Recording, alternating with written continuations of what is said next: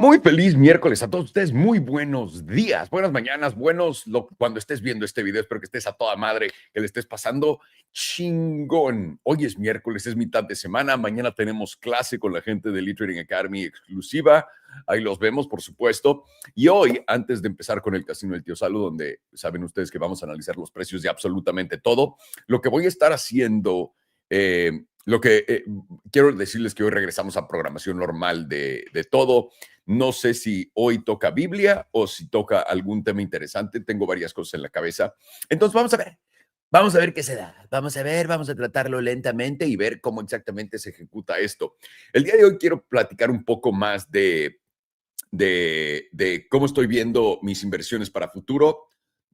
Una vez más, nadie de ustedes tiene que hacer esto, solamente les estoy contando mis pendejadas, que ya saben, como siempre, son puras estupideces. A fin de cuentas, no sé nada de lo que estoy hablando, soy un youtuber de coches, es lo único que sé y me hice millonario con eso y con eso ya había comprado los coches. Nada de lo que hago funciona para nadie, así que no lo vayan a hacer, solamente les estoy contando qué es lo que estoy haciendo para que no lo hagan o para que hagan lo contrario, que es bastante bueno. Bueno, el análisis de hoy va a empezar con varias cosas. Ustedes saben, no soy de aquellas personas que le encanta holdear tanto por mucho tiempo cosas porque es más fácil, de cierta forma, para mí, poder encontrar cuando hay topes y cuando hay oportunidades de compra. Y también lo que más me gusta de mi sistema es no me tengo que casar con una idea, ¿no? Si algo no me sale y se presenta otra oportunidad, la voy a tomar. Entonces, es parte de esto ser fluido, movido. Eso no quiere decir que tengo un pito y tetas, ¿ok? Ser fluido es que lo quede claro. No sé si alguien va a hacerme un clip de eso. Prefiero que no. Bueno, los que... Por muchos años, ¿no? En el 2017 se volvió muy famoso la idea de ser fluido. Vale, les quiero compartir esto rapidísimo. Una vez más, solamente para que se den una idea, invertir en cosas, es más, ¿saben qué? Voy a empezar todavía con mi carota por acá. Para todos ustedes que están invirtiendo en el mundo de las inversiones, que se la viven en X, por ejemplo, o en Instagram, o que están leyendo todo el tiempo cosas, se está volviendo muy de culto a que la gente se quede amarrada con voy a invertir en esto y voy a ser fanático de esto y lo voy a defender a capa y espada y es de lo único que voy a hablar el resto de mi vida. Sobre todo esto, el mejor ejemplo es la gente que ama Bitcoin, ¿no?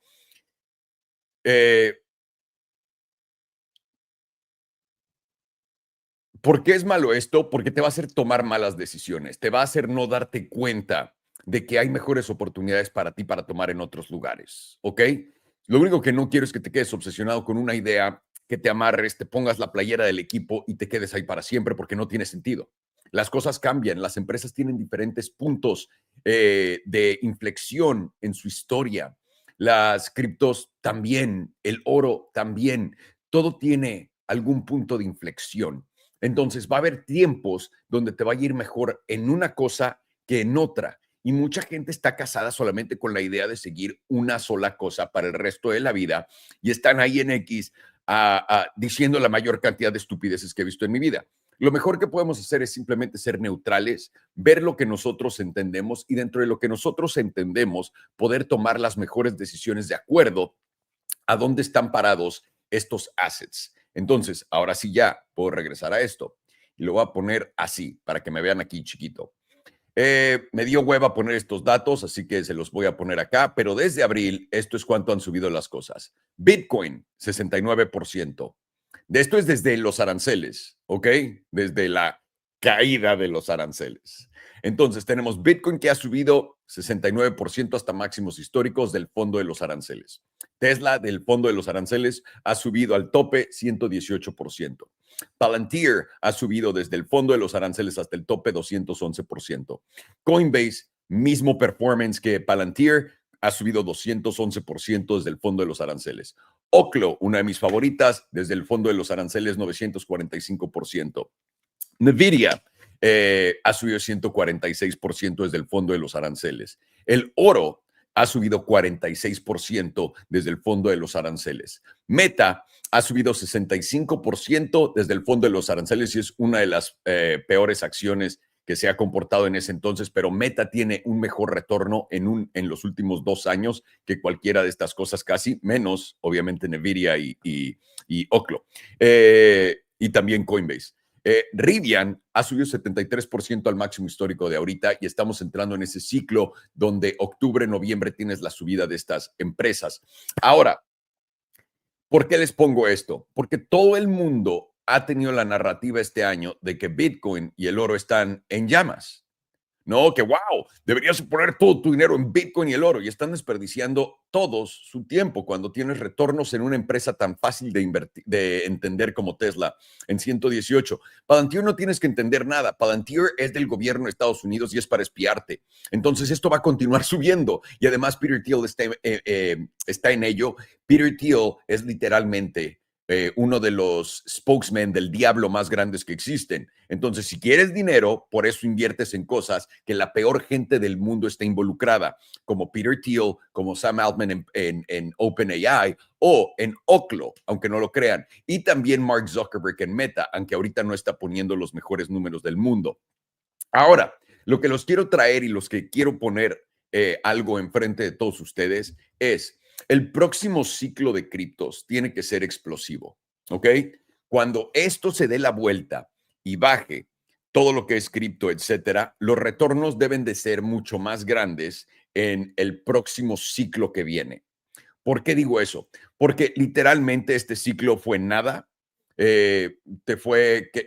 ¿Cuál fue el subidón? De 15 hasta 100 y cacho. Fue un 10X, no fue nada loco, pero tampoco fue algo que no hemos visto en todo el mercado. Y mientras más ha pasado el tiempo, menos ha subido y más se ha quedado plano. Y es por eso que es importante este gráfico para mí, porque les estoy enseñando algo que hace pocos meses ocurrió. No gráficos de años, porque si todo el mundo se va para atrás, que es lo primero que hace toda la gente que está enamorada de algo, es de, sí, pero si consideras que Bitcoin salió en el 2009, costaba centavos y ahora, ok, pero últimamente está dejando de hacer esto. Y también tienes que entender, si a los boomers, ya todos los boomers están del lado del oro y de Bitcoin, vas a tener menos volatilidad porque ya hay más dinero grande entrando a esto, a un asset class que no tiene literalmente, no hace nada. Yo sé que mucha gente tiene la cabeza lavada de que, güey, es la salvación del mundo y todo esto. No hace nada, literalmente no es nada, es para guardar valor y nada más no aumenta el número, ¿no? Eso es Bitcoin.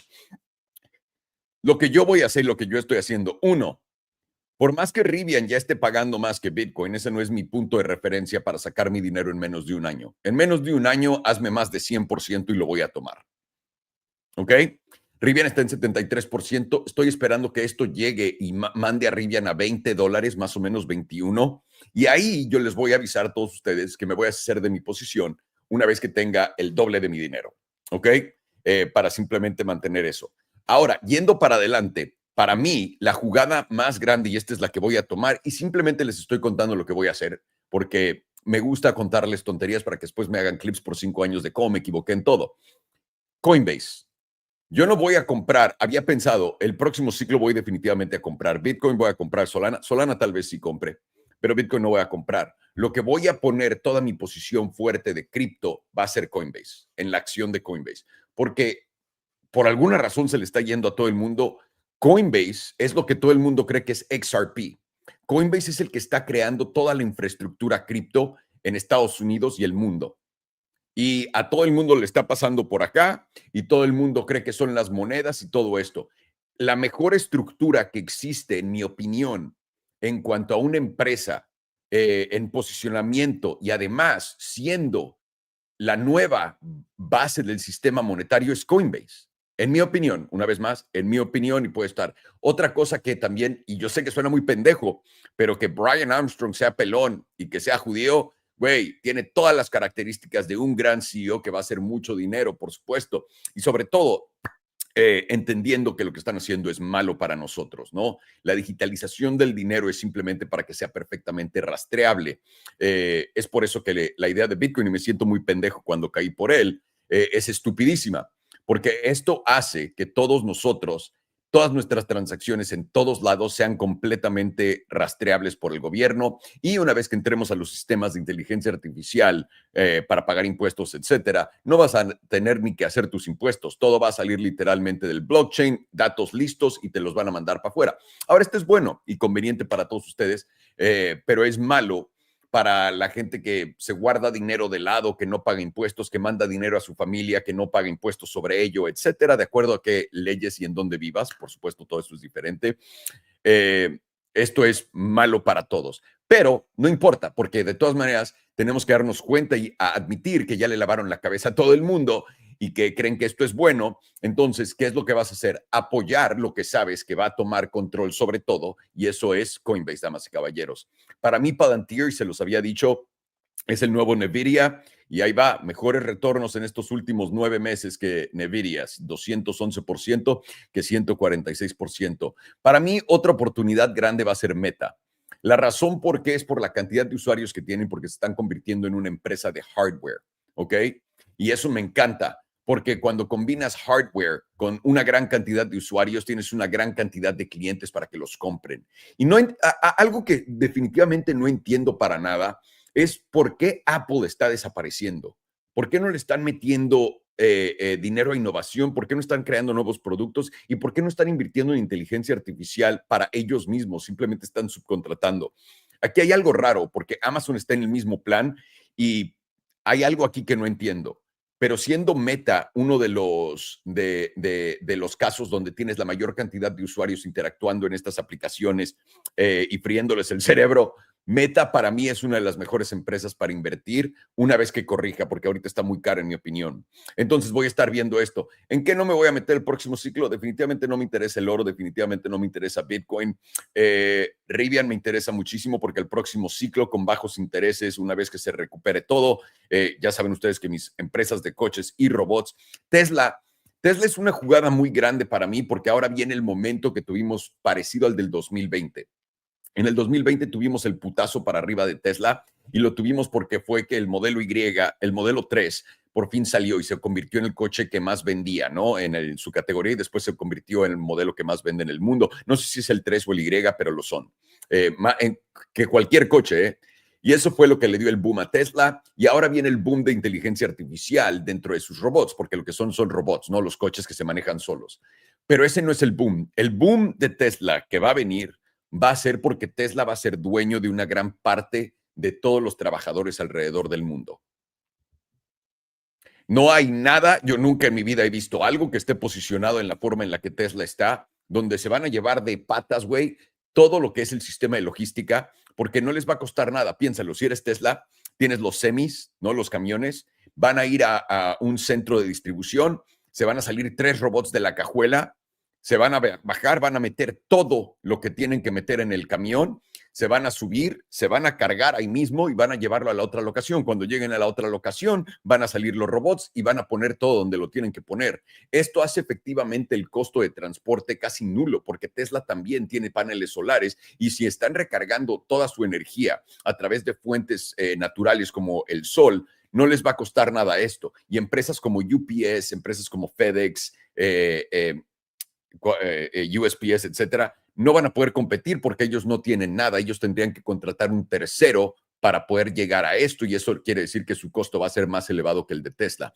Por ende, Tesla se va a quedar con toda la industria de logística alrededor del mundo. Tesla se va a quedar con toda la industria de transporte también, porque lo están haciendo ellos mismos con su autonomía, etcétera. Y Tesla, a fin de cuentas, con los robots, va a quedarse siendo el trabajador de todo el mundo. Y cuando eres dueño de toda la productividad de todo el mundo, papi, dinero. Entonces, estoy viendo esto simplemente para adelante, viendo a dónde van mis cosas. Y ahora estoy seguro que hay muchas otras empresas súper buenas, etcétera. Estas son las que yo entiendo, estas son las que me gusta seguir, estas son las que es fácil para mí leer en qué momento están y por ende invierto en ellas. Pero lo que quiero traer a la luz es, seguimos obsesionados con una tendencia muy estúpida que es invierte en hype stocks, invierte en la cosa nueva, invierte en narrativas tontas. Póngale un ojo aquí, porque si Bitcoin y el oro ya empiezan a hacer esto, ¿cuál es el atractivo de invertir en ellos? Y yo sé que muchos van a decir, no es la descentralización de la tecnología. Ok, suena bien. Si eso vale más para ti que un buen retorno, la descentralización y el que no te lo puedan quitar a menos de que el gobierno lo quiera confiscar, pues bien, perfecto. Y lo mismo con el oro, es la misma chingadera, pero más inconveniente. Entonces, para mí, yo voy a preferir tecnología, voy a preferir empresas que hacen algo, voy a preferir sobre todo empresas que están en un punto de inflexión muy importante, todas las jugadas de AI muy grandes. La que me da miedo, y no les voy a decir mentiras, es Nvidia, porque no entiendo lo de los chips. Para mí los chipsets para adelante tienen que seguir vendiendo, porque Nvidia no le vende a Juanito Pérez 24 ni al negocio de Susi Pastelera 92. Nvidia le vende a Meta, Nvidia le vende a Tesla, Nvidia le vende a las empresas más grandes del mundo, y estas nunca no tienen dinero. Entonces puede haber la crisis más grande del planeta y ellos van a seguir metiéndole dinero a esto. Ahora, no estoy diciendo que nunca vaya a bajar, pero es la que más me cuesta entender. Por ende, Nvidia no es mi jugada, ¿ok? Pero todas las demás, por ejemplo, Palantir, yo solamente sé que están usando sistemas para espiar a toda su población. Les dije al principio del 2020 que habían Wi-Fi y que nos podían ver a través de Wi-Fi. Todos estos güeyes metieron a pendejo y ahora cuando una cuenta anónima lo pone, ya es verdad. Eso ha estado pasando por mucho tiempo. Palantir tiene un sistema ya donde ya no tienes que tener tu celular contigo para que sepan quién eres. Literalmente ya estás etiquetado. Tu monito en 3D que existe en todo el tiempo y que está siendo absorbido y procesado y todo, saben perfectamente lo que estás haciendo todo el día y toda la noche. Entonces, Palantir para mí va a ser el opresor grande, va a ser la policía, va a ser los sistemas de todos los gobiernos de AI con escenarios para predecir, etcétera. Entonces, Palantir me interesa porque también es parte de Peter Thiel, una de las peores personas del mundo, y las peores personas del mundo traen muchísimo dinero. Entonces, Palantir, Oklo, voy a seguir en ello, lo van a necesitar porque son reactores nucleares y es Sam Altman, ese güey le van a dar todo lo que necesite. Coinbase, grande para mí. Tesla, tremendo para mí. Rivian, esperando que tenga su momento del modelo Y, ahora como lo tuvo Tesla, no va a ser ahorita. Si llega al 100% de retorno este año, voy a vender mis acciones y voy a volver a entrar más abajo otra vez, porque aunque no lo crean, va a haber esa oportunidad, en mi opinión. Igual y no, te quedas con tus acciones. Meta me interesa. Por la inflexión que tienen con sus productos de hardware, pero necesita corregir interesantemente. Y simplemente Coinbase, toda mi jugada de cripto va a ser esa, para tenerlo en un lugar donde tenga un crecimiento exponencial. Coinbase va a ser el nuevo Swift de todo el mundo, es el que lo está estableciendo, es el que está ofreciendo todos los productos. Coinbase, Coinbase, Coinbase. Me voy a quedar fuera de Bitcoin, me voy a quedar fuera del oro y me voy a quedar fuera de Nvidia porque es algo que no entiendo, y por más que mi cabeza me esté diciendo, ¿entiendes lo que está pasando en Nvidia? No entiendo. No entiendo a qué nivel puede llegar esto. Entonces, me la voy a saltar a menos que haya una gran oportunidad. Así que aquí lo tienen. Este es el plan de inversión de este año, damas y caballeros. Y para todos ustedes que quieran aprender a invertir, lo mejor que puedes hacer es literalmente aprender trading, porque es como ver todo en cámara lenta. Una vez que usas apalancamiento y te metes en un trade con $1,000 que vale $250,000, entiendes que equivocarte tantito tiene un gran precio. Y eso te hace ver literalmente inversiones que se mueven como pinche tortuga en cámara lenta, como si fueras Neo en el Matrix cuando te tiran los balazos. Así literalmente se ve ese pedo. Así que si quieren aprender de esto, caigan a nuestro Discord. Aquí tienen la parte de Lead Trading Academy. Por cierto, todos los menús están del lado izquierdo, lo pueden ver acá. Déjenme, me desaparezco, no me necesitan ver para nada. Lo que quiero enseñarles acá es, les di el corto en el último en vivo. Todo esto es gratis, por cierto. El Discord es gratis, no hay como partes privadas para nada de nada. El Discord es gratis para todo el mundo. Y también en el en vivo, literalmente gratis, les dije, güey, este va a ser mi short, voy a entrar acá. Se los puse en esta tabla, literal. Lo que hice en el Discord para todos ustedes es que vean los rangos, dónde están los rangos, cuáles son. Les dije, simplemente llegando acá, tienes 2 puntos de rechazo. Voy a meterme acá en un corto y voy a vender abajo.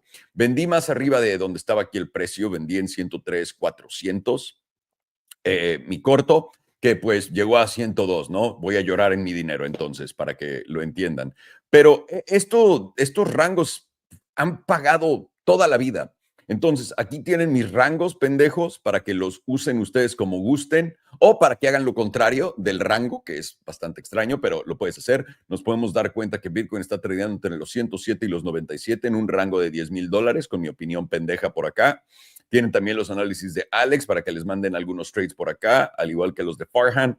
Los míos, te dejo los enlaces de todos nuestros socios por acá, partners, para lo que necesites. Y también tenemos nuestra página de Criptolingo, damas y caballeros, para que todos ustedes vengan y vean todo lo que tal vez no entienden en abreviaciones, etcétera.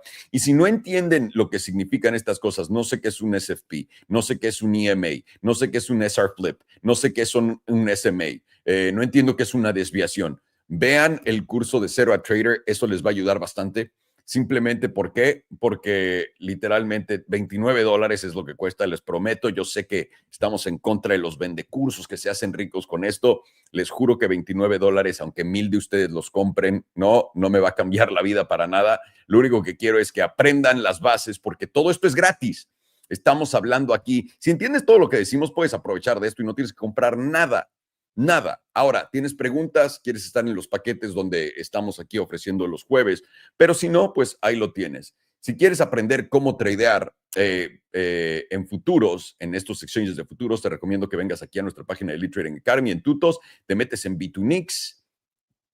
Y una vez acá, un video de 11 minutos te enseña cómo usar absolutamente todo de un exchange de futuros. Esto aplica para todos los exchanges de futuros. En B2Nix te puedes apalancar hasta 125x. $1,000 te dan un trade de $125,000. 11 minutos te enseño cómo abrir una cuenta, cómo identificar cuál es tu cartera, cómo mandar dinero a tu cartera, cómo mandarlo dentro de tu cartera futuros, cómo ponerlo en un trade, cómo encontrar Bitcoin y todas estas cosas de futuros, cómo abrir un corto, cómo abrir un largo, cómo abrir un take profit, un stop loss. Cómo apalancarte a ciertos X y cómo hacerlo aisladamente o cómo hacerlo con cruce de colateral. Todo eso explicado en 11 minutitos, completamente gratis también para que vengan a ser degenerados. Y tienes el enlace aquí para participar en todas las cosas de comunidad. Ahora, también tenemos nuestro exchange Bluffin por acá. Les recomiendo también que vean esto. 5 minutitos. Este video no es tan completo como el de B2Nix, pero aquí lo tienen. En Bluffin te puedes apalancar hasta 150x y aquí tienes el enlace. Y les debo el video de B2Nix y también, digo, de BTCC, que también puedes tradear acciones tokenizadas y apalancarte hasta 500x, que es una mamada. Cómo leer alertas de trading también para la gente que está en el servicio de alertas que les mandamos a casa. Ahí está. Aquí está todo para que se den una vuelta en el Elite Trading Academy o que nos sigan simplemente viendo estos en vivos que son gratis y ya hablas el lenguaje de trading y con eso simplemente continuar y buscar estas oportunidades. Voy a dar la bienvenida al gran Alex y Farhan. Ya saben que vamos a ver todo esto primero en inglés, se los traduzco a español en 2 segunditos y pues así es como funciona este pedo. Vámonos, damas y caballeros, a esto. Vamos a analizar la tabla de los Bitcoin. Good morning, boys. How are you? Buenos dias, muchachos. It's Wednesday today, I believe. Am I correct? It is Wednesday. Wow. Nice, Holy nice. fuck. You're ready. Pat on the back. You're ready. Yo, what up, boys? I can tell. How are you? For a little bit, Doing you were black square, but now you're good. Remember when people were sending posting a political black message. squares? Yeah. I didn't know you roll with that crowd, Alex. Oh, you know, Well, it changes you when you start seeing a little bit more. Traveling every day we learn something new about Alex in every single stream. Go ahead, sir. What do you got for us in Power, my Bitcoin? brother. Yeah, I mean, that was an interesting time. Everyone posting black squares. That was a good indication for me when I was like still in high school to say, oh, these people are publicly showing me I should unfollow and block them. And that's what I did. Didn't post any of that. Bitcoin is actually pretty interesting because as you guys can see, we're still holding above that 100K level, specifically 99,800. And we actually had a little push up the last, what was it, on Monday? We had a push up into that 106K region. Going into Tuesday, you had a wick high of 107K. But what do we notice about today? Well, you're actually in a pretty interesting spot because you are still technically holding support and you are in the midst of, trying to shift this into an uptrend, potentially grinding out a higher low before a higher high break. But that's all just based on assumption here. We still know actively that the higher timeframes are very weak. The weekly is still on a massive sell trigger. You still are brewing a BBWP breakout here, all while HPDR is still saying, yeah, we're in a massive breakdown. So from Monday's stream, we viewed this perspective exactly. Really, nothing has changed from that point. Just viewing the weekly before I go into lower time frames, I just want this perspective to really be ingrained in all of our heads. This is not on the higher time frames looking like we're so back and bottomed out. On the contrary, this looks like it's on the verge of a major breakdown, and potentially the daily is starting to tell us something about that. Because yesterday you had a really, or on to what was it, Monday? We'll just go back to Monday on stream, and we talked about the move up. We needed to see 106K. It's a range. It's like 105,700 to 106K. Hold as support. Will firstly get reclaimed and hold as support. Now, did that happen in Tuesday? No, it didn't. You simply rejected that daily EMA 21, which I think is actually quite important, because if we go turn the rainbow chart off, throw the 55 on, already is on, you still are in a daily silver cross to the downside. And what can we gather from this EMA 21 rejection? Well, the last one, and in this region here, led to a major breakdown. I mean, again, playing what you know. Okay, daily 9, silver cross. Let me see if this rejects. Okay, did not. Reclaim the SMA 200, pushed up, hit the 21. And there, that's when you deviated and massively dropped 10.6% in 3 days. Really 2 days, honestly, from this point down. So in like 2 days. That's not bullish to me. When I look at a chart like this, to me, it really does look like, well, firstly, we always talked about this mid-range here, right at 105,700, 106K. It's like a little range. And we did see that this mid-range did hold as support. Remember when we were coming down here and we talked about, my dotted line isn't the strongest because it's dotted. Red is important. But the dotted isn't as strong. It's just more that mid-range. But you're also watching all the reactions at that 105,700, 106K region. Coming back down after hitting it a few times here doesn't give me a boost of confidence that's just going to hold and be reverse out of here. And it's exactly what it did not do. It dumped down, hit 99.8, and you've just been somewhat consolidating. Now, bears are looking at this as a massive bear flag on the daily. They're just moving up, but not breaking out, still staying under resistance, putting in somewhat of higher lows, still have somewhat of lower highs. If you're using this as the last major lower high. So it's a tricky spot for me into today. This is where I play what I know. So what I know is the daily did SFP massively. When you SFP, I often don't short into here. That just doesn't make too much sense. You should be shorting into this region here. Now, what we can gather is on the daily, this wick high, you actually couldn't even reach out 105,700. It went to 105,300. That's an interesting sign to me. I want to see if this 105,700 does end up getting tested.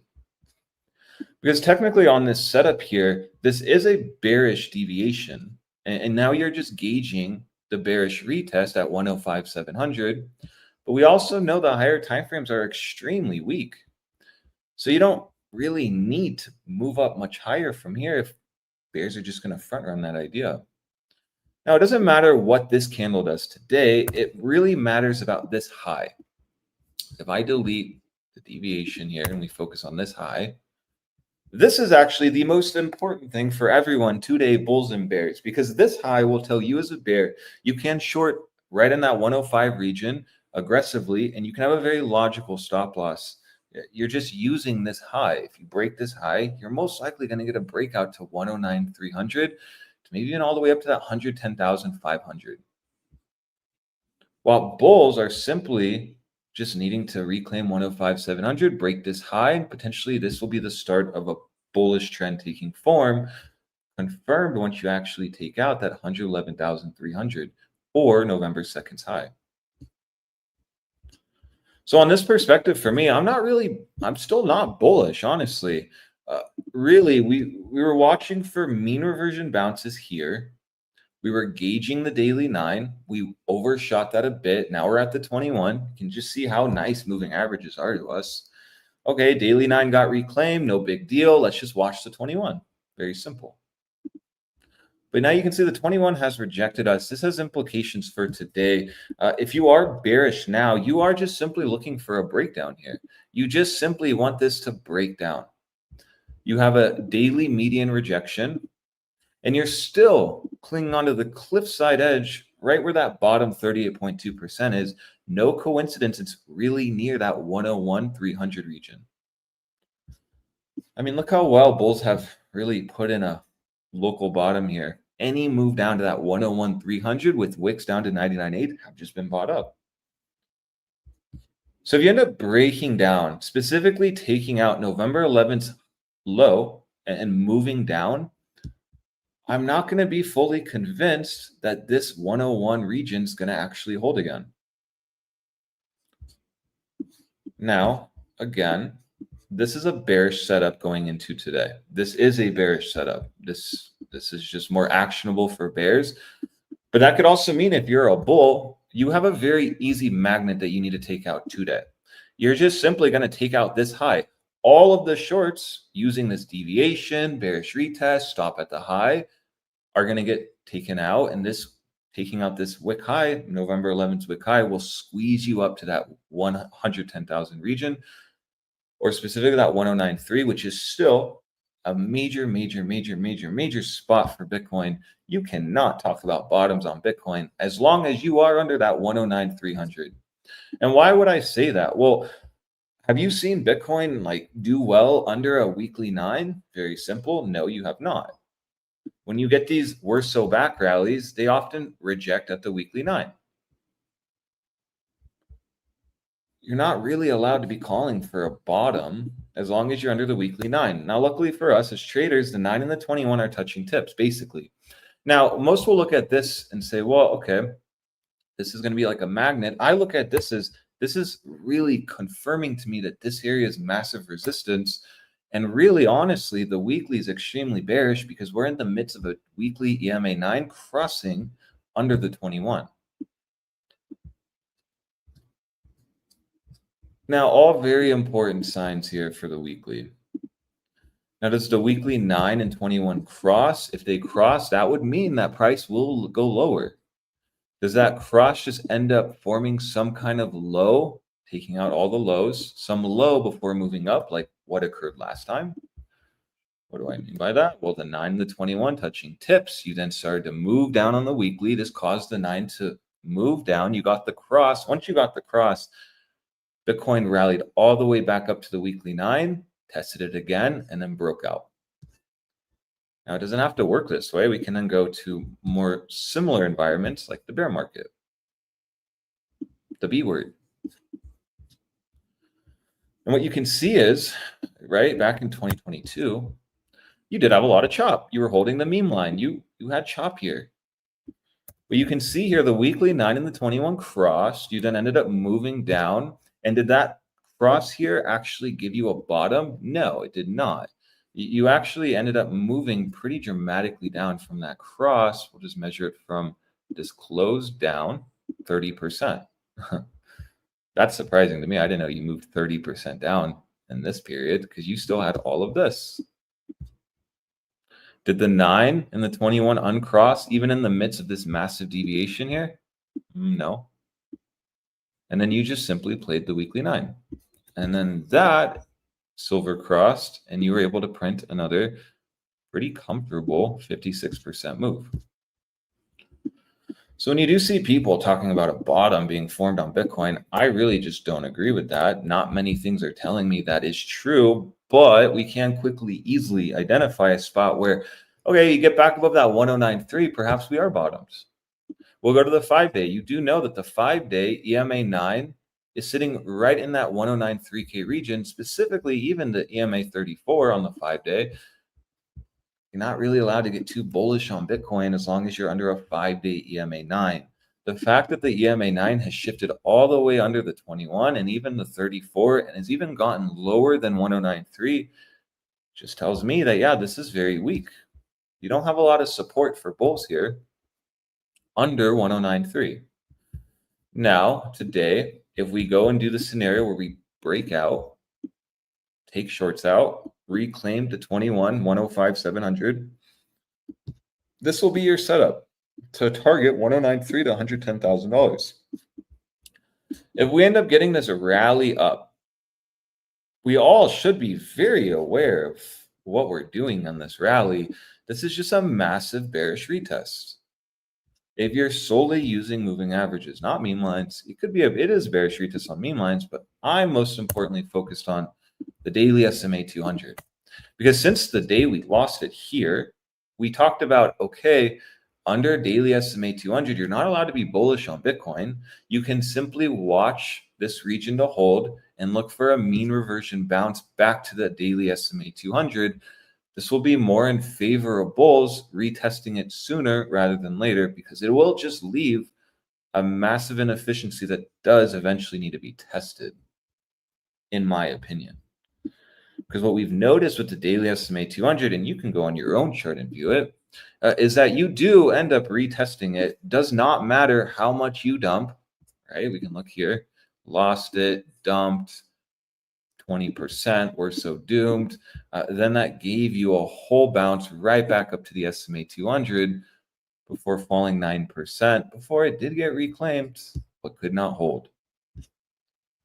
So even in the midst of this price action here, you did end up bouncing to the daily SMA 200 that did provide you a 9% move down very easily. So that's why for me, 1093 is the big spot. If you start reclaiming the daily SMA 200, weekly EMA 9, 5-day EMA 9, okay, now we have legitimate reasons on where we could start talking about a bottom on Bitcoin. Until then, this is still very concerning for me. And even if the daily gives you that rally up to 1093, doesn't really change anything for the higher time frames at all. So just be very aware of that all, because I keep saying on crypto Twitter, people are calling for a bottom here, and I just don't see that. And you don't want to be just touching your bottom. You're going to get shit all over your fingers. It's not smart calling for a bottom all the time. Actually, doesn't make too much sense. So you can see here on this new 5-day candle closure, you did lose massive support. You've rallied up, rejected last 5-day. Now we're just really gauging this next 5-day. Now for me, we're now watching two zones. You're either watching as a trader 105,700, 106K, 109,300 to 110,000. That's it. Two zones here. You'll either get a reclaim back above 105,700, launch up to 109,300 to 110,000, or from here you'll just simply reject, start rolling over 93,000, 94,000 at this point to 95.5 will become the next objective. And mind you, technically speaking, this is still on the camp and more likely to happen as long as you are under that 5-day EMA 34. This is why I like the moving averages. They can help in these environments where you can afford a bounce up, but that bounce won't change anything as long as you stay under the moving averages. So be very aware of where we're at on Bitcoin. Visually, you can just see strong resistance. Remember we talked about this? This resistance, very cheeky resistance, was the resistance that led you all the way down to the low 70K region. But mind you, you have a lot of volatility in this region. You can easily wick up to 1093 from the 1057 before rejecting. So just be very mindful of that. Having two ranges to short if you're a bear, I think is wise. And we can use 105,700, 109,300. You start taking out 111,300, that's when things potentially trend shift. That's when things potentially become bullish. And that's when we can start talking about the 5-day shifting in favor of bulls. Still has not happened, and this is now quite mature and still at 35%. Meaning you can easily go up to the 50%, which would really result in a move down, in my opinion, to 95.5.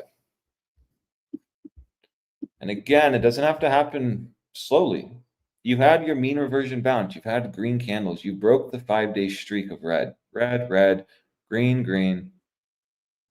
We talked about when the 5-day truly does start firing off, you don't really get major mean reversion bounces, meaning when the 5-day in this environment in 2024 was firing off bullish, you're not going to get a 10% move down. You're going to just get little minor moves down, that bait shorts that don't really do much before a major move. Right? Similar to this. It's just like you've had two red. Maybe we're going to reject. Didn't really lose the 5-day EMA 9. And then you're just kind of chopping before you unexpectedly put in a 15% green dildo. So for me now going into today, I am watching the setup. I want to see very carefully if we are going to reject this 105,700. Be very aware that you didn't test it yet. So technically, if you're going to run on the bearish retest, you have either the daily 9 or the meme line. I'd like to use both. So then you really will be gauging that 105,700 if you start squeezing today. And if you start rolling over and maybe you don't catch a short, that's okay. Because now we can gauge this region. Once you lose what was massive support, we easily can just make that move down to 95.5 and take an easy trade here if you get follow through. With 5-day BBWP expanding along with potentially 6-day, let's check that out. This will just make you a lot more confident in positioning short as long as statistics are in your favor of this expanding in favor of bears. Right? Are we so bottomed and back while this is just on the cusp of firing off with the biggest 6-day BBWP setup you've ever had in the history of Bitcoin's chart? I don't know. Maybe. And if you are going to run on that camp, then this 6-day needs to very swiftly break out. You just need to start getting control as a bull and moving up. But even on the 6-day, what did you have here? Well, you just simply retested the 6-day EMA 34. You notice here that the EMA 100 is right in that 89,700. So you're getting a lot of confluence around 95.5 to like 90K region from this point. It doesn't need to just immediately dump. You can very well just, play here, do this, do this. The longer you do stay here, the more longs will scale in, the more it'll convince everyone a bottom is in. So if you've been watching, the stream, this analysis, really, I don't move my lines. We're now just simply rejecting off 105,700. So again, not the most promising sign if you're bullish today. And even yesterday, let's explain price action a little more. This is exactly what bulls did not want. Like this right here was not what they wanted. They just simply wanted the retest, the throwback, and today you get expansion. This just looks like a massive trap. To me, at least, it just looks like a massive trap.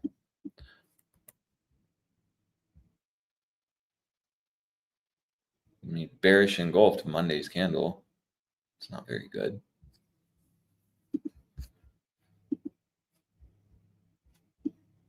Two-day as well is closing today. Now, remember what I said on the 2-day. I think we can use the 2-day to really gauge if the monthly is going to close bad. And what do I mean by that? But when I look at the 2-day, I see the 2-day SMA 200 is sitting right in that 99,500 region, very close to 99,800. You will notice that the 2-day has been holding, the 2-day SMA 200, it's a mouthful, has been holding this entire bull market. Oh, just moved a meme line. Let's move that back. Now, what we can gather from this is it's very similar to the monthly 9. Now, the 2-day and monthly are very different. A 2-day SMA 200 and a monthly EMA 9 are very different. But when I see two levels holding an entire bull market, one on a 2-day, one on a monthly, can't we just simply trade off the 2-day to really dissect how the monthly will close? Because I don't want to wait 18 days if we're going to break down from here. I could miss money. That's opportunity. So rather, instead of me just waiting patiently on the monthly, which easily could just capitulate down to 90K, and then where are you shorting from there? I'm actually going to be using the 2-day for confluence on this daily bearish retest idea. If the daily bearish retest idea, which again, I will say is more likely today to kind of be the setup, this is more in favor of bears today, in my opinion. And even if you don't really care what I have to say, the HPDR tells you that. As long as you're under the median, you're not really allowed to talk about 109.3. That median is right around that 106K region, specifically 105 here, right? So even here, you are more in favor of bears, moving it down back to 101K. That you already know as a trader, probably not going to hold 101K. If that's the setup today, which then could give you implications that perhaps this is going to break down today. Maybe. But going back to the 2-day, right? If the daily starts putting in a major rejection, and we already know this was a bearish retest setup along which is that bearish retest deviation down, then we're going to go to our 2-day. The 2-day then should move all the way down to this region. We'll be very aware that the last 2-day wick lows were bought up right at the SMA 200. And so what this can tell me is if you start losing the 99.8 region, right in that 100K psychological number with the 2-day SMA 200, which has been holding this entire bull market, that'll be my first sign that the monthly is about to potentially lose the monthly 9, confirming a bear market for me, giving us major moves down.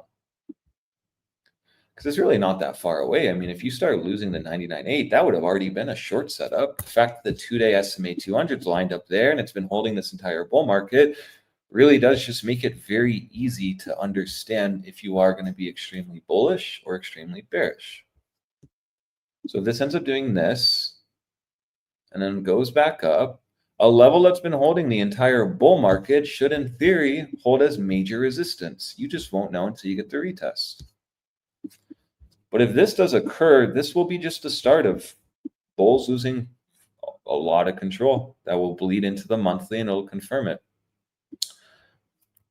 So if I'm saying all this, then as a bull, that's your spot. That's your extremity low. That's the area that just, if you're bullish, should always hold. No questions about it. You're just simply going to play what you've been playing all bull market, which is any major move down to the SMA 200, you'll start nibbling. But for us bears, this is a very interesting gauge because this can help us not just simply wait on a monthly. We know if the monthly starts dumping hard, the 2-day SMA 200 starts getting lost, can't you just start opening shorts based on a closing basis here? As long as you're under the 2-day SMA 200, short city. Okay, deviated, maybe you reclaim it. All right, let me cancel shorts. This might be a trap. This is a bullish deviation and a retest. So you can get a lot of trades off this SMA 200, and specifically if you use it on a closing basis using very low leverage. I think that could be very wise. Now, talking about the 2-day, what did occur on this 2-day candle? Well, you almost hit the 2-day EMA 100. This doesn't change, and EMA 100 is a really big spot. We talk about the daily EMA 100, so the 2-day is even more important, bigger. You can notice here that the lows and bottoms were holding here right into October, end of October consolidation. You then lost it. You then got a bounce off the 2-day SMA 200. You've rallied right up to the EMA 100. You can just see, right? It's a little range. It holds the SMA 200. You go to the EMA 100. But now you potentially are rejecting the EMA 100, implications for maybe a retest of the SMA 200, which already I explained if we reach this low again, probably is not going to hold. That's just my assumption, though. It very well could. But I don't think it will. Because again, the more times you hit support, the just weaker it becomes. So that's 2-day. Not really looking the best. And it just looks like you're putting in a very cheeky SR flip here. Very cheeky SR flip. What was massive support, and just, again, put in perspective, these bounces would be pretty epic. Like 9% bounce off 105,700. You went a little lower, it's fine. But you didn't close under the zone, and this gave you really fast another 8% move. And then here it front ran it, and you still got a little bounce up, 4.5%. So we can't really act like this wasn't a major spot for Bitcoin. And even here on this bottom before a new high, right? Is that true? Yeah, on the new high, what held this region? Oh, big dump, major green dildo, held the 2-day 9, made a new high. That's why for me today, I posted on the Discord, I'm not really looking to be calling for bottoms here. The trade today is more in favor of bears. It's just more, are we going to break down from this point? Or are we just still going to be in chop city and potentially short squeeze? We have, in my opinion, just been short squeezing. There is no free lunch in this game. And even on the move down here, we did actively talk about this. I remember when we were very bearish going all the way down to 70K region, you still got pretty like dirty moves for shorts. Like this wick, you then got bought up 10%. And then you would chop, you would be in like a range of like 5% range before the next leg down. You'd make the next leg down. You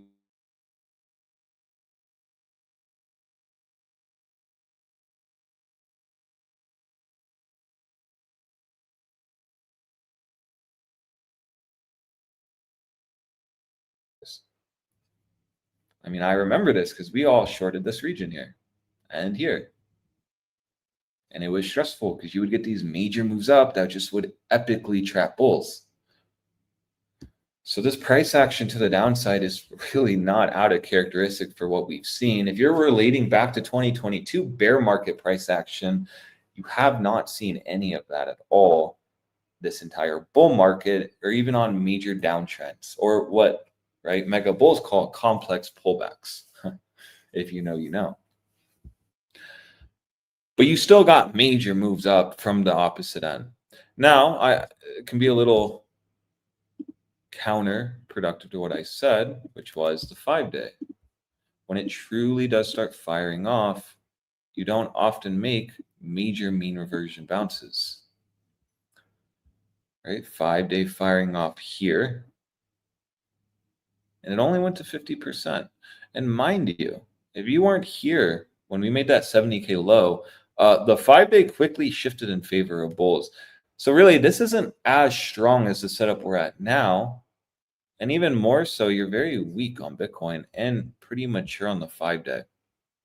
So there's a little counter opposite point, which is you made mean reversion bounces of like 5% while volatility was expanding. It was a failure though, meaning it didn't fully expand and it quickly shifted in favor of bulls. Let me correct myself. Let's see if that was a failure, because right, if it went down 30%, no, I mean, so it wasn't the full length of it, but you didn't also get the full firing of volatility. And we simply know what happened here. Bulls got control, you broke out, and then you went up to the heavens and got that 35% move.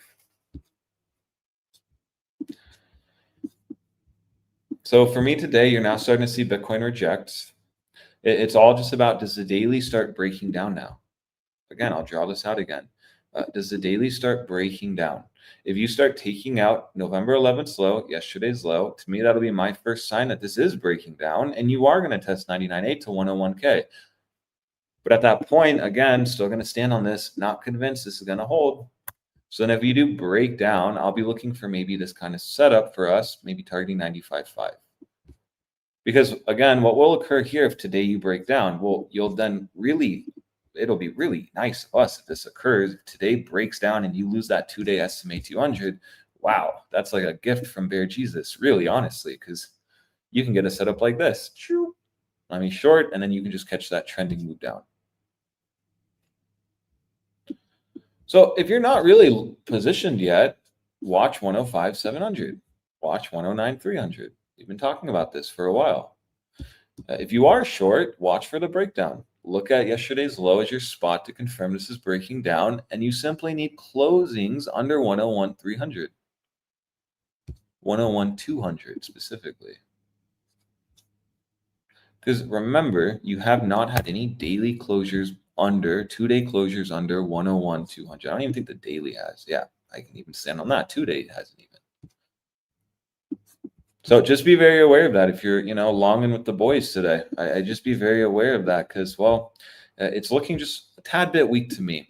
Now we can go to the 12-hour. The 12-hour does, tell a different story. You are holding the 12-hour 9, but even on this setup, right, you would have been gauging the throwback here at 104.300. It's not holding.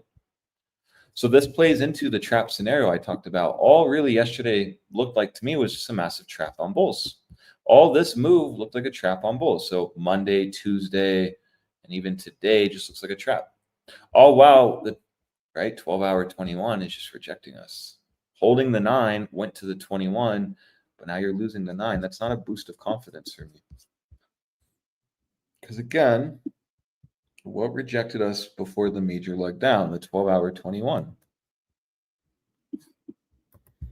Reclaimed the 9, rejected the 21, held the 9, went back up to the 21, big Nukezilla.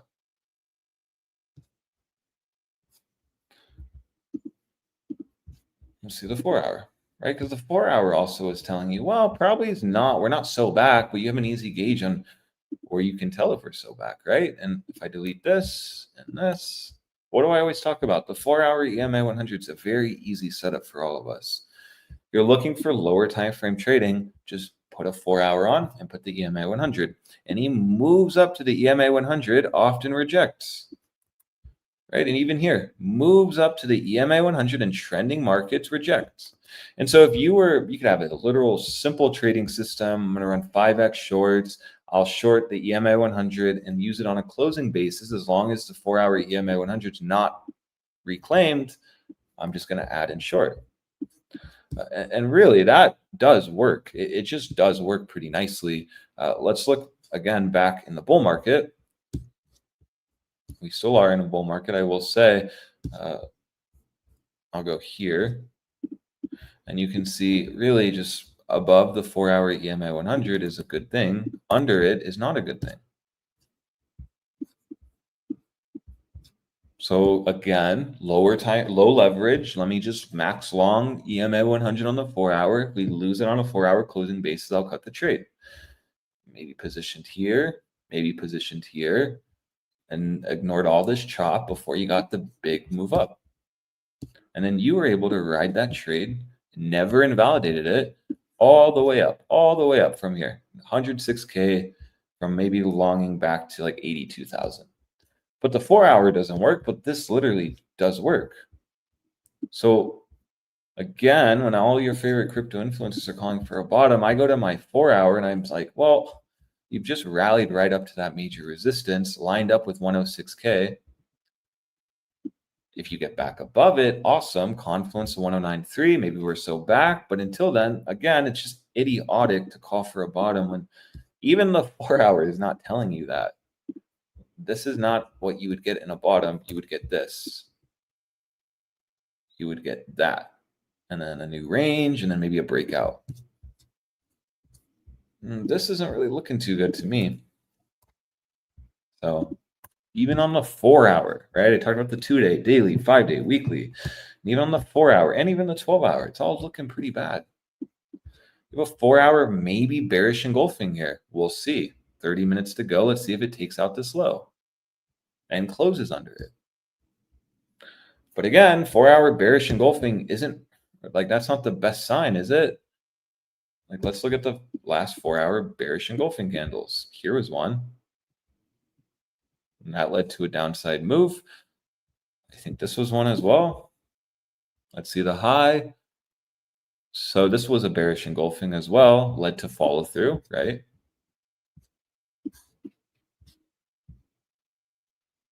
I think I might have talked about this. This was bearish engulfing. So the last bearish engulfings on the 4-hour have led to just follow through down. I just showed. So again, are we so back or are we just bringing a major breakdown? So just be very aware of that. This morning on the Discord, we talked about this short setup. It's just a simple deviation. And it's funny because in these moves, you can just get very easy setups like this, where they just very to the book, logical. The issue is, and this is where it goes back to bulls, do the easy setups keep playing out? Are you going to keep getting easy trades on Bitcoin consistently down, or are things going to shift? And for me, if bulls take out yesterday's high, it might be a shift. It means you might squeeze higher. Because all the people like me are just shorting today, and they're already green, and it's a very easy setup, and you can just sign off today because you know exactly where you're wrong. It's not like a maybe this will take my stop and I'll be wrong. No, this will be at the start of an uptrend. If it starts putting in a higher low, breaking out higher high, like that will be the start of maybe this high getting taken out. So just be very aware of that on Bitcoin. You know, I'm still looking for 69,000 by December. That has not changed for me. And the more that we just kind of stay under here and do nothing, and the more people become bullish, the more I'm going to stand on 69K by December. And why would I even stand on that? Does that even make sense at all to even say that? Well, it does, technically speaking here. If you technically got BBWP expanding on this weekly to the downside at this current point, let's just measure out very conservatively what a 30% move would be. So it's 72,500, meaning you've already taken out this low at 74K. Why not go down like 2-3% more and hit 69K, which we all know was the massive, massive zone on the 2021 bear market. When we were in a bull market this year, getting back above that, rejecting here before the bear market.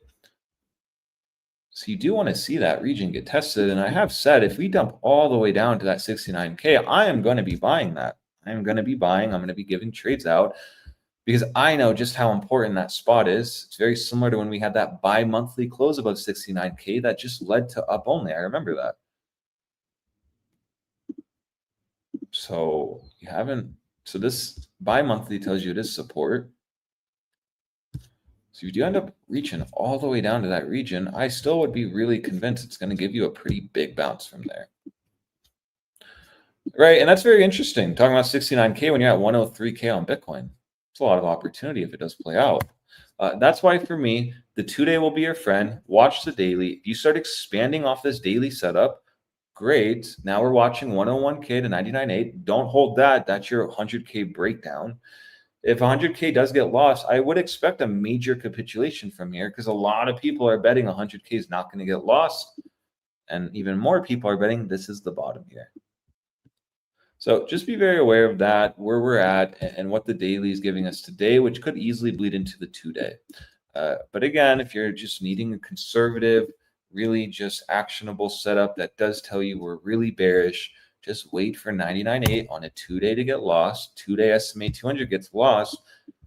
That could be short city for all of us. Really could just start nuking from that point. Like here. All right, 2-day SMA 200, bounce, got a bounce here, lost it. And then once you lost it, you just ended up going down only, really. It was a 25% move. You'd make another 20% move down, like 15% move down. Okay, cool. Then you got one close above it. That's not enough. That's a trap. And Bitcoin was even so nice to give you many opportunities to short it before going all the way down to the low, 17K. Which I know the low is 15K, but I'll just measure it from here. But hey, from here to there, it went from 47K all the way down to like $15,000, $16,000. So that's why I think it's worth watching that if you are trying to be a perma bear here. That can at least bleed into the monthly, and that can give you confidence that something majorly is changing on Bitcoin. The level that's been holding should not get lost. If we are bullish, right? If we're in a bull market and we have levels holding consistently, well, in theory, they should just keep holding. And so in theory, then the 2-day SMA 200 will be defended greatly. So that's what I have on Bitcoin. That's what I'm watching. And actually, you got that 2-week close. We're gauging that move to 109.3. Remember, 2-week EMA 9 was right there. Support, support, support, support. Lost it. Hit the 21. Maybe this 21 gives you a bounce to the 9. But what are you getting from this now? Well, 21's not holding. You've rejected 105.700. Next target now is 95.5 just per the 2-week. And then let's see, the weekly is in a breakdown. What's the 2-week? Is the 2-week in a breakout? Is the 2-week, let's just see if we're bottomed. And it's not, right? This is the opposite of what you'd want. If your bottom doesn't really look too good, you're actually just in the process of a 2-week breakdown. Something that we were already talking about potentially confirming in this new 2-week candle. So it is confirmed. You are in a breakdown on the 2-week currently in the midst of volatility doing nothing. That's not a boost of confidence for bulls. That tells you you can come all the way down to 95.5 and then maybe 2-week volatility fires off. Maybe. You can come all the way down to 82,000 and then maybe 2-week volatility fires off. Maybe. You see the issue in being a bull here? If you really do start dumping, you can quickly just lose your head with volatility this prime. It's, as we've been saying, it's like a ball underwater. Volatility is the most prime it's ever been in the history of Bitcoin's chart. Now, I do like this perspective on the monthly. You do have that monthly 9 lined up with the bottom side, 38.2%. This is why I'm talking about using the 2-day SMA 200, because we don't need to wait for a breakdown, a massive move to 88K to catch this short on a monthly. We can position on a 2-day. Where the monthly isn't a breakdown, you are at the lowest rate of volatility in the history of this chart, very similar to the 6-day. And this is just in the process of breaking down potentially on the monthly. HBDR says next target would be right in that 92,800, closer to 93.3. So are we so back? Are we bottomed? No, actually, quite the opposite. Where can we quickly say we're bottomed? Well, what did we see? Last few months of terrible price action. You get back above 1093, you often make a new high. That's your spot. 1093 holds high. Now, 1093 reclaim, and then you went down, you made that high, went to low, but you still closed above 1093. Into December, you very easily still could get a retest of 1093. But into November, you could just start seeing a massive red dodo take place here. You could just start seeing the dump. November closes, December opens, and there's your 1093 retest before the rollover. I would like to see 1093 tested before the rollover. Will be very interesting if you don't test that and you just start dumping. That'll be interesting because it'll just show me how extremely weak Bitcoin is. And me be so confident that the daily SMA 200 will get retested means it's probably not going to get retested. We have to dump dramatically to maybe start pushing this down. Because every single day this is moving up. Every day this is moving up. It was at 1093, and now it was at 110,200. Now it's at, what is it? 110,464. So it is moving up. The only way this curves down is if you just get a dramatic drop on Bitcoin. Like a massive drop on Bitcoin. Then this will start moving down. So until then, daily setup looks very good. To me, it looks like we're on the verge of breaking down on Bitcoin. And really, you don't need to be too risky here when the daily is giving you a very easy stop loss. My system says use this as your stop, short as close to this high as you possibly can, meaning in this region, and start targeting 95.5. Confirm once you take yesterday's low out, and then specifically 99.8. On a daily closing basis, losing 99.8 will just be my follow through. You can ideally just open a short here and target 95.5. So that tells me that you still have many opportunities to short Bitcoin. If we're truly going to break down, this will give you multiple opportunities, and there's no FOMO here at all. Yes, I tried to short over the weekend. Shouldn't have done that because this range is very predatory. And so now mentally noting in this downtrend, I'm not taking shorts over the weekend anymore. I'm not going to be playing these little chop zones. I'm just going to be playing the extremity highs because what we've seen on this chop, right? This is like the first major chop since this 116, is that the environment still is to take out shorts and make them doubt themselves.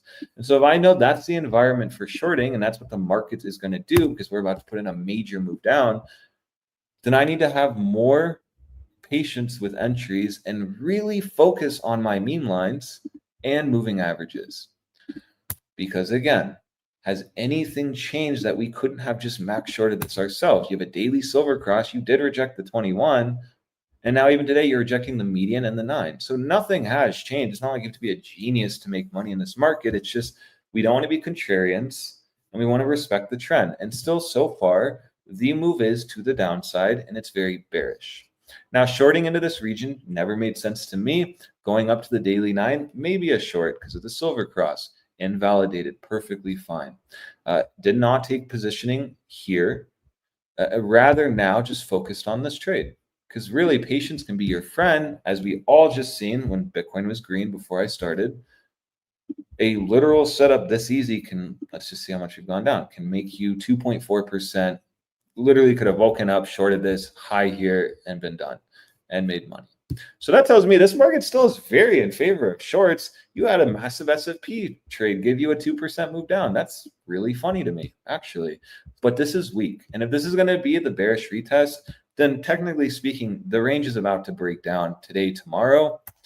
And so I'd be very aware of that if you're, with the boys on CT, or as Alejandro calls it, CR, well, decipher that, longing with the boys, because that just doesn't make too much sense. Crypto retards? Yeah, crypto retards, exactly. That's Alejandro's trademark word now, CRs instead of CT. And I like that. I'm running with that as well. Because I posted this on X. How can your favorite influencer literally call for a bottom here when it's, what is it? Like let's just throw the 5 on. Come on, give me something. It's like they're just clinging on to straws here. And you actually rejected almost that weekly EMA 5. So just be very aware of today. Be very aware of today because, well, you have a long time to go, and this is just on the shit line now. And I'll say this one more time. If you reach these lows, I'm not convinced it's going to hold. So just understand that if you reach the lows here, that potentially could just be the start of a breakdown. I'm not going to be looking at the 100K long again. No, you could just range here. You could do this for a little bit, actually. And we're so back. Remember, I'm longing. 100K's holding. We're never going to lose it. And then you just roll over. So that's it. That's what I have on Bitcoin. Daily, again, it's more favor of shorts. Watch the setup. Watch yesterday's low. And if you go down to 101.200, probably is not going to hold. So you rather than should just wait for 99.8 to get lost on a daily. And if that does occur today, you quickly shift to your 2-day and you quickly start positioning here. Because the 2-day, if bearish, should reject, and that should be the start of a major move down of 20 to 25%, in my personal opinion. So that's where we're at. And if you're bullish, you can interpret that as, okay, Alex said that this is the spot that absolutely needs to hold. So I'm just going to long because we're bottomed. And if you're going to go with that idea, then you should just simply be longing here. Not here, not here. You just simply should be longing the 2-day SMA 200 because you've seen this hold and bottom you out this entire bull market. So again, don't need to complicate trading. It's just looking at the right things. So that's Bitcoin. Hopefully that made sense. Try to dissect it as much as I possibly can to make it make sense. To just kind of explain that this is not bullish at all. And the trap will be that we're so back and we're bottomed. You don't want to buy the dip that keeps dipping of the dip of the dip. So just be very aware of that. We quickly can flip-flop. I like money. And as long as you are under 109.3, I'm not going to be bullish. You're not allowed to be bullish. So just understand that. Let's go to Tether dominance now. I think my rant is over on the CRs and Bitcoin. And maybe this is just a complex pullback, guys. I don't know. I really laugh when we hear that complex pullback term. And I know you know what I'm talking about, Farin. So Bullish dumping. Bullish dumping, exactly. I'd be in many arguments with CT influencers, and they'd say, this isn't a downtrend, this is a complex pullback. But it is making lower highs and lower lows. So I don't know what that is. I guess you can only be trending if you're up. Or that one guy who said complex uptrend. There we go. Something like that. Yeah. I'm just like, what? Macro C, whatever his name is. Yeah, macro CRM. I mean, I guess if you make lower highs and a lower low, this is still bullish somehow. Assuming this was Bitcoin, right? Because it's the inverse relationship. What do we have on Tether dominance though? Because again, if we're going to be on the camp that Bitcoin's bottomed, we're so back, we're so horny and happy, well, Tether dominance should be looking pretty bad then, right? And it's not. You actually are getting the very interesting thing, which was you got the 5.24% reclaim on the weekly. And I said this, it does not matter what happens with this wick. Most likely it's going to reject 5.57%. It doesn't matter if it closes like this, as long as you hold above 5.24%. Because what you've seen is this region reject a lot, actually, and you would make pretty big moves up that wouldn't close above 5.24%. Like this wick is destruction because you've taken out levels. You're now back where you were in the range. This has more control for bears. Now you just filled the wick. That's fine. But that's what bears want. This wick is not that. You got a reclaim, a cheeky reclaim on the weekly. You then made the move down. Okay, fine. But again, this is why watching stream and I'm really understanding what I'm saying with Tether dominance is important because we said if you reclaim 5.24%, we easily can go down to the weekly EMA 100 because you just reclaimed that. And you did. So that's the spot you should be holding. If you make your move all the way down to 5%, I did say I'm still going to be very bullish. That's your shit line right here, 5%. If you lose this yellow line, now we can start talking about bottom on Bitcoin. Now we can start talking about maybe a major move up and CRs are now CTs again. But until then, you just simply front ran the 5% region, couldn't even fully backtest the EMA 100. And now if this starts expanding, you could just get the EMA 100 to reconnect with this low, would look very bullish. I would like personally to see this EMA 100 retested. Two scenarios can occur here. It doesn't retest in November. You start pushing up and it just reconnects, or it does get the retest. You do that. And then maybe 105,700 does get tested on Bitcoin. Maybe. But again, not really the best sign of confidence when you're just simply back above 5.24, nice hammerhead, and pressing a breakout. While volatility on the weekly is expanding, something Bitcoin is not doing yet. And didn't we see 5-day volatility expand on Tether dominance before Bitcoin did, which now is expanding? So doesn't that have just a lot of implications for perhaps maybe weekly on Bitcoin will start expanding soonish? Maybe. I guess that's a tinfoil hat idea. I don't know. But just play what you know. The setup is above the EMA 100. You will get a target to the SMA 200 at 5.8%, 5.84%, which is higher than this last rejection candle, which tells you that the bottom is most certainly not in for Bitcoin. Because if you reach this region and take this high out, come up to here, like this, no, God, I should be an artist. Like this, right? That means that you probably hit 95.5 on Bitcoin. And so your whole, we're bottomed, bears are dumb, can't believe you sold your Bitcoin. Well, that just, again, doesn't make sense because the setup target here is up to this region. And then notice this is the assumption it rejects. What if you actually reclaim this? Well, that would be a massive shift here because you have been able to reclaim the EMA 100. You have been able to get back above the weekly SMA 200, but every single time you hold it, move up, you move down, you move up, you can't hold it as support. And then you break, you move up, you reclaim it, you can't hold it as support, and you move down. So what's the easy trade here? If you move up and reclaim the SMA 200, all eyes on if it deviates or holds. And with what we know on Bitcoin being extremely bearish right now, you have to really be on the assumption this region will hold. And what we've seen in the past was just that, just past price action that at least can convey to us that a major shift is occurring here. If let's say you start doing this, right? 1 week, 2 weeks, 3 weeks, 4 weeks. Oh, wow, that's a major shift because what we've seen is you have not been able to consistently get multiple closures above the SMA 200 on the weekly. And again, then that will be your bear market potentially, and you're going to go up to 64.5%.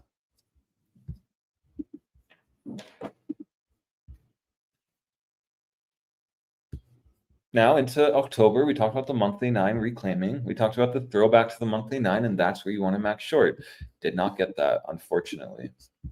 You're actually so strong on Tether dominance, you just simply held the, what is it, the meme line. Yeah, the meme line here at 4.97%, which is very shocking to me.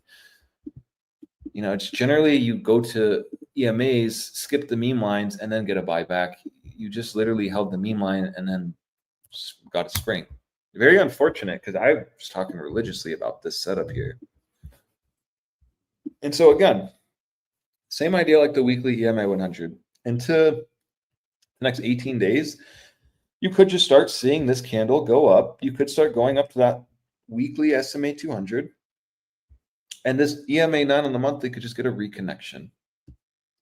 So then visually into December, you've already tested the monthly 9. Maybe you'll go in and test maybe the 34. But technically now, this is a monthly buy trigger brewing. It's not confirmed. So just be very aware of that. Favorite CT influencer, favorite CR influencer saying we're bottomed. Well, the monthly is saying that this is potentially putting in a massive buy trigger. Confirmed in 18 days. Now, like I say on Bitcoin, we don't need to wait 18 days. Let's just see potentially what the 2-day says. Let's throw the rainbow chart off.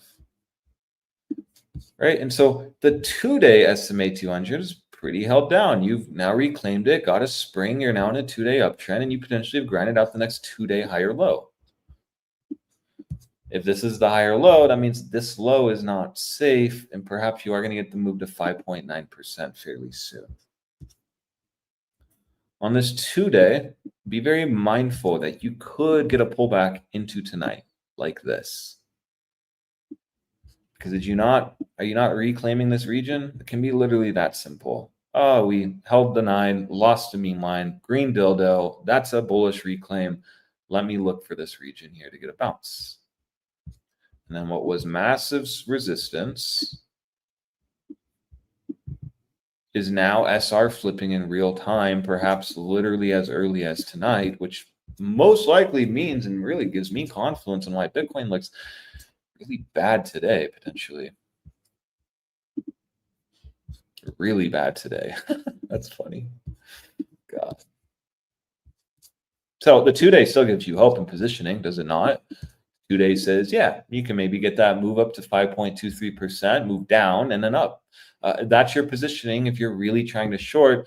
But again, you already have a setup brewing on Bitcoin on the 2-day. You're just waiting for this daily 2-day SMA 200 to get lost. So again, bears have more legs here to make money than bulls at this current time. I'd be very aware of that. And exactly what I said today, the trade is in favor of bears. So hopefully that just kept some of you in check, kept you guys, a little more cautious here, because I don't know what occurred from Friday to today where I'm seeing every person talk about a bottom. That just makes me really bricked up. And that is why I wanted to short over the weekend. I generally don't. When I saw on Friday that, I'm like, oh yeah, this is just going to be juicy. This is just easy.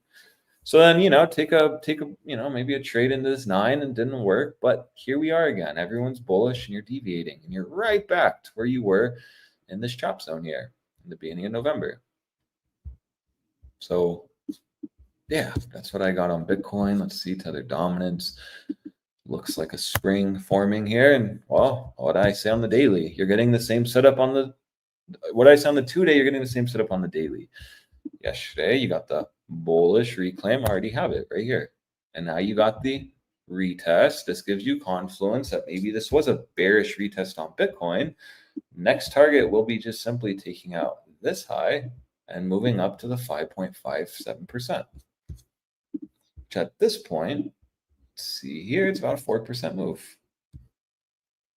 Let's see a 4% move down on Bitcoin. So that's, oh no, I'll go exactly 4%. That's literally testing the lows. Even making a new low. Right? No, testing the lows, not making a new low, testing the lows. Man, what a fun day today. It's a nice day, honestly, to be a bear. Looks pretty nice. Now I'm trying to see if we have anything else I can talk about before we go to our favorite chart, Bitcoin dominance. It's not my favorite chart, just so everyone knows. It's Ben Cowan's favorite chart. Yeah, it's true. That is his favorite chart. The reckoning, as he says. Really, this is not looking the best. Really, honestly. Okay, well, let me do that. What do we see here? Okay, well, it's 6 months, so okay. Lost the 9, stayed under the 9, stayed under the 9. Are you about to get back above the 9 next month? Interesting. Implications for a bad December. The quarterly. Hold the 21, reject the 9, lose the 21, reclaim the 9, lose it, blah, blah, blah, chop. But you potentially are about to reclaim that quarterly 9, sitting at 5.19%. What occurred here? Oh, gosh. In this region, you reclaim the 9, you threw it back, and then, well, you started a bear market. Here was your bear market. Or, as I should say, the start of the bear market and the actual bear market. So actually, what is looking kind of bottomed here? Unfortunately, Tether dominance looks kind of bottomed here on the higher time frame. And even look at that. I was going to draw this. Still looks like it looks triple bottoms. Could even argue a inverse head and shoulders. You have the head, left shoulder, right shoulder.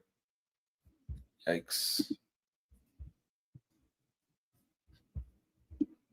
And that was at the move down. So you would get that at the end of a downtrend, would you not?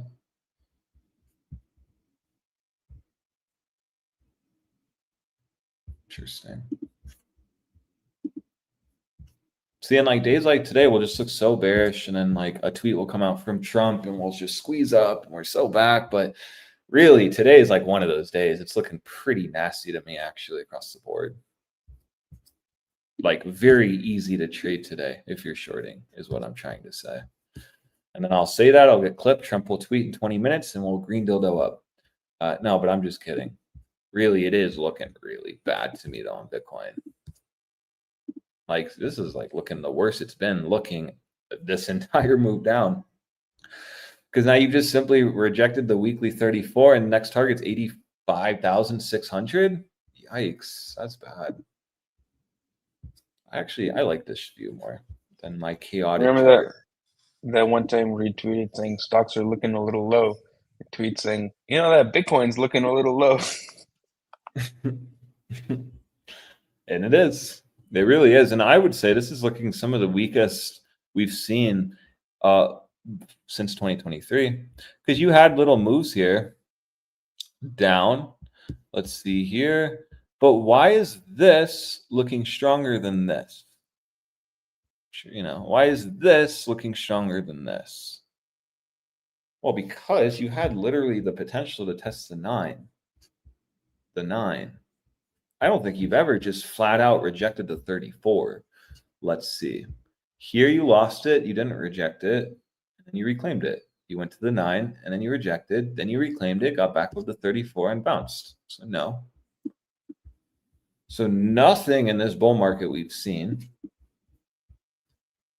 We can go here. Lost the 34, stayed under it. But then fully reject actually. So no, that's not right. Let's go to the bear market. So, right, the entire time I just showed you've been testing the weekly 9 and been able to move up a little higher. But now what I see is in this bear market, you lose the 34. It didn't even get the test. Actually, it's crazy. It didn't even test it. It just dumped to the next target, EMA 100. Interesting.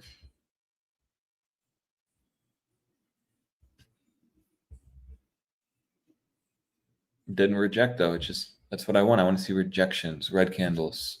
After losing the 34, testing the 34, flipping red and follow through. So again, this reclaimed the 34, went to the 9, and then went down. And the point I'm trying to bring home is this is actually looking very weak to me. Like very, very, very, very weak. Extremely weak, actually. And why? Are stocks rolling over? No, they look pretty good. I laugh at Rivian every time I see it. What a whore. What a whore she is. If you know, you know. All right, we'll go to Bitcoin dominance now. I just wanted to point that out. It's looking terrible. God. And that's what you'd expect with bottom calls. That's exactly what you get in bear markets. Literally, this is what happened in 2022 when we'd make these moves up. I showed it, 5% moves, 20% moves, but it did nothing to the charts. And you would get people saying, bears are dumb, can't believe you sold your Bitcoin. And you had that all the way to like 17K on Bitcoin. So the environment, the psychology is still very much the same here. And it's very interesting to see that when you are literally in the midst of a monthly breakdown on Bitcoin. It's just, that's complacent trading. Bulls are used to major moves down that get bought up to new highs in 3 months. Perhaps that environment's shifting. And when an environment shifts, that is in trading the easiest time to make money because, well, the masses are trading against the trend. And all you can do is just trade with the trend. And it's your friend. It's crazy, crazy concept, really. Now, I don't like looking at the daily on Bitcoin dominance. I also don't like a naked chart. So let's go throw the chaos on and let's see what we're doing here. So again, weekly, still holding the 9, but back under the 34. No weekly buy trigger. We'll now take this in 4 days and see if we get a weekly buy trigger. I've been saying, though, if Bitcoin's going to be bearish, I do expect a bullish Bitcoin dominance. It's very interesting because I keep seeing a lot of people I actually respect talk about how weak Bitcoin dominance looks. I personally don't think we can say that until the monthly gets to close. Because what you're doing is on the lower time frames going to 59.7%, but not breaking down, and you're just kind of fizzling between the meme line and the 9 on the monthly. That tells me that you really in 18 days could get back above the monthly 9. We talked about this scenario where people front running the shooting star. I'll It's going to go red. It's going to go red. Doesn't go red. You just start moving up, reclaiming the 9 into December, breaking out. Because mind you, the monthly 9 was the spot that held before really this entire bull market and Bitcoin dominance moving up. So I do see the concern here with Bitcoin dominance, but I also see the hopium on bulls. You still are at support. And even on the daily, you're still holding support. Right? Support, support, support. And even you've reclaimed the EMA 100. Now today, does this give you a spring? Do you get a buyback, get back above the daily 9, and start really expanding out of here? That's what I'm watching for today. I don't like the daily on Bitcoin dominance. I'll go to the 2-day. And so the 2-day is a little nicer to me. The 2-day says you just need to get back above the 2-day 9. Just here, get back above the 2-day 9, hold it, you'll get a green dildo. So it seems like to me today, Bitcoin on the 2-day is really, really like crypto on the 2-day is putting in some pretty important closings today. Right, the 2-day on Bitcoin dominance could reclaim the 9, implications for a breakout to 60.4 to 60.8%, very similar to what we saw here. Bitcoin spot 2-day is about to lose the SMA 200. All while Tether dominance is about to SR flip a massive zone that's been major resistance. Possibly tonight you'll get a throwback.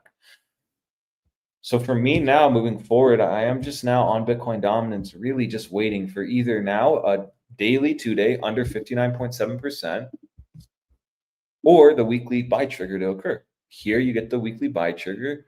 You're bouncing off the 9, should give you maybe a move to the 34. And if that doesn't reject, that's your implication that, yeah, the weekly is in a buy trigger. And now I have confidence that the monthly is actually going to turn out pretty nicely here and get back above the 9. Because if this gets a buyback and gets back above the 9, do we care about this wick at all? No, we do not care about the wick. We care about the monthly 9 getting reclaimed. While everyone's saying Bitcoin dominance is bearish. So that's what we're going to be watching for. What is it, 4 days on the weekly? Yeah, so that's your spot now. You have a little spot to be watching. And for weeks, I've just been going to the same time frame, 2-day, weekly, monthly, and saying the same thing because that's how trading is sometimes. It's consistent, and you're just watching the same levels, but you have triggers, right? So if you start reclaiming that, that's our trigger we've been waiting for weeks for. And if you start losing it, that's the trigger that, well, yeah, you're potentially going to break down. Monthly is not going to hold the 9, and I might be just wrong on this being bullish. So we'll see. Now, my own curiosity, I do just want to look at ETH BTC really fast because why not? Yeah, look at that. Not looking good. It's at the cliffside edge. You got the bounce. You're right at the 21. It's like almost perfectly what we wanted here. So just be very aware of that if you're trading altcoins. And we never told anyone to trade altcoins once we lost 366 in September, just so everyone's aware. This was when I started saying this really could just be the top on ETH, really. I mean, they got the high in. They made the new cycle high. What were you going to say, Fine? That one dude who came up with the term retardio was saying ETH 6K by December. Yeah, but like when people say that, and that's hilarious considering how this looks. What occurred here? It's like I'm a very simple trader. Like what occurred here? This was the destruction for Ethereum. This is what took it down to 1400. I remember we came into this exact low and we said this literally needs to hold or you're going to see a 586, 600 ETH. And it did hold. That's good. But what occurred when we lost 366? This occurred where you literally went from a 3,700 ETH all the way down to a $1,400 ETH. And actually, if you gauge this on like a 5-day, it just literally went down only. And you actually can even throw an EMA 5 on and just show how weak it is. You trailed the 5 all the way down. So when I see something like that, I'm like, yeah, this isn't bullish at all. And actually, you've already made a new cycle high. So technically speaking, Ethereum can just top now at this point. Because when you reach this region, it was very concerning to me we didn't make a new cycle high. I remember talking about that. When you get these coins that have multiple bull markets, bear markets, The indication for you in crypto is, does your coin make a new cycle high, right? TRX did, BNB did, ETH did, Bitcoin did AVAX did, oh, and Solana did too. My apologies, Soul Bulls. But did any of I don't even think Cardano did, Matic. All right, and that's all. I think it's safe to say that Cardano will never hit all-time highs ever again. Probably never. Phantom didn't. Cody didn't. I'm trying to think of all the shitty altcoins. I don't even think Doge did. And that's implications for you in the bear market, which is that's often then an implication that your altcoin won't survive. I'm just sorry to say. And that's why then you'll get Bitcoin dominance really bullish, even if Bitcoin's going down. Because a bullish Bitcoin dominance means people are saying, yeah, fuck this. I'm not trading ETH. It's not going to 5K and I don't want to hold this. I'm just going to buy Bitcoin at any price. Fuck it. And that's why you make Bitcoin maxis in Bitcoin or in bear markets. Because why would you want to hold a coin that goes down 80% and then another 80%? You're just sitting there like an asshole. Like, for example, if ETH does end up dumping, going all the way back down to $600, pretty crazy target to even say, right? Still a setup nevertheless. You'll feel like an asshole not closing into this region, and maybe only Bitcoin will be at 70K, 75K, while your Ethereum's making a new low at $600, something you never thought could ever happen. And that's the point. You then sell your ETH, you buy Bitcoin, and then ETH really pumps and Bitcoin does nothing. And the cycle continues. So the psychology is all the same here. And so even why I'm talking about ETH BTC is this is looking really bad. So just be very aware of that, because I keep seeing people talk about alts, bottoms, and so forth. Not really seeing that. And even more so, you have a literal bearish setup here. Once you lose this monthly 9, that will just determine a move all the way down to 2.3 to 2.5, which if you just measure that conservatively at this point, it's like a 23% drop conservatively to a 31% drop. That's more in par with Bitcoin's weekly BBWP firing off at this point. But remember, it hasn't. And so if Bitcoin ends up dumping hard, your Ethereum and alts are going to get hammered. Hammer time. It's not going to be good. So that's not really a boost of confidence for me. And we said this in September. Do not buy Ethereum. Don't touch it. You can trade it, but don't invest in it. Don't buy alts. This is an alt season. And again, we can quickly see when alt season is happening. It's just hold 366, get the retest and break out. Now we're so back. This is quite the opposite of alt season. So any of your favorite persons saying alt season's among us, well, show them this chart and ask what's going on here then. I always wondered, I wish I could talk to these perma bulls on alt, because I'd love to just hear the cope in this. Well, the monthly 9's holding higher low, breakouts in 5.9, or it's just going to break down, and we're just seeing that. And I am curious to see, does the HBR say that? No, actually, interesting. So you are in a breakout, but what do we see here? A retest of 38.2% is at my 2.3 level, so it still means you have to put a 30% move, and still could be bullish maybe. Or this updates and it shifts up, wouldn't be good. I'm convinced altcoins are a scam made to suck all the gamblers out of Bitcoin. Could be, but then what that ends up doing is just making Bitcoin maxis at the very end. Maybe, I guess, if you're wise, if you're not blown out and you still want to be in crypto. Because like, why would you trade crypto if you like max longed XRP, you were green for months and months and months, and then you get a candle like this that just takes you out? Like, for example, you long here. Oh my God, I'm rich. I'm so rich. It's going to $200 XRP. And then literally in 1 hour candle, you get out and you get liquidated on like a 2X. That's why you then, probably just want to sign off of Bitcoin and crypto. Oh, that's crazy. That's why alts aren't your friend in bear markets. Just be aware, unless you're shorting them, of course. So in summary, for me, 105,700 to 106 is major resistance. You are now reaching that 101,300 on stream. Pretty nice to see. And so now what I'm convinced here is you're not going to hold this low. You're actually going to just see a major capitulation down. Once you reach this 101.3, confirmed, and it's already confirmed, it's breaking down. Look at that. You've taken out yesterday's low, so that's good. And so now what we're watching for is these lows. Take 101.3 out, go down to 99.8, probably capitulates from there.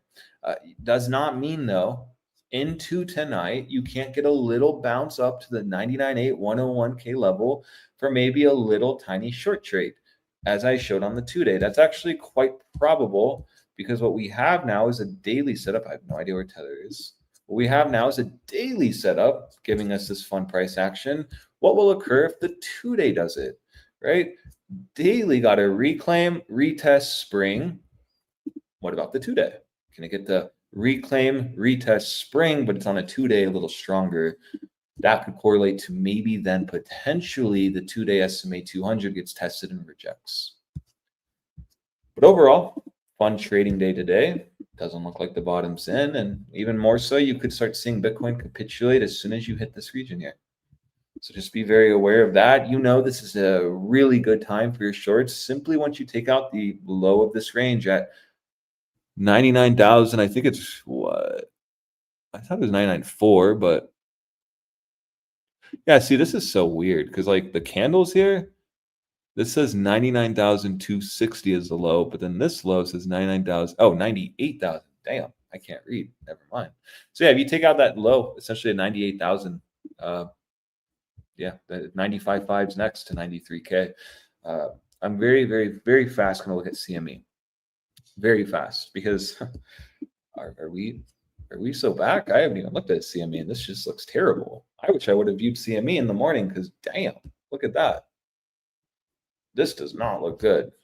And remember the reaction you had once you held the SMA 200. Remember this? We shorted this. We TP'd here. You had that mean reversion bounce of like 12% off the SMA 200. Well, now you've lost it, and you're not even like losing it and rallying. Like you're like full on rejecting it now. Visually, this looks just like nothing but air, doesn't it? Until 93.8. There's a reason for that, because there is literally nothing but air until 93.8. Can't speak. And even here, the HBDR says that if you take out these lows, you're going to go to 95.1. Interesting. And today, look at that. 2-day could give you a short on CME. So you have actually a lot of setups today on Bitcoin. Straight up, not even kidding. A lot of setups actually brewing potentially. So I'm very curious to see what Farn has to say on this. But again, just really fast, your favorite CR is saying a bottom's in. How can you call that when CME just lost its daily SMA 200? Alex, I believe you're not understanding the market dynamics right now. As the guy who taught me about Bitcoin and made me eat the entire top last year that hasn't learned anything says, the Fed's accelerating. The Fed is lowering rates and printing money while the economy is accelerating. And the economy is accelerating because they told me, because everyone's fucking broke as fuck. And on top of that, you get more inflation coming due to the 50-year mortgages, because all these broke people that have no money for the down payment for a 30-year-old mortgage are somehow going to find more money for a bigger down payment for a 50-year-old mortgage. And the same thing with 15-year-old car loans, because definitely they're not going to give it to you for the same rate as before. So inflation is imminent, as you can see. Yeah, you might go to stores and prices are down, but alt season is definitely coming. That's my analysis for you, Alex. It's just based on what the government's telling me to say and what I see on the news, because I have no criteria and also cannot dissect information and look around and see how fucked up everything is. Fuck. Yeah, the economy's accelerating. So there you have it, Yeah. accelerating. Just out of the good spirits of Awa, which is the goddess of the people from Pandora. Okay, so that's what's going on, Alex. Just so that you understand the dynamics of the market a little bit better, like I do. Fuck. I really appreciate you telling me that. This really makes a lot more sense now. Hey, Wow. of course. Hey, No. listen, I've been wrong many times before, and I will continue to be wrong. Okay. But no one, if you're wrong to the bullish side, no one will say shit. No one says Absolutely not. That's at least my secret, Alex. Please don't tell anyone, because otherwise I'll get clipped. Yeah, it's safe with me. Don't worry, don't worry. So, I mean, you heard it here, folks. Long Bitcoin, we bottomed. We're so back. 120,000 by December. That's all I have. Only 120,000. Why so bearish? Yeah, Oh, what's you're right. going on? 169 to 250 by really, honestly, That's it? next end of the week. Why are we even discussing the 6 digits? Makes no sense. To me, it makes Anything no sense. below 7 is too bearish. Yeah. God. So we are getting a nice little breakdown here on the daily, getting a rejection of your median, which is leading to a healthy move to the downside. We are losing 38.2% now, which is at 102,000, and no semblance of a bounce yet. We're just continuing to smash down, and we are currently now flipping down freshly on momentum, losing the moving average, pretty close to making it back into the bearish control zone, with volatility now going into an expansion phase. And if you notice, we took out these previous highs on momentum, whereas price just made a lower high, giving you hidden bearish divergence here on the day on the daily. And this did confirm on this closure here, which now the easy target has been hit, which is that bottom 38.2%. Next target on that divergence, if you get a close below this 38.2%, is going to be a retest of your current lows, right around 98 to 99,000. And very unlikely it's going to hold this time around. More likely it's going to fail, and we're going to get into why it's going to fail, or more likely to fail on the momentum chart. If we look at the jewel right now, this is starting to curve back around, starting to lose the curvature to the upside. Very likely this is going to switch neutral soon, and this is going to be a rejection of the bearish control zone. And this is just playing out the bearish cross we have right here with the pink going below the yellow. This just made another lower high, a retest of the bearish control zone before you go lower. Let's see how much we're down from that cross so far. Confirmed right there. We went down about 4.4%. And if we were to break this current low, go to about 95s, that would be roughly 7% to the downside. Let's see if we can find a similar example and see how much we move down. There we go, right there. And let's go one more. We want them slightly above the bearish control zone. Right there's another one. Let's take this one as well. Might as well.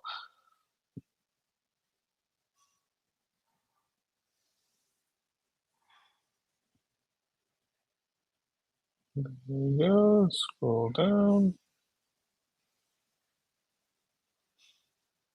That caretaker dude can make a hell of an indicator, but I wish you would just fix the scaling on this HPDR so it would automatically do it for you. Which one? The HPDR where you have to zoom out and everything when you change the time frames. Oh, it's the absolute fucking worst. It's the only I guess complaint you I have just about it. I can't make anything similar to this, but I'll critique and say he's a shitty programmer.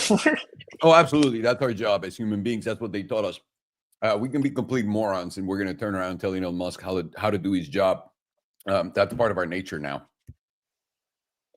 It's a must. This one took us down 19%. Wow. On a 4-hour on a daily setup, that's pretty respectable. This one about 3% initially, and then 11%, also double digits.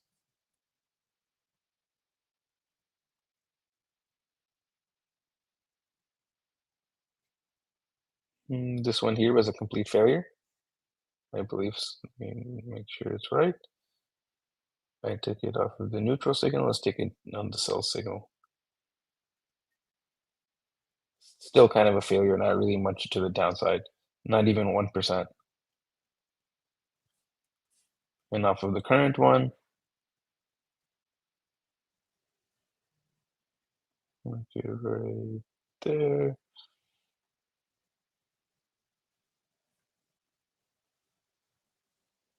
Currently about 10.5%. So very close to that 11% move. And if we were to take it about the higher end move, about 19%, that brings us to about 89,000. Very interesting. Keep that in mind because that number will come back up.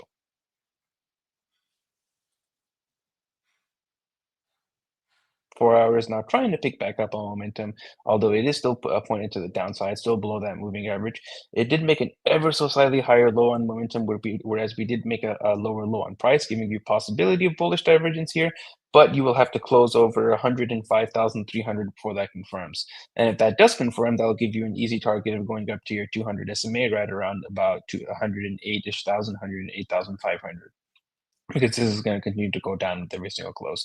On the opposite hand, you do have a fresh sell signal on the jewel, making that a little bit less likely, and you're closer to getting a bearish cross on the jewel with the pink going below the yellow, which is the similar setup that we have on the daily currently. 2 days now, starting to pick back up on momentum, getting over that moving average ever so slightly. Now it's back under the moving average. It goes back in between going over and going under, and we have about 7 hours, closer to 8 hours before this closes. We want to see is where this moves to on the closure. Ideally, bears want to see a rejection of that moving average and continue to see momentum moving to the downside, and then we see from there at a minimum a retest of this 200 SMA at about 99,700, 99,800. And with how many times you've tested it so far, it's very likely that this next bounce ends up failing and we smash through it somewhere around that $95,000 area.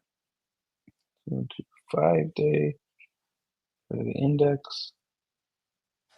5 days now, continuing with that breakdown after we lost the 38.2%.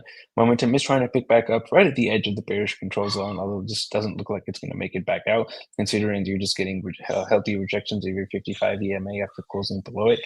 Right now, this would target, once you get a loss of about 99,260, would target your 100 EMA sitting somewhere around $93,000, $94,000, getting closer to that $94,000, $95,000 area. Weekly doing the same thing, giving us nice rejection of our 38.2% with a nice perfect retest of our 5 EMA and rejecting that with momentum pointing to the downside. Volatility is expanding. Right now, your weekly target would be your 55 EMA sitting at about 99,400. That would take out your previous low, taking you down to that high 80s area. 2-week also entering into the bearish control zone now with momentum flip to the downside. Volatility is expanding. Nice rejection of your 5 EMA as well on the 2-week with a loss in now your 21. You close in about 11 days, which is an eternity in cryptocurrency land. But the confirmation of your close below your 21 will shift this move to the downside and make it different from this move to the downside where we went to 74,000. So this is the bullish hopium here right now, is that this same move ends up happening over here, where we deviate this 21 and then go up to new all-time highs. But on this move, we never got a closure below the 21 EMA. We got wicks below, but we never closed below. So we do have 11 days. Anything could happen in 11 days. But if we get that close below, that would give us targets down to that $80,000 area. Right now, the 55 is sitting somewhere around 83, 84,000. And this is going to rise with every single close. And eventually, it's going to line up somewhere in that $80,000 zone. And the confirmation, once again, is a close below this 21. Let's see how much we went below the 21 on this move to the downside. This was about 8.6% lower than the 21. Let's see how much we've gone lower than the 21 so far. And about half of the way there. Let's see what about 8% is roughly. Brings us roughly to that $94,000, $95,000 area. Interesting. So there's a possibility here that, and the $95,000 area lines up with the 61.8%. That is where we bottomed at last time. Interesting. Also very interesting. So there is a possibility here that we could come down to that $95,000 area, but the only way that the bullish hopium in that scenario stays alive is you need to get a very strong buyback and you need to see a close in that candle back over the 21 EMA. If that were to happen, then I'm going to start getting 100, like not 100%, but significantly on the side there, we're going to be going to new all-time highs from that point, because that would be a massive liquidity sweep of your previous, of basically all of your lows, likely taking out one of these lows here too if you come down to the lower $90,000 area. And if you close back over the 21, that's one hell of a swing failure pattern, targeting at least somewhere around the median, which right now is about 142, but this is very likely going to shift heavily to the downside, but wherever it is at that point. See, we still have the sell signal in the jewel. Hold on. This is the fresh sell signal with the pink crossing below the yellow. More towards the probability of this losing the 21 EMA. Monthly now once again below the 9 and once again below the 38.2%, with momentum pointing to the downside with monthly bearish divergence and volatility currently expanding and a fresh sell signal on the jewel. If you do get this confirmed closure below the 38.2%, that would give you a closure below the 9. And at that point, it's going to be, I'm going to be more on the side that we're in a bear market then, because that is the confirmation. Once you get a closure below that 9, going to give you a minimum move down to your 21, which is sitting at that $88,000 zone, 87,000. Very likely you're going to get a strong bounce from this zone, but with the close below that 9, that bounce is likely to fail, and you're likely going to find yourself somewhere around the 55 at least, which is currently at about $62,000. Go to our side.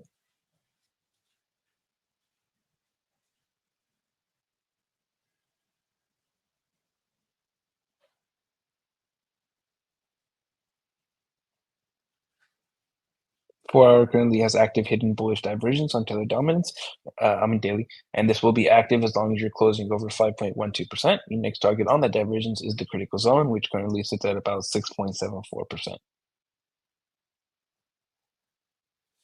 4-hour now also has active bullish divergence. This will be active as long as you're closing over 5.24%. Next target on the divergence is also the critical zone with volatility support, and that is currently sitting at 5.86%. And you're getting very close to getting a bullish cross on the jewel right here, the pink about to cross above the yellow.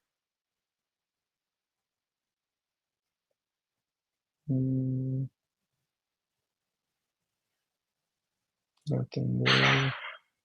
Nothing there. Let's zoom in a little bit. Got that low.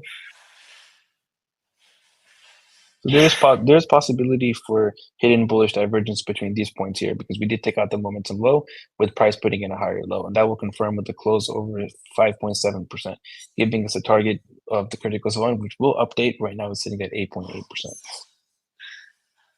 Nothing there. Now we'll go back to Bitcoin. Bitcoin has invalidated the bullish divergence on the daily, whereas Tether has put in bullish divergence. 4-hour now put in a fresh drive of bearish divergence on Bitcoin, multiple drives to confirm. This will be active as long as you're closing below 105,300. Next target is the critical zone, which currently sits at about 93.9, so 94,000. Interesting lines. Another target for that 94s. Nothing there. Every time frame has invalidated the bullish divergences. Weekly still has that active bearish divergence. Next target on the divergence would be that 55 EMA and that $99,000 zone. On the RSI would be the critical zone, which will update. Right now it's sitting at 46,000. I don't think we're going to go to 46,000 off of this bearish divergence. Maybe we'll go there, but likely off of a different bearish divergence. Let's see if there's a different target on the index. Index, similar target, 46,000. Index hasn't confirmed the volatility expansion just yet, whereas Bluffin has. 2 weeks still has active bearish divergence. This will be active as long as you're closing below 116,400. You've already hit the neutral zone. Next target is the bearish control zone, which currently sits at about 82,400. 80s. Monthly, nothing. I'll go to momentum.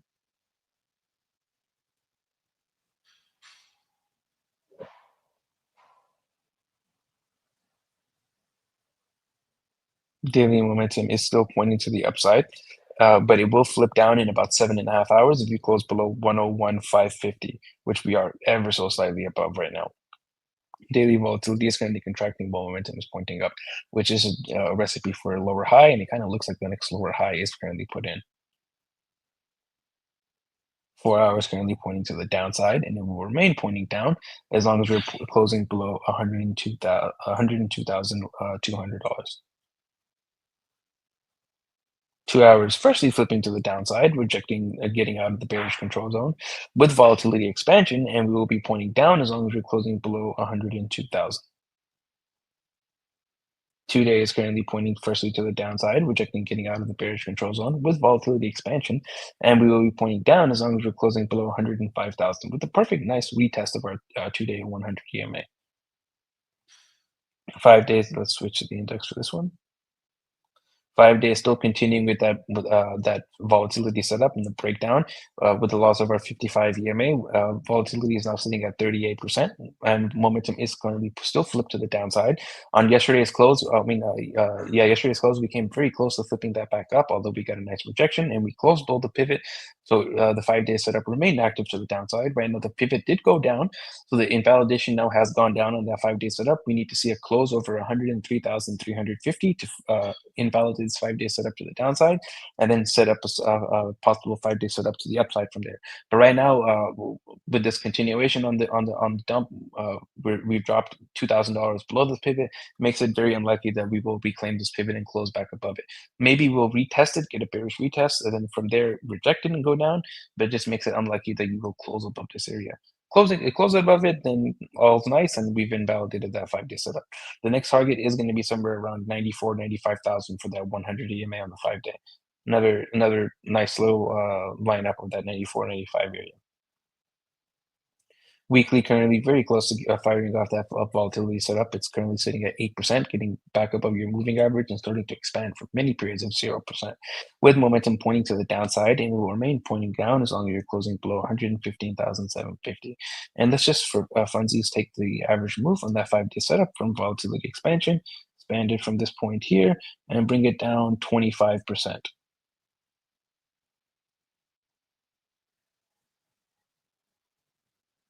Brings us to about $82,000. Interesting. We saw targets of 83 before, and now let's take it 30%. 30% brings us to about $76,000, ever so slightly above our $74,000 low. 2-week also pointing to the downside with volatility at many periods of 0%. And we get with that loss of the 21 EMA, and momentum is still pointing down as long as we're closing below 120,000.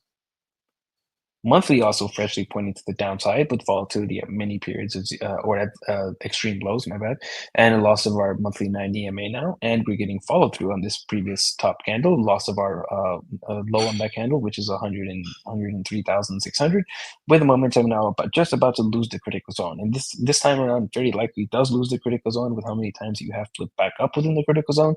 And the loss of your critical zone has always been the start of very, very healthy moves to the downside on Bitcoin.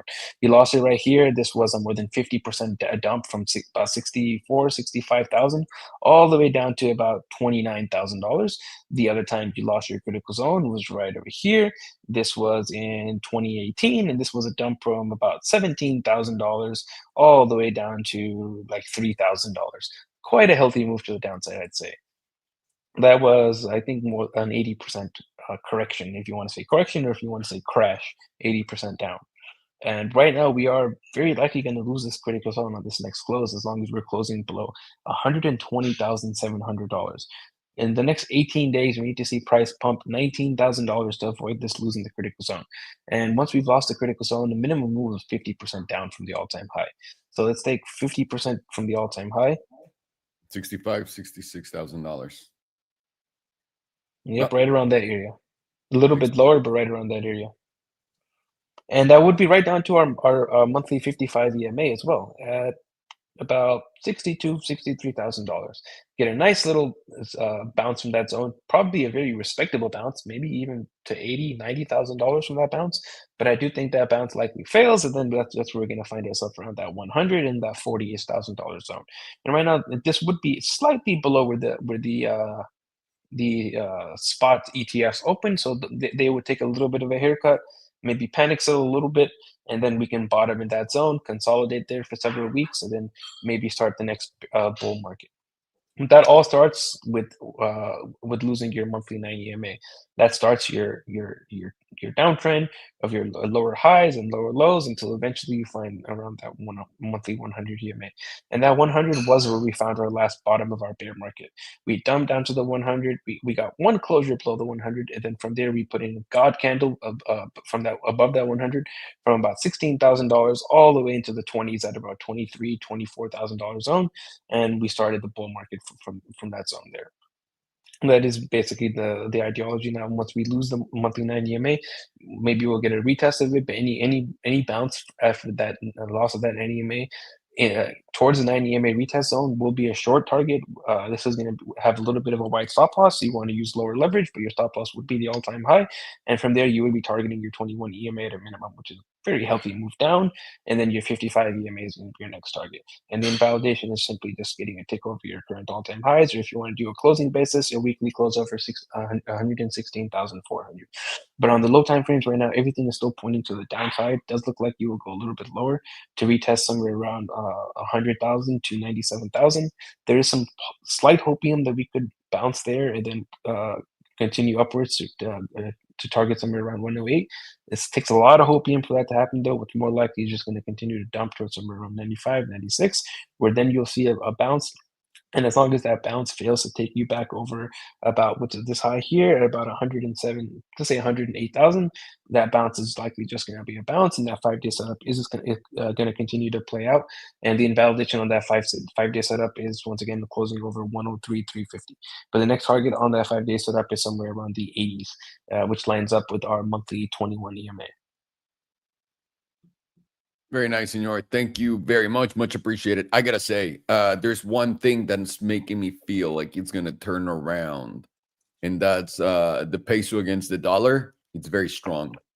Even though Dixie's strong, when that happens, that means there's weakness there's weakness in the dollar, and risk assets are going to get hot a little bit, not crazy. So I would expect a bounce here. I'm going to look a little bit forward myself, but it is indeed bearish as fuck everything. So I'm not expecting anything other than just a bounce somewhere around here, perhaps. I need this peso to stop messing around and go to 27 already.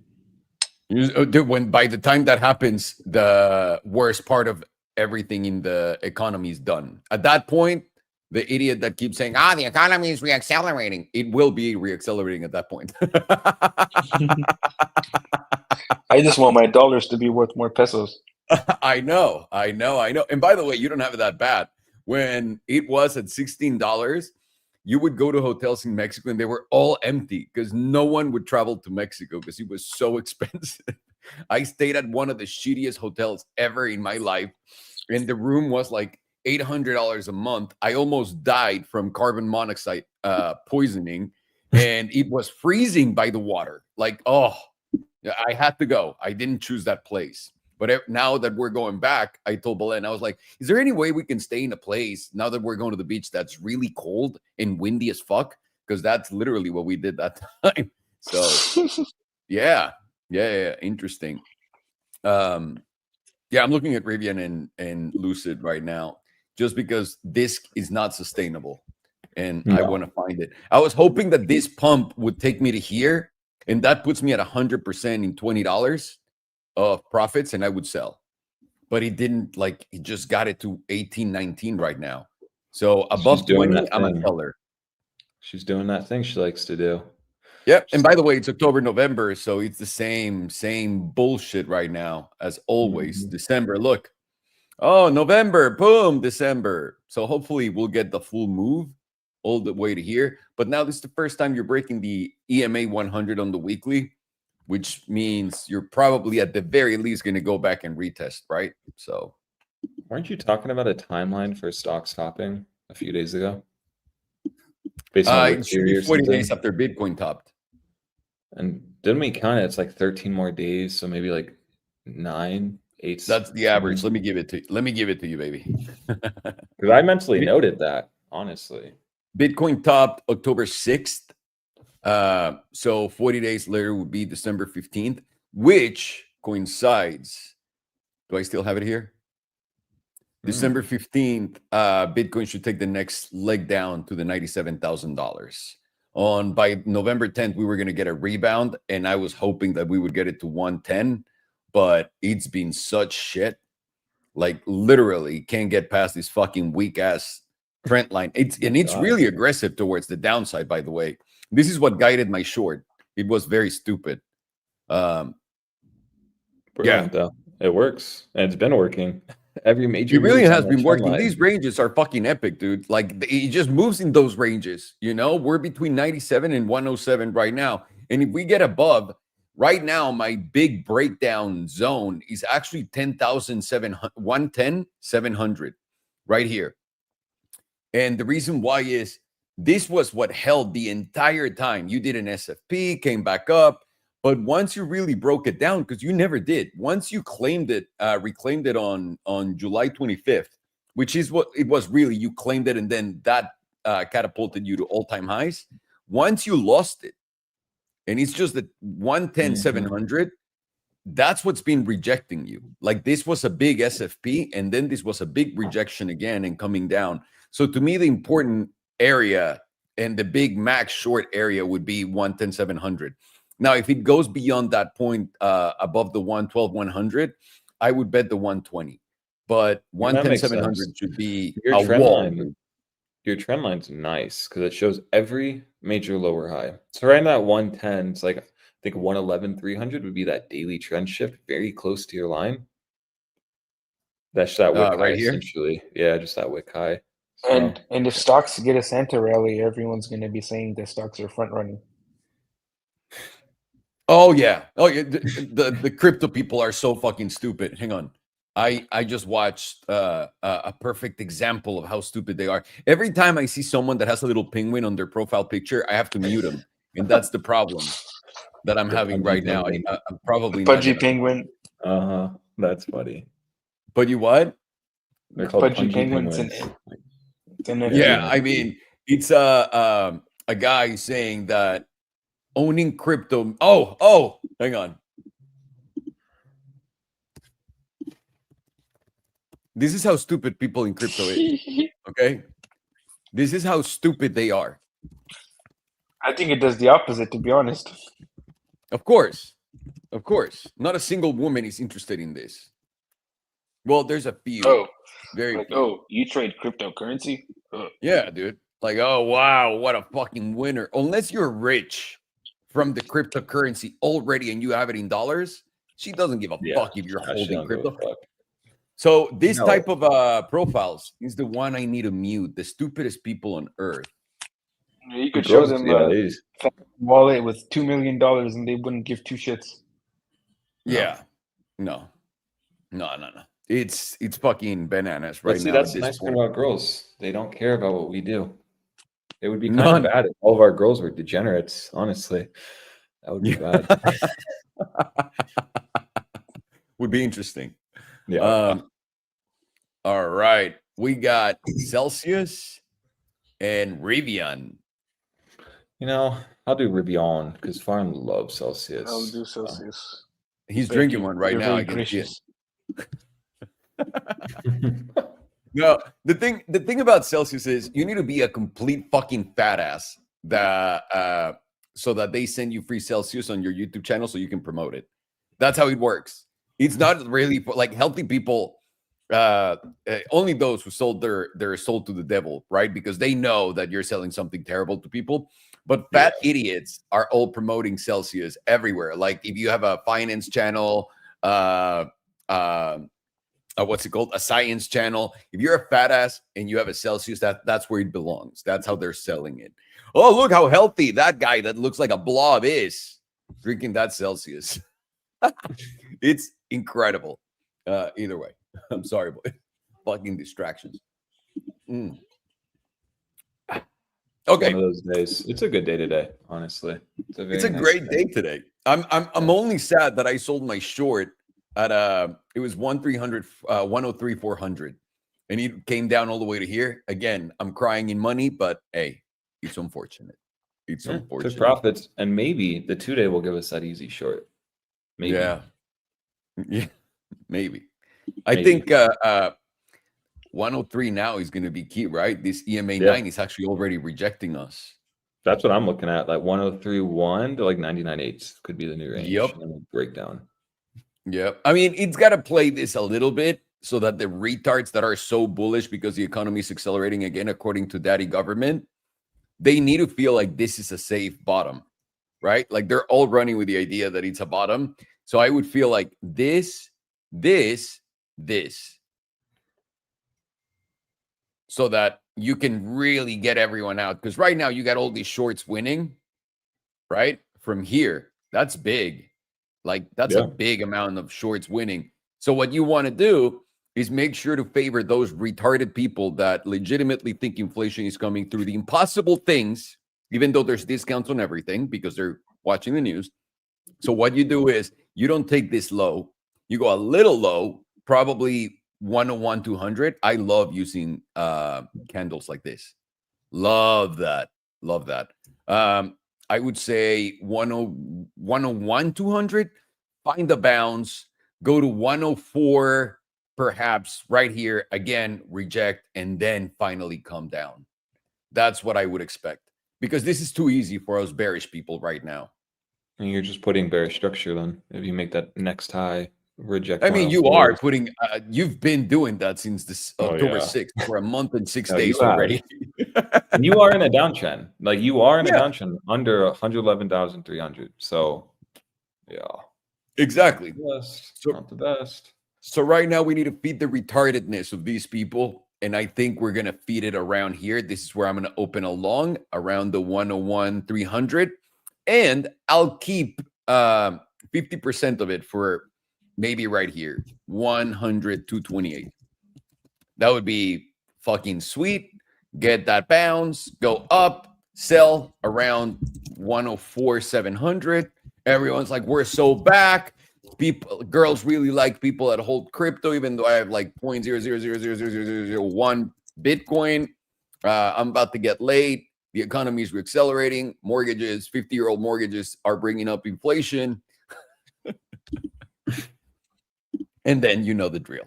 So thank you, sir. Much appreciated, you both. That was very simple. Bitcoin, damas y caballeros, estamos viendo simplemente lo es bajista, ¿no? No tienes que ser un genio para entenderlo. Hiciste tope en octubre 6. Desde el 6 de octubre has estado en esta tendencia bajista. Este es el gráfico que les di a todos ustedes con los niveles para que lo tengan. Es muy importante porque está imprimiendo dinero. Está literalmente, me fui el lunes diciendo aquí es la zona de rechazo, tienes confluencia esto con esto, tal cual, como programita y va para abajo. Ahora, tienen que entender el juego de cripto, ¿ok? Permítanme demostrar o enseñarles algo rápidamente. Denme 2 segunditos, por acá estaba. No, ya lo muteé. Bueno, la gente en cripto es la gente más estúpida del mundo, ¿ok? Tenemos que entender eso y está perfecto. ¿Y por qué tenemos que entenderlo? No tiene mal, no te estoy diciendo que si tú tienes cripto eres estúpido, no, no, no. La gran mayoría de la gente que habla de cripto es la gente más estúpida del mundo, incluyéndome a mí, ¿ok? Ahora, ¿por qué lo digo? Porque en una economía que se está yendo a la verga, los convencieron a todos los imbéciles que va a haber un alt season y tengo que hablar así. No tengo tiempo para hablarles como niños chiquitos. Ustedes están grandes y entienden lo que estoy diciendo. Convencieron a todos estos imbéciles que una hipoteca de 50 años iba a causar inflación en Estados Unidos. Entiendan una vez más, y esta es la única vez que lo voy a repetir, se acabó ya. Una hipoteca de 50 años necesita un pago, un enganche mucho más grande que una de 30 años y que una de 15 años. Si la gente no tiene dinero para poner el pago del enganche con la de 30 años, ¿de dónde vergas van a sacar dinero para la de 50 años? Y ahora, yo no sé nada, yo solamente he vendido casi 100 millones de dólares en bienes raíces, entonces no soy tan calificado como Juanito Pérez, que dice puras mamadas en X y no sabes quién es. Ese güey tiene más tarjetas de presentación que valen más que las mías, ¿no? Entonces, entiendan eso, por el amor de Dios. La segunda, hay préstamos de coches, los coches nunca van a bajar de precio, los coches están en la mierda. Ya existen préstamos de 12 años y los préstamos de 12 años tienes que poner 40 a 50% abajo. Ahora que va a haber 50 de enganche, ahora que va a haber préstamos de 15 años, vas a tener que poner como 60% de enganche. Lo único que están haciendo es convenciendo a la gente más estúpida del planeta que lo que pasó en el 2020 y 2021 se está repitiendo cuando los precios de todo están cayendo. ¿Ok? Bitcoin está en esta tendencia, en un entorno completamente deflacionario. Y cuando digo deflación, no es especulación. Volteas a ver tus promociones en tiendas de BMW, de Porsche, de Ferrari, de Tesla, de Lucid, de todo. Los Teslas ya están más baratos ahorita que con el incentivo fiscal, ¿ok? Y lo hacen todo a través de descuentos para que no te des cuenta de esto. Pero todo está descontado. En el 2022 no habían incentivos de nada. Todo estaba a tope y es lo que está ocurriendo. La otra cosa que te dicen, la economía está acelerando. ¿Acelerando qué? Ya todo el mundo, ¿por qué necesitan un cheque y todos están rogando que impriman dinero si la economía está acelerando? Por el amor de Dios, no sean esta gente y aprovechen de esta gente, porque es como estamos haciendo dinero. 4 trades seguidos, bien. ¿Qué es lo que le sigue a esta gente tan con poco criterio? Sencillo. Güey, continúas en una tendencia bajista. ¿Qué es lo que tiene que ocurrir? Ya tienes todo esto de short. Obviamente, pues la cagué. Entro en mi short acá y lo vendí en 104,300. ¿Ok? Aquí arriba. Gran error. No, en 103,400. Aquí. Lo vendí acá. Gran error, porque continuó bajando, entonces soy el peor trader del mundo. Pero seguro hay otros peores traders que yo que también llevan este short hasta acá. Todo este movimiento tiene que ser eliminado porque desde aquí fue donde empezaste a caer con esta vela. ¿Eso qué quiere decir? Que ahorita lo que va a hacer Bitcoin es continuar cayendo para sacar a todo el mundo que es alcista, a los retrasados mentales que les estoy diciendo, y probablemente vaya a encontrar suelo arriba de estos mínimos. Si se llega a llevar estos mínimos para abajo, es otra historia. Pero si Bitcoin encuentra por encima de estos mínimos un suelo, lo que va a hacer es decirle a todos los retrasados mentales que acaban de repetir todo lo que les dije, que ese fue el fondo. Ese fue el fondo, la economía se está reactivando. Voy a hacerle el amor a mi perro. Todos esos idiotas van a decir que es el fondo. Aquí nos vamos a meter en long, ¿no? Y nos vamos a salir ¿dónde? Probablemente por los 104,700. Probablemente. Es lo que voy a estar buscando. Si esto cae fuerte y rápido así, olvídenlo. No, lo que les estoy diciendo no tiene sentido. ¿Por qué? No porque sea más bajista, porque lo que haría si te llevas todo esto para abajo es, te va a escupir para arriba fuerte. Y ahora, para mí, la zona más importante es la zona a la que nadie le está poniendo atención. Los 110,700, esta zona de acá. Una vez que perdimos los 110,700, yo les dije, si esto se convierte oficialmente en resistencia, porque fue soporte todo el tiempo, si esto se convierte en resistencia a la alza, este va a ser el punto importante del breakout, breakdown. Y es lo que es para mí. Entonces, si veo que esto baja fuerte y sube rápido, tengo yo dos sopas. Y esto es un rango grande, entonces tienen que buscar sus invalidaciones inteligentemente. La primera es 110,700. Ahí es donde yo haría el corto de mi vida. Y si esto no me sale acá, no me voy a desesperar. Si llega a subir y pasa de los 112,200, voy a hacer el corto en los 120, casi 121. Y ahí es donde me voy a ir con todo. ¿Ok? ¿Por qué? Una vez más, deflación, güey. No importa lo que te estén diciendo de QE, QT. ¿Por qué el gobierno está tan obsesionado en decirte que va a haber más inflación? Porque cuando hubo inflación en el 2020, ¿por qué le dijeron a todos que no iba a haber? Cuando abrieron la ventana de liquidez del 2023 que causó más inflación y que causó de verdad que todo subiera, ¿por qué estaban tan interesados en decirle a todo el mundo que no había QE?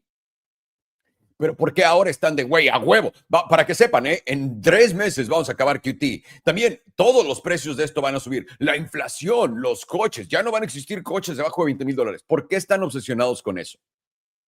En lo que volteas y ves que todo está bajando de precio. Porque todo está cayendo. Esto es deflación. Bitcoin nunca, más que en el 2022, ha vivido un escenario deflacionario. Y en el 2022 lo detuvieron con el truco de los bancos. ¿Ok?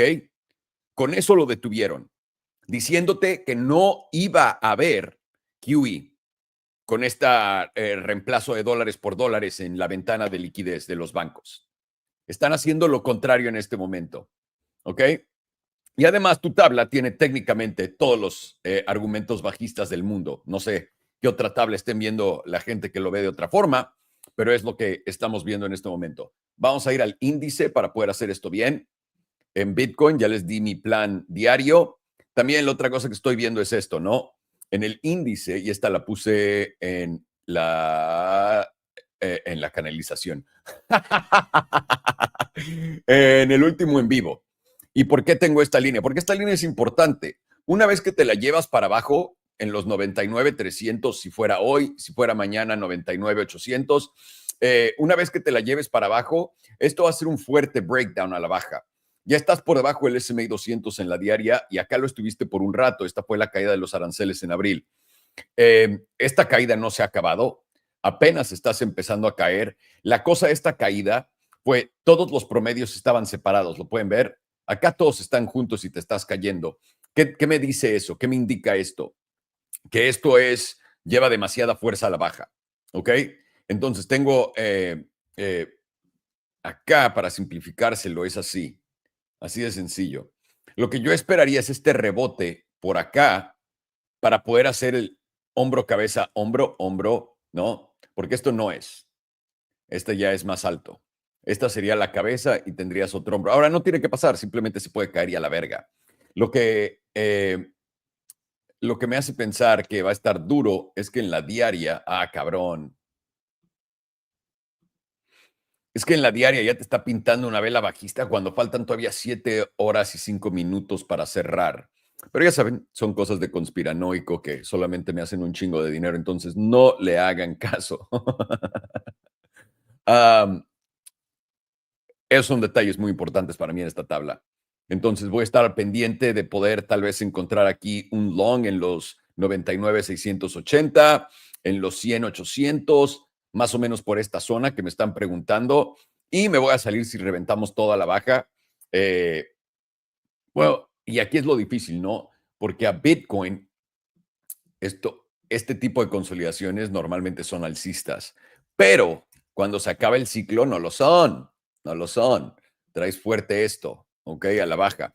Y ahí, de nuevo, puedes usar la línea esta y una vez que rompas esta línea, sabes que vas a tener, ¿cómo se dice? Un buen movimiento fuerte a la alza. Lo difícil para mí es medir esto. Si la trampa es a la baja, esto va a respetar estos mínimos, porque normalmente Bitcoin no hace no tradea, se los he dicho 1000 veces, como cualquier acción. A Bitcoin le gusta ser predatorio, entonces todo lo que va con tu análisis técnico va en contra de. Si rebota aquí y sube, y ves por ejemplo, a David, ¿no? Que está diciendo, ya subió todo, nos vamos a los $180,000, porque no se llevó estos bajos. Ahí es donde sabes que va a rechazar rápido y a la baja fuerte. Pero si se llega a llevar este mínimo y rebota, aquí yo estaría en long porque te va a dar un buen rebote. ¿Ok? Un buen rebote.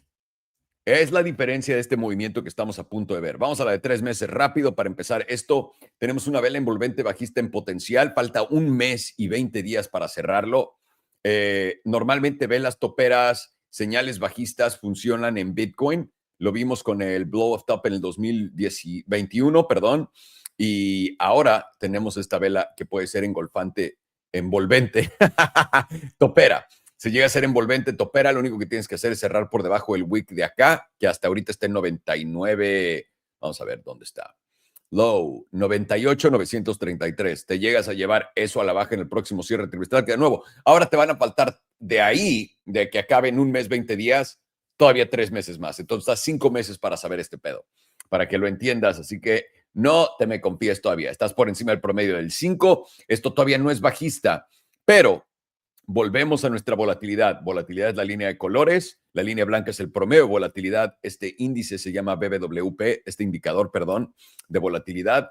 Y lo que hemos notado y que tengo que repetir una y otra vez es cada que llegamos a estas zonas de volatilidad es el fondo, y cada que llegamos a donde la volatilidad contrae, ¿no? Porque contracción de volatilidad no es acá, no es acá, es cuando bajas del promedio.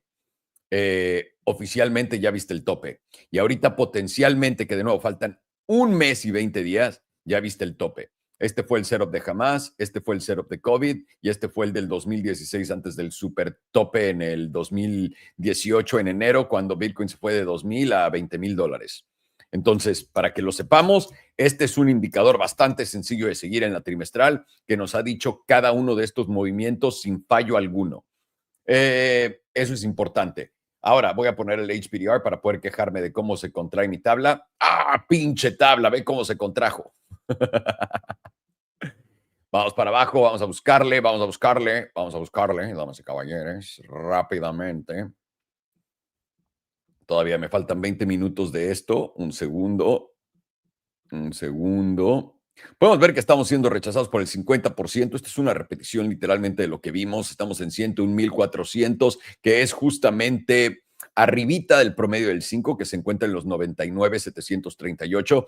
99,738. Voy a ponerlo un poco más arriba. 99,800. Lo voy a anotar en este momento. ¿Por qué? Porque esa sería una probabilidad muy grande de un rebote al alza. ¿Ok? Sobre todo cuando lo estás viendo en la trimestral, 99,800 va a ser mi zona. Si no puedes aguantar, vas a caer a 82,000 dólares. Así de fácil. ¿Ok? Y esto también está apoyado de mi rango en Bitcoin. donde estamos tradeando en una zona entre los 97 y los 107. Vamos a la mensual. Mensual tienes tu setup de volatilidad en el punto más bajo de toda la historia en la tabla. Efectivamente, lo pueden ver acá.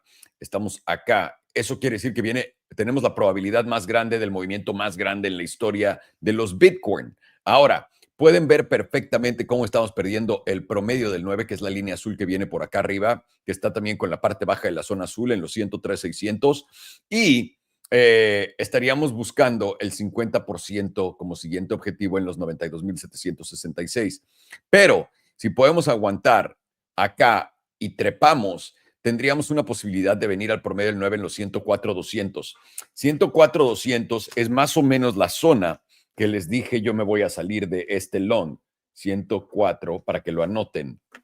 Ahora, estos son trades gratis porque son míos. Ya saben que yo valgo verga en todo lo que hago en este planeta, así que tengan responsabilidad de sus acciones. Si están siguiendo el retrasado mental más grande del mundo, ¿qué creen que va a pasar? Entonces lo va a anotar. 104,200 en la mensual. 4,200. Perdón, aquí haciendo mi tarea para hacer una lanita. 104,200 es la mensual para salirme con el promedio del 9. O pueden ver acá el 109,846, que es el extremo, justamente el promedio del 5, que está por ahí de esos 110 que les conté, 110,700. Está literalmente un poco menos de $1,000 abajo. Y ahí esa sería mi zona de extremo. ¿Ok? Por ahora esta tabla empieza a verse bajista, pero todavía no lo es hasta que te lleves los 98,253. Simplemente por ahora estarías haciendo un bajo más alto y continuarías. Pero estando debajo del promedio, una vez más, del promedio del 9 mensual y del 5 mensual, eso nos pone ya en territorio bajista. La última vez que lo estuvimos fue en agosto del 2024, pero no cerraste por debajo del 9. La última vez que cerraste bajo el promedio del 9 fue en diciembre del 2021 en la mensual. Así que fue el tope para que lo tengan puesto en la cabeza. 2 semanas también nos pinta volatilidad nula. Estas rayas azules nos dicen que la volatilidad está en 0. Eso quiere decir que va a venir un movimiento súper fuerte. Este movimiento súper fuerte se puede dar a la alza o a la baja. Vamos a estar al pendiente. Y estos movimientos en la mensual, 2 semanas, etcétera, son movimientos de 50 a 75% como mínimo. Entonces se podrán imaginar lo que podría pasar. Por ahora, en la de 2 semanas, Bitcoin ya se llevó. No se ha llevado este mínimo, una vez más, en los 98,450. Siempre y cuando no te lo lleves, esto no es oficialmente un breakdown de la tendencia, todavía no lo has hecho, pero ojo, pierdes en la de 2 semanas el promedio del 9 y la última vez que lo hiciste fue la caída de los aranceles.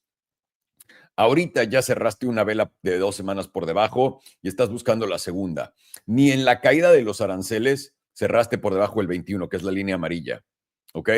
Entonces, atento acá, tu línea amarilla está en los 103,500, otra vez, otra zona de rechazo interesante, junto con el 50% en los 106, en los 107. Sí, 107,100, por acá. Siempre y cuando no puedas romper los 103,500 a la alza, tu siguiente objetivo debería ser los 95, que es el 61,8% y el promedio del 34.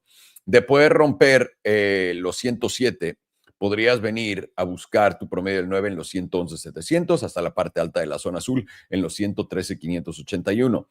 Y de ahí a los $142,000 y de ahí a los 180, que ya ocurrió, porque ya todo el mundo había dicho que eso era la tesis correcta hace 2 o 3 años. Entonces, nada más el precio no ha llegado, pero ya ocurrió, no se preocupen. Sarcasmo para los que no entienden sarcasmo, que hay bastantes. Semanal también tienes setup de volatilidad. Puedes ver que la volatilidad empieza a apuntar para arriba, pero no cuenta, cabrón, hasta que no cruces esta línea. Hasta que no cruces y cierres esta línea y veas un periodo, 2 periodos, no cuenta, ¿ok? Entonces, por ahora, volatilidad está preparando el movimiento, tiene cara de que lo va a ayudar a empujar. Ya viste que veniste a recargarte en abril en la caída de los aranceles de Bitcoin, en el promedio del 55, la línea naranja.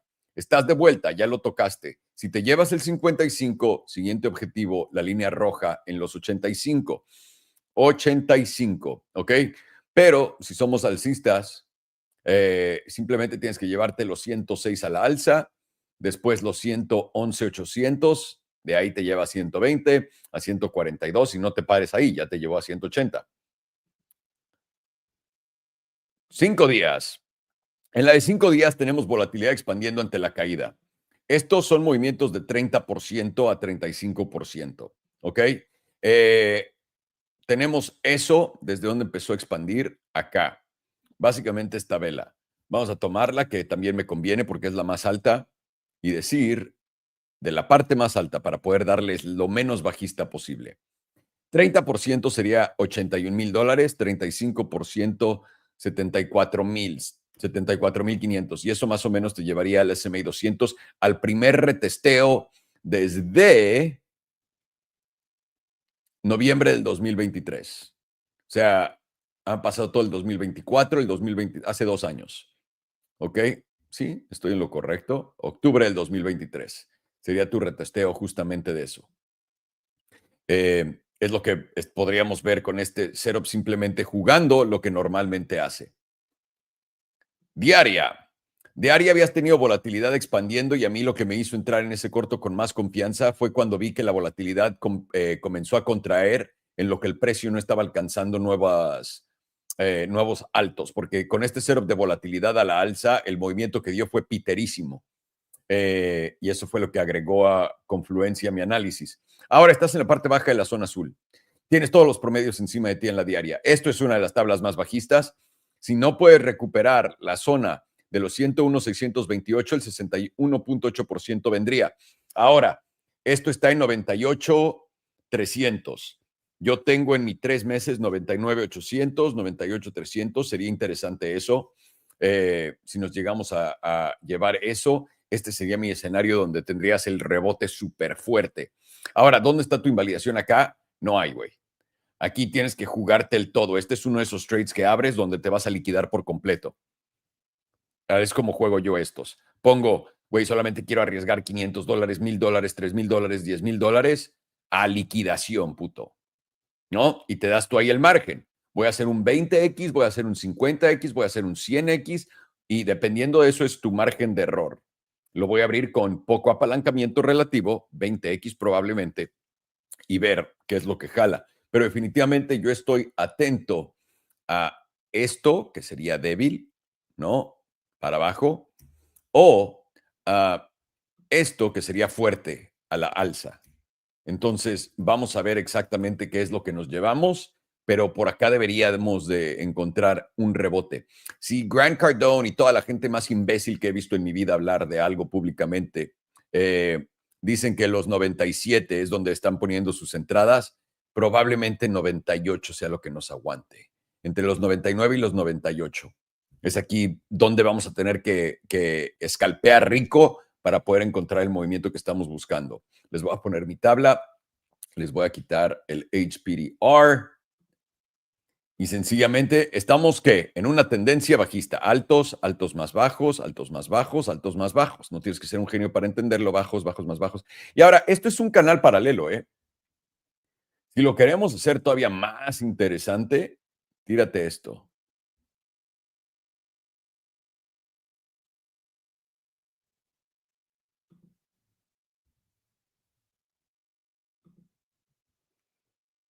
Me atrevería a... Un segundo. Ahí está.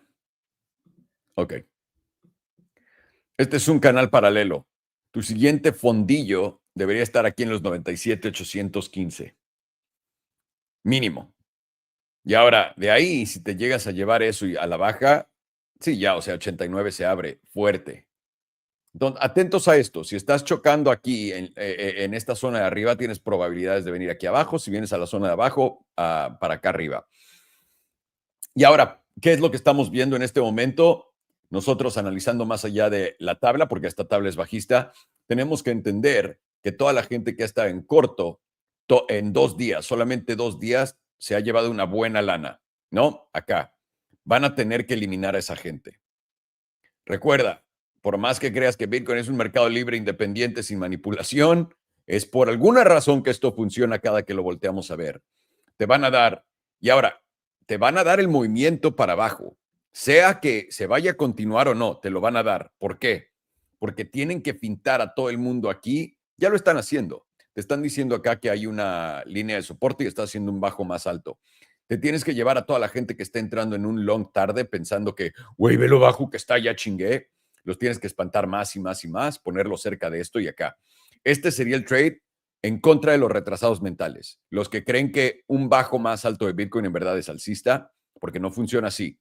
Y si te da el trade de los que tienen experiencia en Bitcoin, que va por acá abajo, aguanta la línea de los 97. Recuerda, tiene que aguantar nuestro rango. Es la primera cosa que tiene que respetar. Esto te daría un bounce mucho más fuerte y yo lo esperaría con mucha más fuerza este long, si me meto acá y no me lleva para abajo. Espero que eso sea claro para todos ustedes. No hay un corto acá. El único corto que existe el día de hoy está en los 106,300, mañana en los 105, en los 106 y pasado mañana en los 105,500. Son los únicos cortos que hay. Estando aquí abajo, lo mejor que puedes hacer, les voy a dar un tip de lo que yo hago. Meto mi trade, déjenme ver si tengo un exchange. No, no tengo ningún exchange abierto acá. Pero si quiero, imagínate esto. Normalmente la gente es desesperada y quiere abrir un trade instantáneamente en todos lados, ¿no?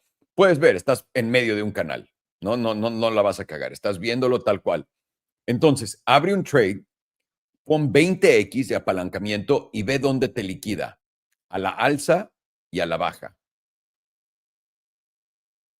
Esa es tu zona de entrada. En cualquiera de los dos. Si va para arriba, lo haces para abajo. Si va para abajo, lo haces para arriba. Eso es lo que yo hago. Es un hack gigantesco. Nunca se los he contado, pero funciona casi todas las veces. Porque estas son trampas. Meterte en cualquiera de estas velas son trampas. ¿No? A menos de que estés jugando muy corta temporalidad en tus trades. Entonces, esto continúa bajista. Solana, rapidísimo para que lo vean, continúa bajista, continúa en el canal a la baja, cruces plateados, lo mismo con Bitcoin. No hay de dónde tirarle un pedo. Habíamos visto, ¿cómo se llama? XRP, que güey, ya va a ser alcista y simplemente no lo hace. Entonces, pues sí, es para que vean, no está jalando tan bien. ¿Y qué? ¿Ya llegamos a altos históricos en Tesla? No. Ok. Lucy, para todos ustedes, les voy a dar mi trade de una vez para que no lo esperen. Es aquí abajo. Aquí abajo, pero aquí abajo son 13, ¿ok? Abajo de $13. Les voy a decir cuál es mi siguiente entrada. Cabrón. Espérame. Acá para que lo tengan. Esta es mi siguiente entrada en Lucid. Güey, qué chingón. Gracias por poner los memes. 13.69. Esta es mi siguiente entrada en Lucid. Solamente porque les estoy compartiendo para que lo tengan, ¿ok? Rivian, ya se los dije, tiene que romper, tiene que hacerme más de 100% para yo venderlo. Y ya vi al imbécil que se tragó toda la bajada la otra vez diciendo, este es el momento donde va a subir. Lo que me da más confluencia de que no. Entonces, me gustaría ver a Rivian continuar lo que hace todos los diciembres, ¿no? Que la gente cree que es algo nuevo. Noviembre, ¿no? Del 2024, acá, diciembre, bien, hasta enero es donde cae. Entonces, no me va a sorprender para nada ver esto hacer lo mismo. Lo único que quiero es poder llegar arriba de los $20 para poder sacarle más de 100% a mi trade y me largo. Y para todos ustedes que se pregunten, ¿pero qué no va a continuar subiendo? Nah, es mi opinión. Mi opinión. Tal cual como les prometí que iban a haber mejores entradas en Lucid. Ahí estamos. Por supuesto que está aguantando el mínimo ahorita para jugarle a todo el mundo ya hicimos fondo y comérsela entera. ¿Ok? Ahí lo tienen, damas y caballeros. Vamos con Alex. A ver, no sé qué vergas. Un segundo. Some Rivian. Ah, Rivian. Yes. The chart that does nothing ever. It's like Innovix, just stranges. Oh, yeah. Enovix is the daddy, though. Because Enovix has literally been just on the biggest fucking sideways move I've ever seen in my life. Rivian has been recently. But look at Enovix, dude. That's absolutely nuts. Enovix goes more sideways than Tether. Yeah, literally. Oh, Yep. that's great. So I'll always bring that up. But what's Rivian doing? Because going on the weekly, we were gauging this channel. We were gauging a move into November. And are we getting that move now? Well, maybe. It's really hard to say, though, when you're just in the midst of a 2-week close, and we know exactly how Rivian likes to act. It really loves to move up, wick up, and then before it closes, kind of sell off. I mean, if you just look at this chart, moves up, can't sustain any kind of reclaim, sells off. Moves up, can't sustain any reclaim, and sells off, puts in the top candle on the weekly before this closes, meaning open, up, was up 4.76% before the weekly closed. And so, yeah, no, Rivian is potentially breaking out, but you do have to be cautious here when you have these channels that have been going on for quite a while, since April 2024, which has been here. You have to be aware of maybe a fake out. And so the only way that you'll really get confirmation that this potentially is breaking out, in my opinion, is if you start closing 3 weekly closures above the EMA 100. That'll be my first major sign that, okay, yeah, perhaps something major is shifting on Rivian, something crazy. It's even insane to talk about a scenario like this because really it is hard for this to get bullish, just so everyone's aware. And maybe this weekly volatility is going to be actually what fires us off to the upside. Because remember, this weekly volatility is something really important. This was the lowest read you've ever had on Rivian's history. In the midst of a multi-year consolidation at the end of the channel. And so at least we can say this channel is somewhat accurate because you are getting that bullish reaction literally at the end of it. Doesn't make sense when you just keep extending these out. No, you should, look at the end. And so that could be your kind of timeline. That's why I was saying November. So you've moved up, but notice that into last week, you could not get a weekly EMA 100 reclaim. It's been a big spot, and you still have 2 days to go. Now, this is very precarious because you really could just either hold or dump. That's why I'm not really looking at the daily. I want to see where this weekly goes. This weekly either will give you a fake breakout here, leave a nasty wick. You hit that 1770 resistance, and now you can roll over. Or the weekly closes above that EMA 100. You start consolidating and holding this. This will really start looking like this 1770 region is not going to hold as resistance, and you're going to make your move up to $20. $20 is still a major spot for me. Let me double check that. That is where the weekly SMA 200 is. But also, $20 is the big spot. That's where you open the major range where you could potentially test $27.30 to $28.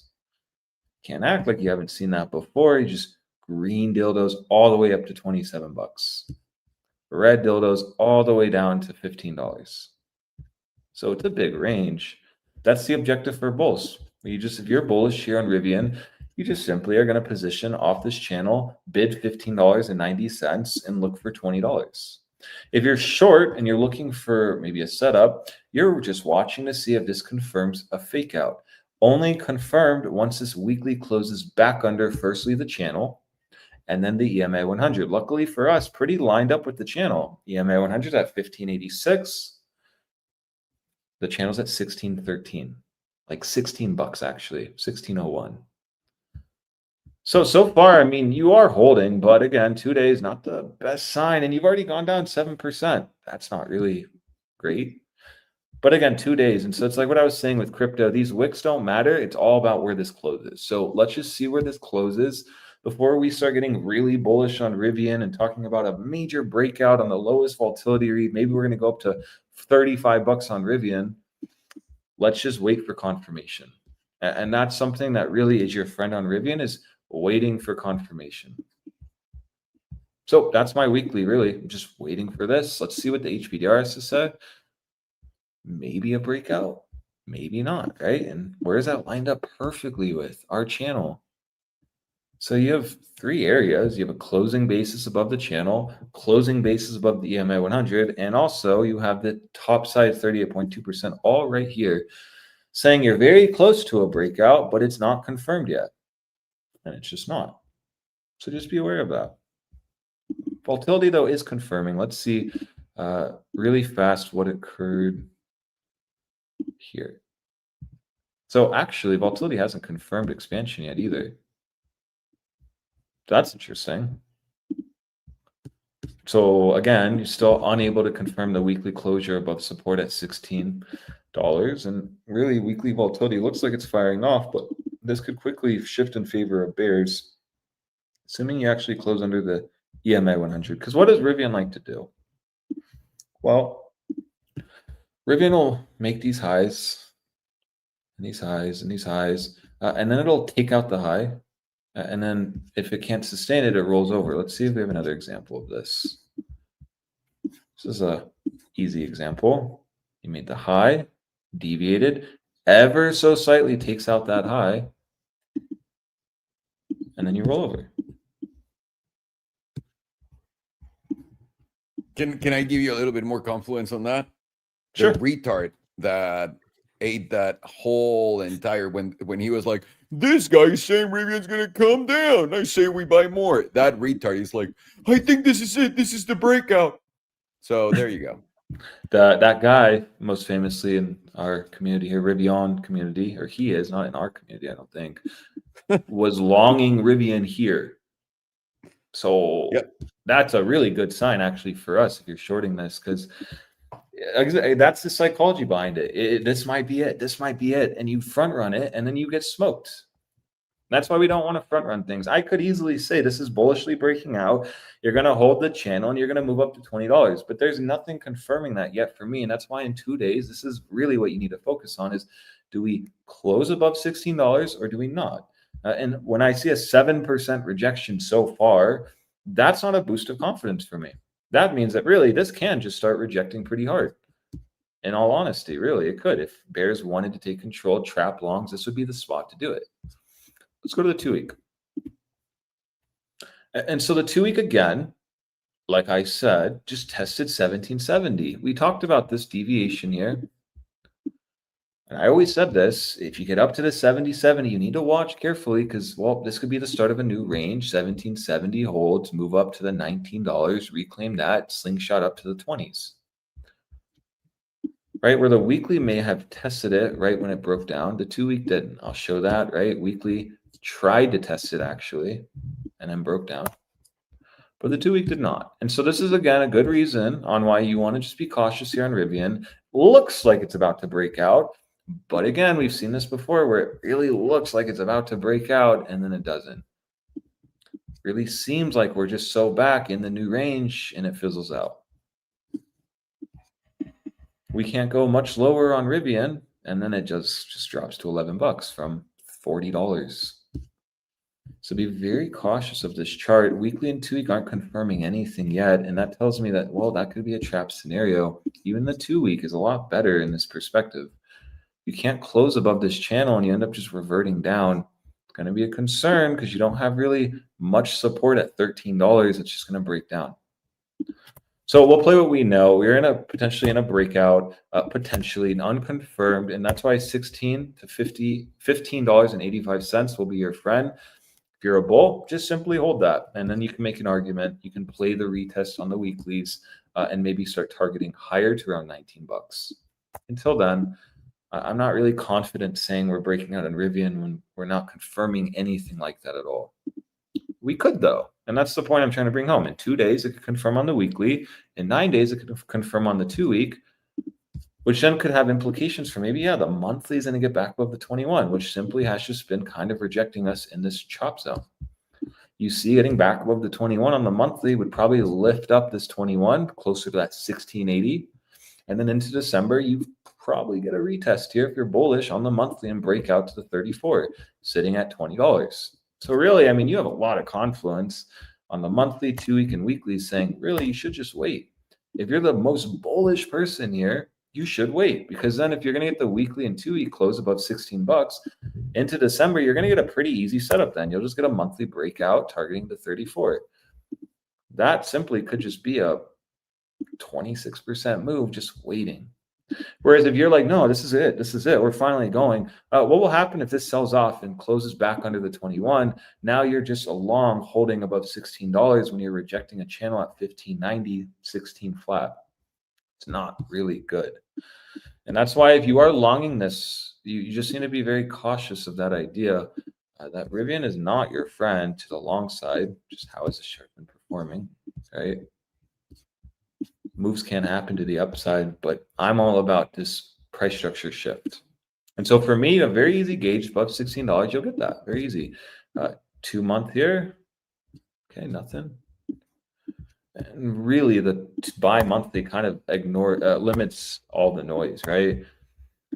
You're just slightly breaking out. You're still caught in between this range, though, right? Like 1093 resistance, 1770 resistance, and that's been holding for months. I mean, a year, basically. And so this is why really it doesn't make sense to just be max long Rivian for that breakout to 21. You could just wait. Just wait.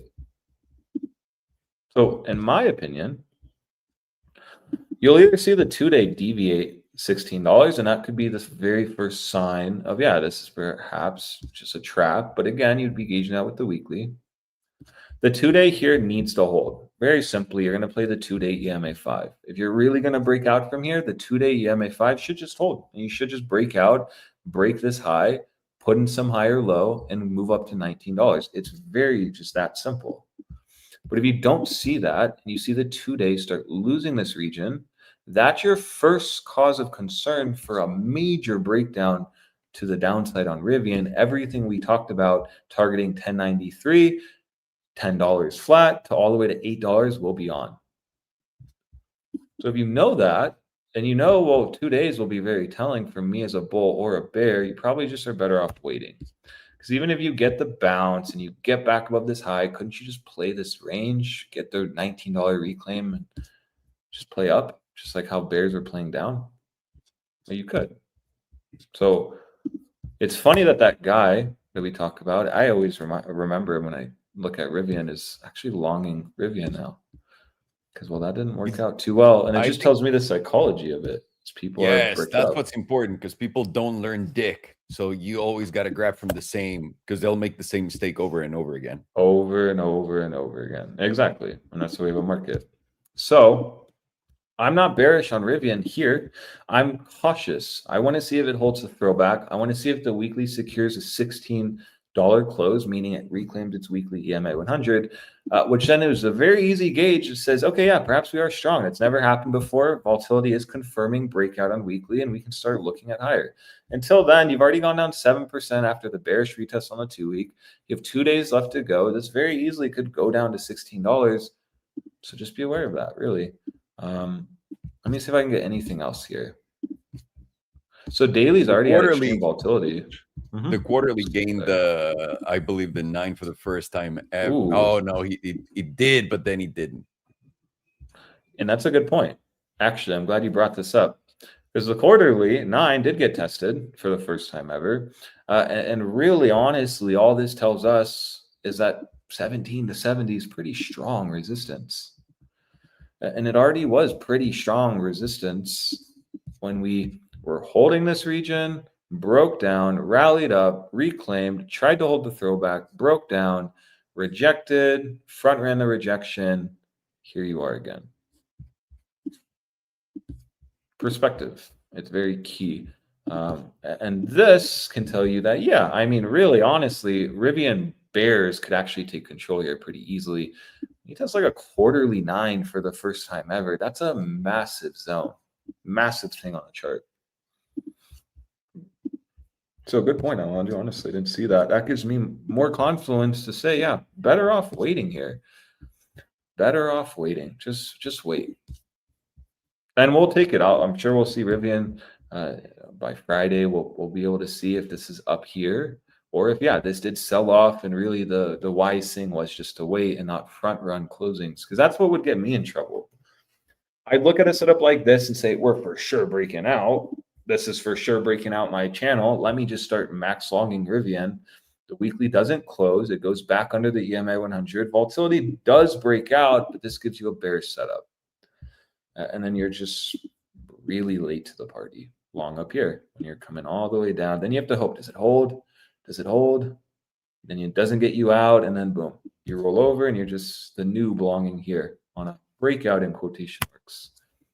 Now, I want to see if this is breaking out. I want to see what the Bollinger Bands look like. Okay, great. So now we have 4 areas of confluence right in that 1580 region that really we should see this weekly close above. But again, this is actually the Bollinger Bands really show what I'm trying to hit home, which is 2 to 3 closures above the weekly. You get 1, you're breaking out, we're so back, sells off. It looks like it's about to break out, sells off. Breaks above the upper band, springs, doesn't hold, breaks down. Same with this. Looks like it's about to break out. Remember, this was at one point a nice green candle. Looked like we were breaking out, and then it didn't. So lots of things on the weekly saying, just wait. And if we are going to hold the EMA 100, that's your long trigger. It's very easy. 2 to 3 closures into December, you break out to 20 bucks. Until then, just be cautious, everyone trading Rivian. And actually, really pay attention to $16. Because if you end up losing that, that could just be an easy short in itself. You're now shorting the extremity high. You have an easy stop loss based on a bi-weekly bearish retest. So you know, if this bearish retest is going to hold, you should not take out this high. And so once you actually get back under $16, I think it's a good time to short Rivian at least at like $13.90. But again, I'm not convinced this will hold. And rather, you could just take it to here. So there's always a trade up or down. For me, patience will pay. $16 is your friend if you're a bull. And bears are simply wanting to reject the weekly, trap bulls here, and get a breakdown into December, maybe January. Because again, this channel, when I have these channels here for a while, you often, at least with Bitcoin, get a fake out first. And it gets all those horny traders in before the real move. So just be aware of that. We'll see what this is like on Friday, maybe. And we'll actually see where the weekly is going to close. Because that'll be very, very, very important if you're trading this. So that's all I really have. We can talk about the daily holding it, but I'm not really looking at that. I want to just see if the daily will hold it. You get one more daily close above. There's your good weekly close. So, yeah. Anything else? Daily as a silver cross tells you that you could easily test 1560. So that's really good to know. If you're trying to max long this right now off the 5, you do have a daily silver cross. And that is at 1561. So even if you tested the daily silver cross and got under this channel and closed the daily under it, that would be concerning to me. With extreme reads on volatility.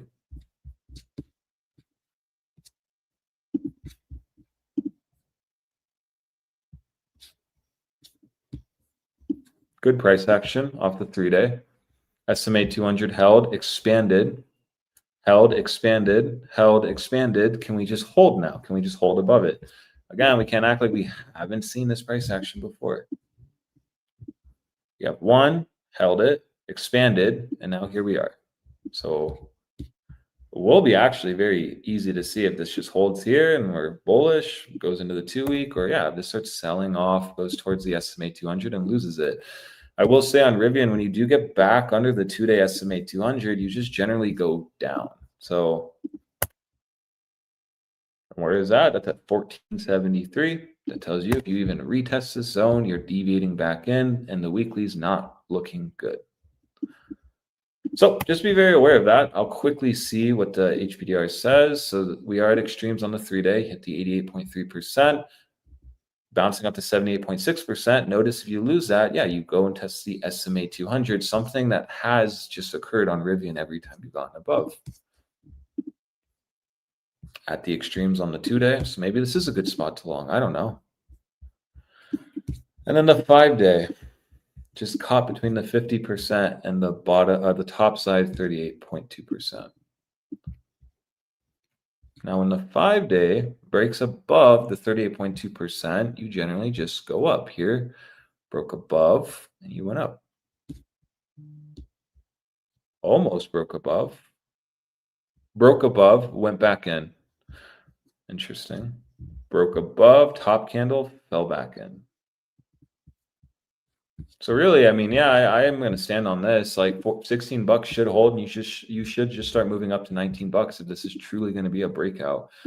And if you start seeing $16 get lost, and yeah, that's your really cause of concern. And most likely, it's not breaking out. This was a massive bull trap, and the quarterly is just going to take control here, which is not what you want as a bull. You don't want the quarterly to reject the 9. You have 1 month to go. So that gives you confluence. If this does reject the 9 into this quarterly, the quarterly could turn pretty nasty before December, or I guess January. So 3, 6, 9 of green. It's pretty good. So that's all I have on Rivian. I'd be very cautious here. If you're going to catch and call for a breakout, then at very minimum, just wait for the weekly. Until then, I'm not recommending anyone longing Rivian here.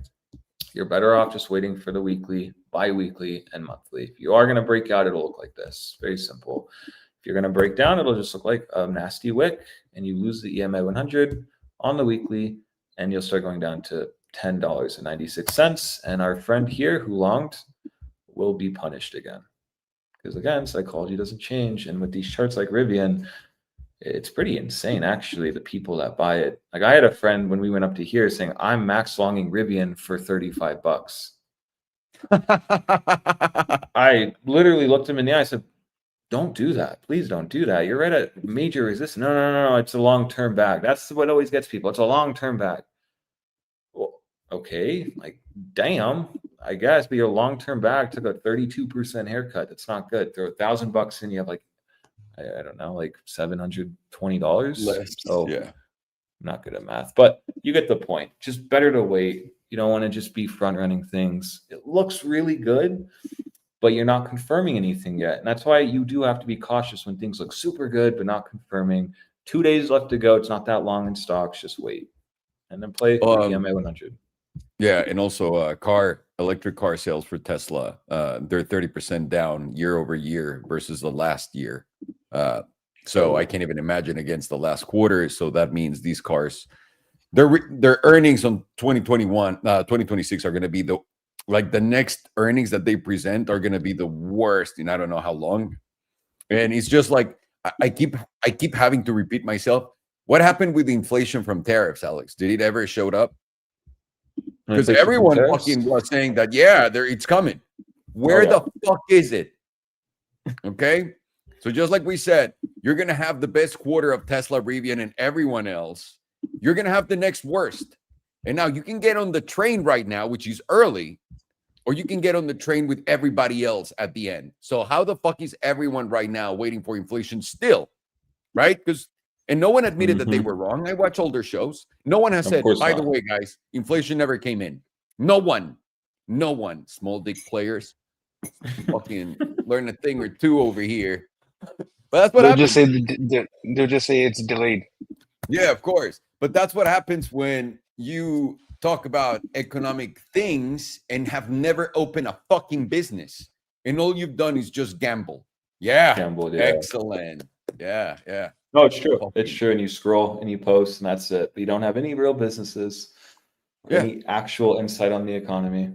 You don't understand how businesses work, cycles. You don't understand how to look at other types of businesses in a different way. Like none of that. So those are the people giving everyone advice right now. So I hope you all enjoy it.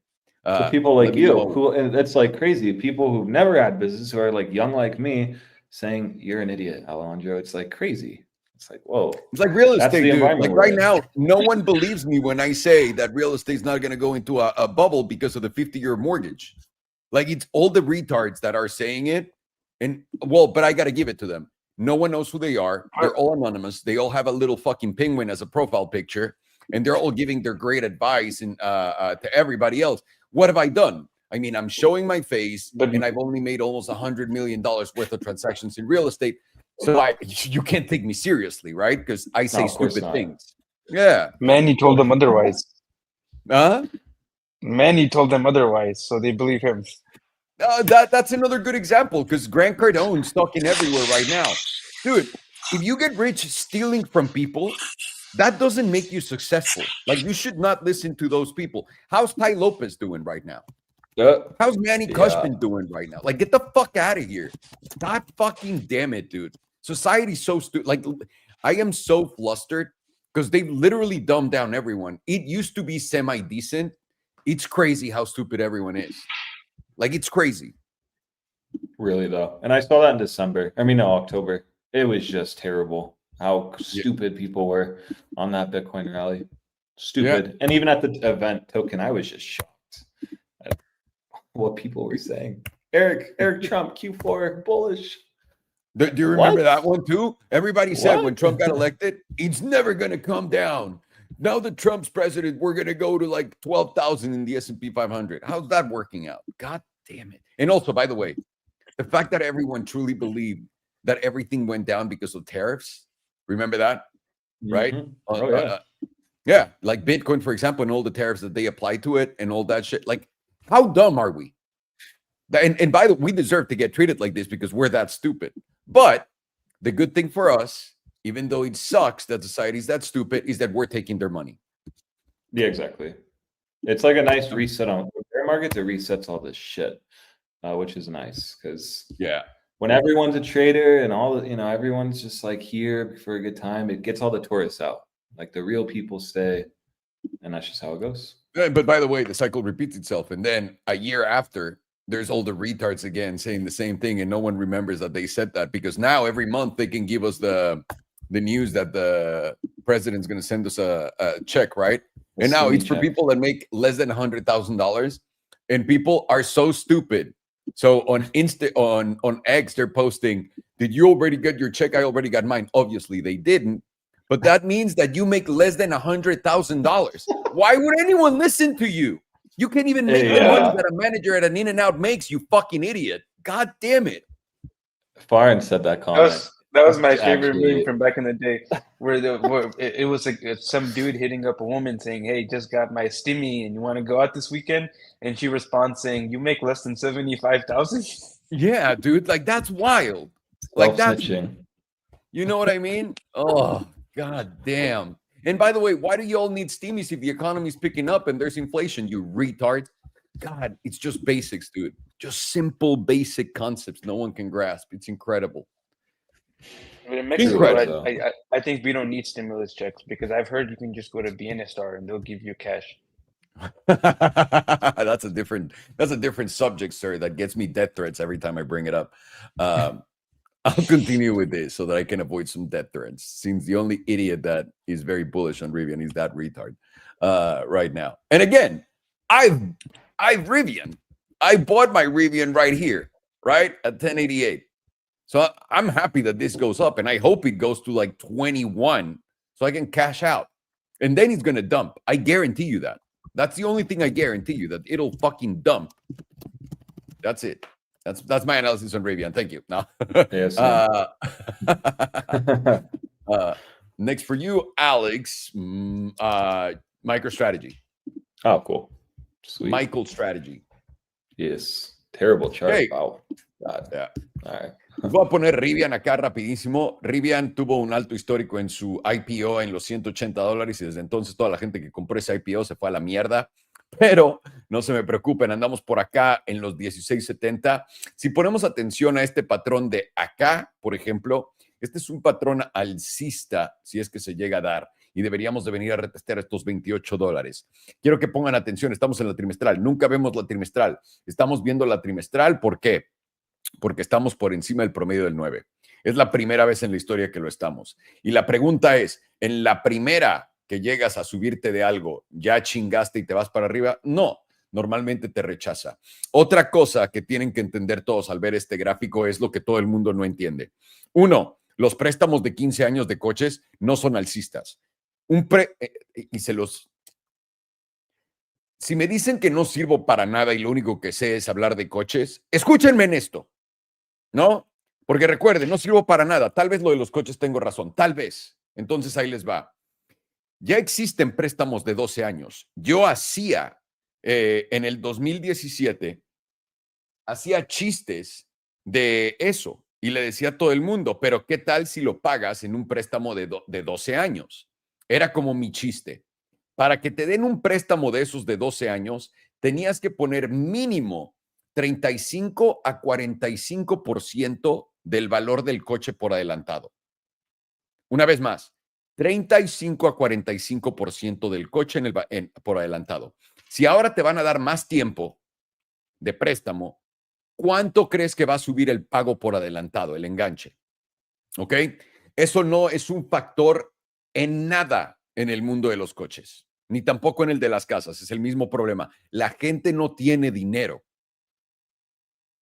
Punto. ¿Ok? Tesla ya, hasta este momento, de simplemente de septiembre 20 hasta ahorita, está 30% abajo año con año en lo que vendió el año pasado. Olvídate de lo que hicieron el mes pasado. El bajón en los resultados va a ser una mamada. Lo mismo va a ocurrir con Rivian. Otra cosa que quiero que entiendan. Yo estoy dentro de Rivian. Tengo Rivian en 1080 de acá, de abril del 2025. Acá. Estoy acá. Lo que yo quiero es que Rivian llegue a esta zona. Ese es mi sueño mojado. ¿Ok? ¿Por qué? Porque esto nos va a hacer alcistas. No, porque voy a vender. Porque voy a vender como lo hice con Tesla, porque va a regresar para abajo. ¿Por qué va a regresar para abajo, Alejandro, si hay inflación? ¿Cómo va todo eso, por cierto? Ya no les pregunto y ya no mamo en eso, pero ¿cómo va la gente que dijo que iba a haber inflación otra vez? Cuando entran a tiendas y hay descuentos, ¿qué pasa? ¿Cuál es la justificación? Y alguno de esos imbéciles que dijo, va a haber inflación otra vez. Alguno de ellos ya dijo, güey, ya la neta no llegó la inflación. No, viene de vuelta. Ahora viene por las casas, por los préstamos de 50 años, ¿no? Que ya les dije, es imposible. Lo mismo con los coches 15 años, ¿no?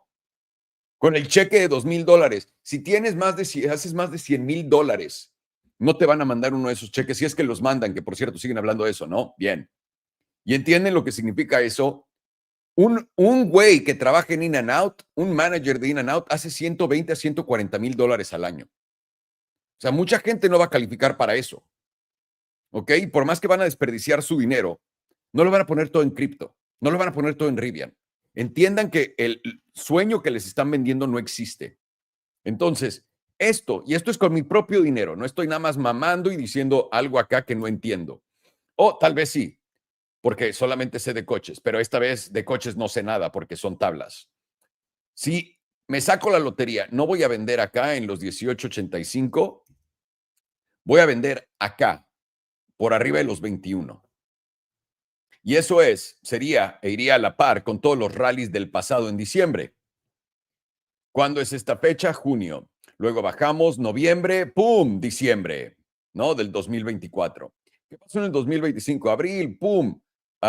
Estamos acá en mayo, luego caemos, septiembre, octubre, noviembre, ahí viene diciembre para acá, ¿no? Eso fue el 2024. ¿Dónde está el 2023?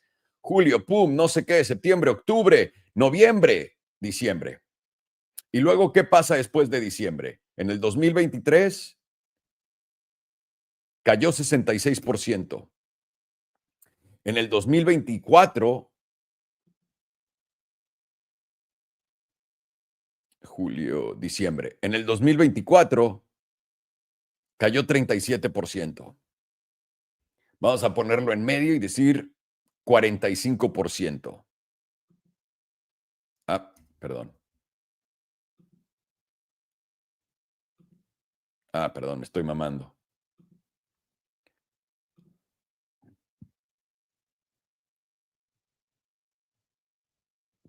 Justamente a los $12. Y eso sí te da algo normal, que de nuevo, están teniendo el peor mes de su historia moderna todas estas empresas. Que una vez más, no me creyeron cuando les dije que íbamos a tener el mejor mes de todas estas empresas. No. Pero ya que llegó, era obvio. Y ahora les he dicho desde antes de que acabara ese trimestre que este va a ser el peor. Pero no lo creas, espérate hasta que acabe. Otra cosa de confluencia que yo uso en mis análisis, y sé que suena pendejo, es la gente nunca aprende nada. El mismo güey que aquí, literalmente aquí, dijo que ya Rivian iba a reventar a la alza, está aquí diciendo que this is it, va a volver a reventar a la alza. Ahora, estoy esperando esto. Esto es lo que estoy esperando. ¿Me va a dar tiempo y me lo van a dar? No sé. Ya estoy posicionado, estoy esperando. No voy a agregar, no voy a hacer nada. Tú quieres entrarle a este pedo, entiende una cosa, rechazo, rechazo. Primera vez que brincas el EMA 100, el promedio del 100 en la semanal. En la de 2 semanas, nunca siquiera habías tocado el promedio del 55. Y aquí estás. ¿Ok? En la mensual, nunca habías estado por arriba del 21. Y ahí estás. Me estás diciendo que de la nada, por primera vez, todo esto se va a trepar en todo eso y se va a ir al cielo. ¿Por qué? Güey, es que van a vender el R2. Bla, bla, bla, bla, bla, bla. Lo mismo pasó con Tesla. Hasta que de verdad no salió al mercado y tuvo los números que tuvo, no subió el precio. Entonces, ¿cuál es la jugada ahorita con Rivian? La jugada con Rivian ahorita es, si quieres entrar en un corto plazo, en un trade de corto plazo, esto debería de aguantar y subir. Acá, en esta línea que viene desde acá. Desde el punto de julio del 2024, conectando con los altos de mayo del 2025, esto es lo que debe de aguantar para subir. Si te llegas a llevar esto y caes acá, esto va otra vez para abajo rápido. ¿Ok? Y no quieres estar ahí. Simplemente, lo único que tienes que hacer para participar en esto, si tienes ganas de un trade en corto plazo, es esperar el retesteo de esta zona, de los 16-18. A 16-20, pongámosle, ¿no? 16-20. Eso es lo que debería de aguantar, porque además tienes confluencia con este tope. Lo puedes ver acá. Puedes ver acá que esto fue el SFP de arriba. Puedes ver que es lo mismo acá. 16-16 es lo que debe de aguantar. Si 16-16 no aguanta y caes, este fue tu SFP. Y normalmente cuando tienes un SFP, ¿qué pasa? Más a la baja. Y no voy a decir que estaríamos mal, porque esto literalmente va en esa tendencia. Ya les dije dónde estaría el a la baja y dónde estaría el a la alza. Una vez más, para mí, lo único que me importa es poder doblar mi dinero en menos de un año en todas mis operaciones, ¿no? Que son pocas, pero son lo que yo pienso es seguro para mí. Entonces, eso no pasa para mí hasta el 21. Y yo les había dicho antes, la jugada más miserable que puede hacerle Rivian a todo el mundo es subir acá, ni siquiera tocar esto, y acá, ya que todo el mundo dijo, nos vamos a 30, irse a la verga. Esa sería la jugada maestra. Y con todo y esto, ¿me voy a deshacer de mi posición de Rivian ya que pase el 100% en ganancias? Sí. Porque de verdad no veo cómo carajos esto va a subir antes de bajar. Ahí lo tienen, eso es Rivian, damas y caballeros. Vámonos, Mr. Farhano, with what? CR, Celsius. Celsius. Oh, Yeah, it's the best drink of all time. delicious. Very hydrating. Very hydrating. It definitely doesn't make you more thirsty the more you drink it. Not at all. Nope, nope.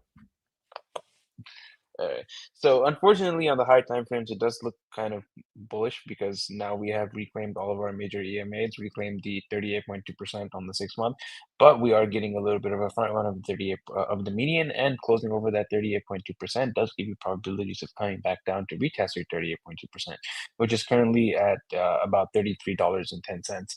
That is from our current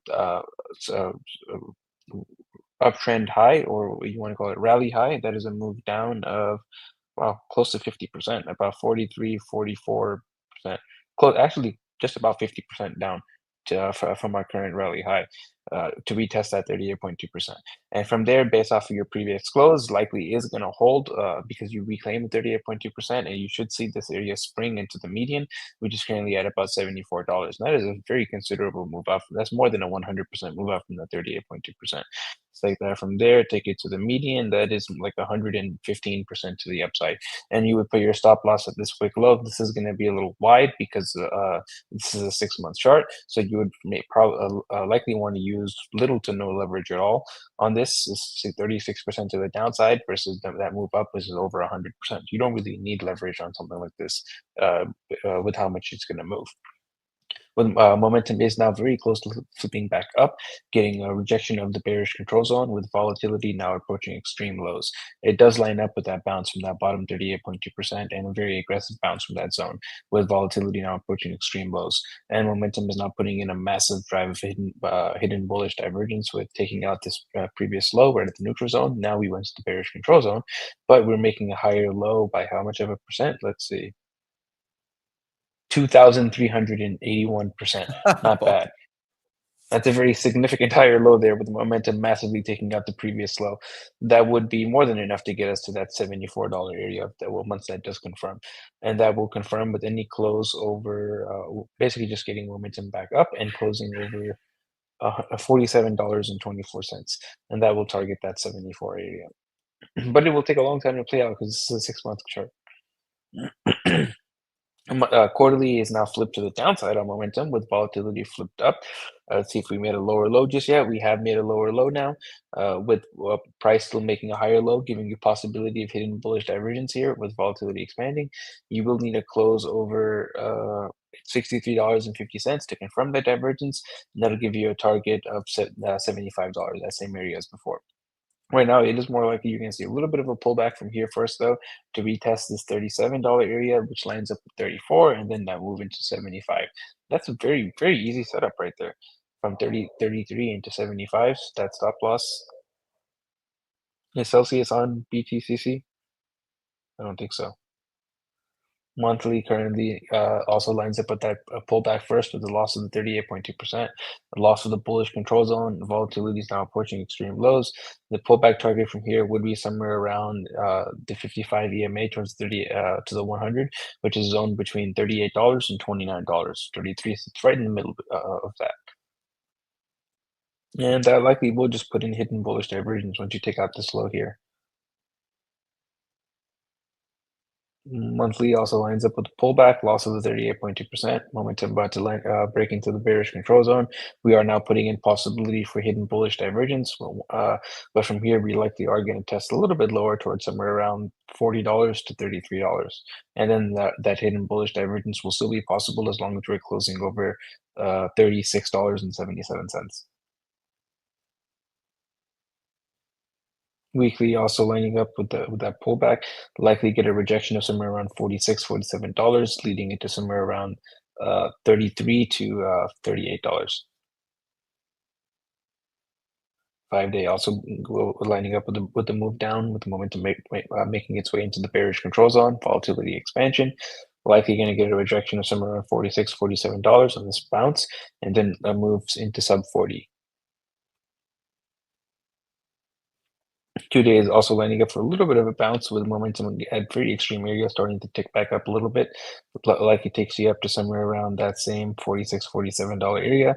The 100 EMA would be 48, so let's say somewhere between 46 and 48. And likely it's going to be just a rejection of this 100 and this 5 EMA before you go lower, and that'll give time for the HPD ranges to step down. Daily now starting to flip back up, getting over the moving average, holding over your 200 SMA.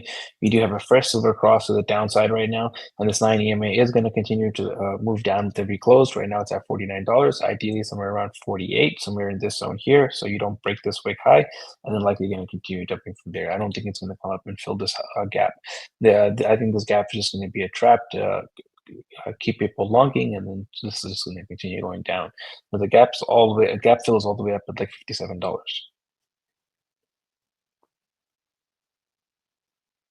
For our 38.2% is now caught up with price lining up with a little bit of a bounce in the zone, with momentum now flipping back up, getting out of the bearish control zone, and now you're getting a God mode buy signal on the jewel with volatility at extreme lows. Lines up with continuation on this bounce somewhere around that same $47, $48 zone. And I do think there's a high probability of a rejection in that area.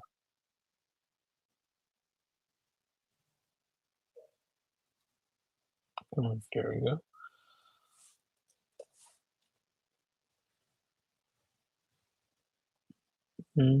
We're now, let's Zoom in, putting in possibility for hidden bullish divergence here on the 6 month, but we do need to close over about $47.24 to confirm that. That'll give us an easy target of the critical zone, which is currently sitting at about $100, 104. Quarterly is already confirmed 3 drives of hidden bullish divergence.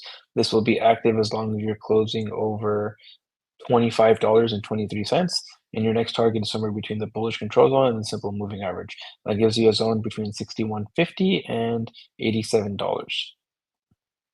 Lines up with that $70-ish zone. Monthly, nothing there. 2-week currently has active bearish divergence. This will be active as long as you're closing below $64.14. Lines up with that pullback from here. And your next target is going to be the neutral zone, which currently sits at about $36.77. Lines up very, very well with that $36 to $38 target. Weekly also has bearish divergence. Next target will be the bearish control zone. It's at $38. Nice. 5-day also has bearish divergence. Bearish control zone sits at $36.49. Nice area. 3-day also has multiple drives of bearish divergence. Next target is the critical zone. This will update. Right now it's at $12. I don't think it goes that low. 2-day also has bearish divergence. Next target is the critical zone. This will also update. It's currently at $22.57. Nothing on the daily. 4 hours putting in some bullish divergence. Lines up with somewhere around $46 to $48. Go a little lower. 2 hours also now confirmed bullish divergence. That gives you a target of the bullish control zone, which is at about $48.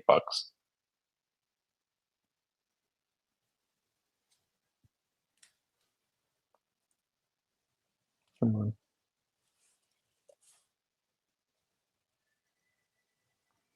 6 month is flipped to the downside currently, and it will remain flipped down as long as you're closing below $92.61 with volatility at the lowest level ever. Quarterly is also flipped to the downside, but it's very close to flipping back up, with quarterly putting in bullish divergence, and it will flip up as long as you close over $45.67. And this will confirm hidden bullish divergence on the stochastic, whereas on the RSI it's already confirmed. And that gives us that move up into $70-ish, which already is confirmed on the RSI. On the monthly, you're currently flipped up and you're breaking into the bullish control zone with volatility expansion, and you will remain flipped up as long as you're closing over $34.25. Interesting. So coming down to this area will just be a test of the monthly pivot. 2-week is currently flipped to the downside, lining up with the idea of the pullback from here, and you will be flipped down as long as you're closing below 63.42. And now you're putting in possibility of hitting bullish divergence on the 2-week. Weekly is currently flipped to the downside with a derp of death and with volatility expansion from extreme lows, and you will be flipped down as long as you're closing below 61.76.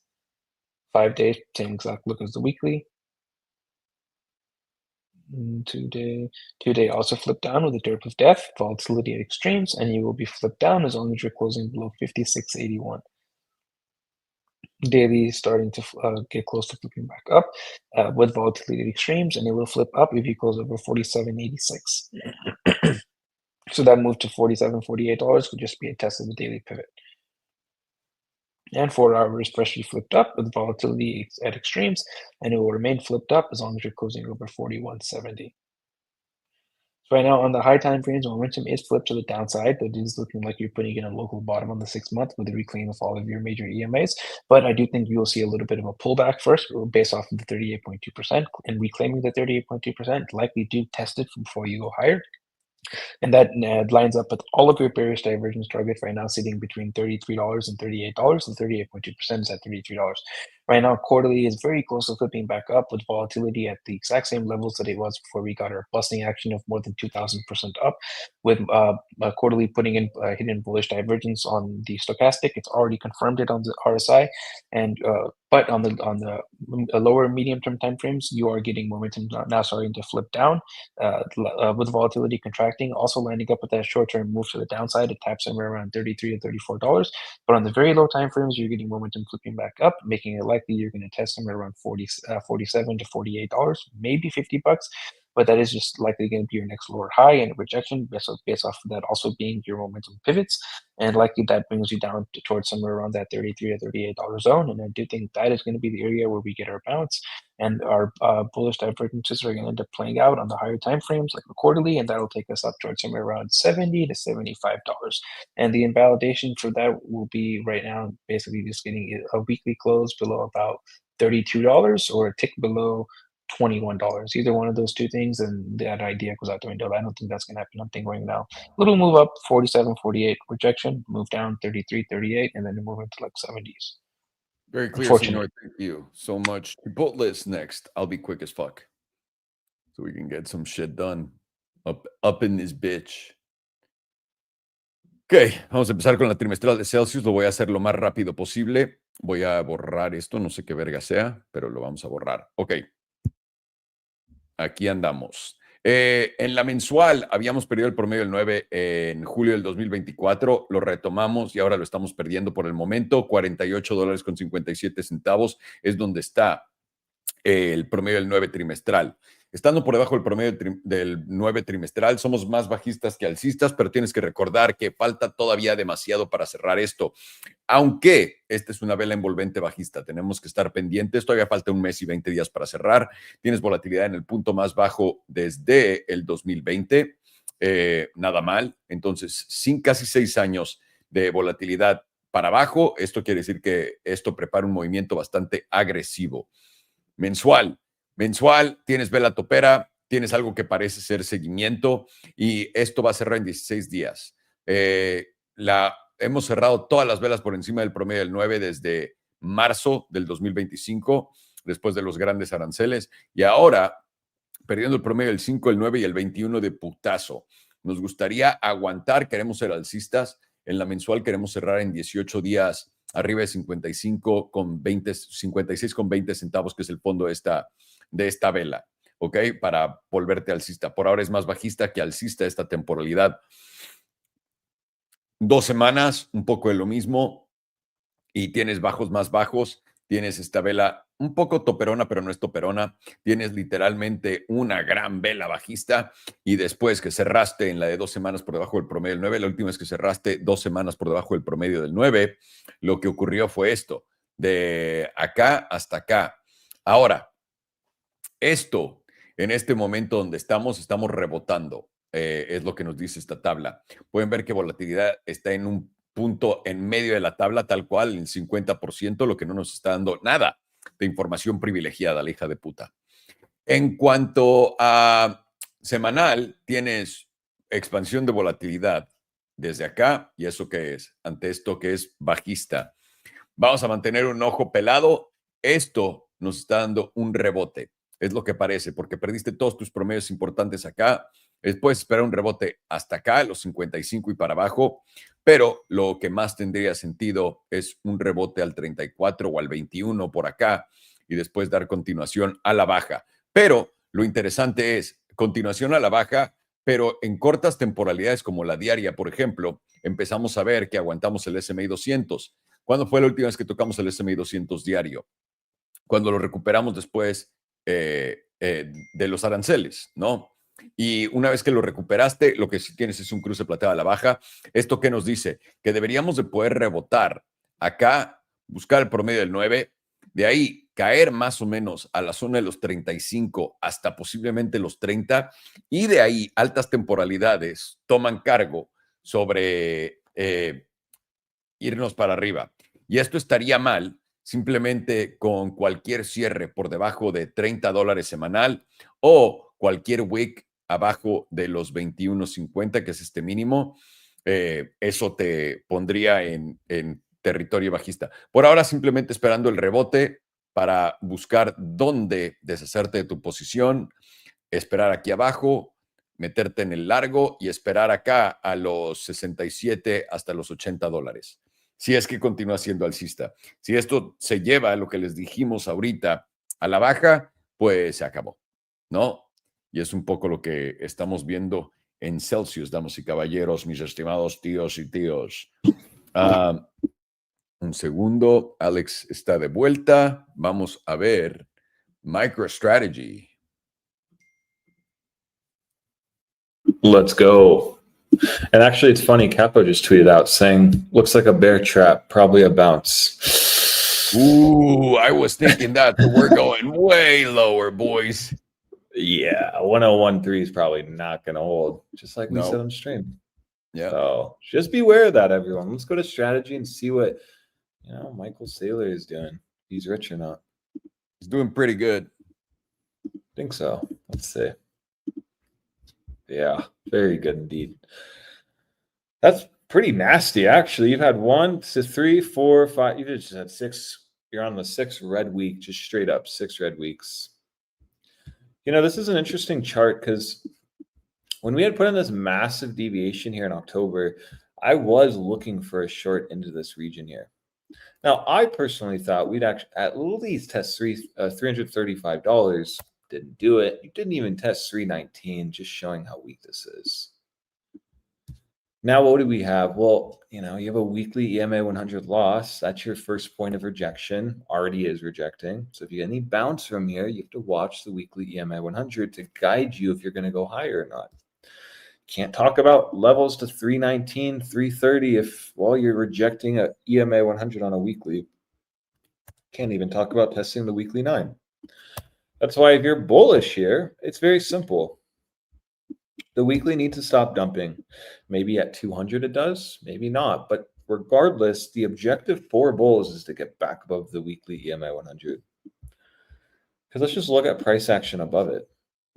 Very good price action above it. What about price action below it? Let's see. Not good. Right, and you potentially are just in the midst of this right now. Right, even despite you going down, rallying up, losing that EMA 100, pay attention here. Rallies up to the EMA 100 is resistance once lost, leading to really a major dump down of 70% in less than a month. So when we look at strategy now, that's what you freshly have gotten, even in the midst of currently 6 red, so 5 confirmed red candles on the weekly. Still tells you this can go a lot lower. And that's unfortunate for bulls because you would have expected some reaction at that weekly EMA 100. I would have even said a reaction. And I guess you got it a little bit. But look at it. I mean, you haven't tested it here since you broke out in October. So the beginning of the bull market, you reverted all the way down. And I will say you did get some reaction, I guess. Just give bulls some benefit of the doubt. It did bounce 3.5%. But now the issue is this is just in a massive range. And the next target is 199. You're going to just be in a gray zone at this point until you reach at least 199, 200 psychological number. The idea is that you just flip March 2024's high into support. Let me go to the monthly. It's like epically terrible on strategy.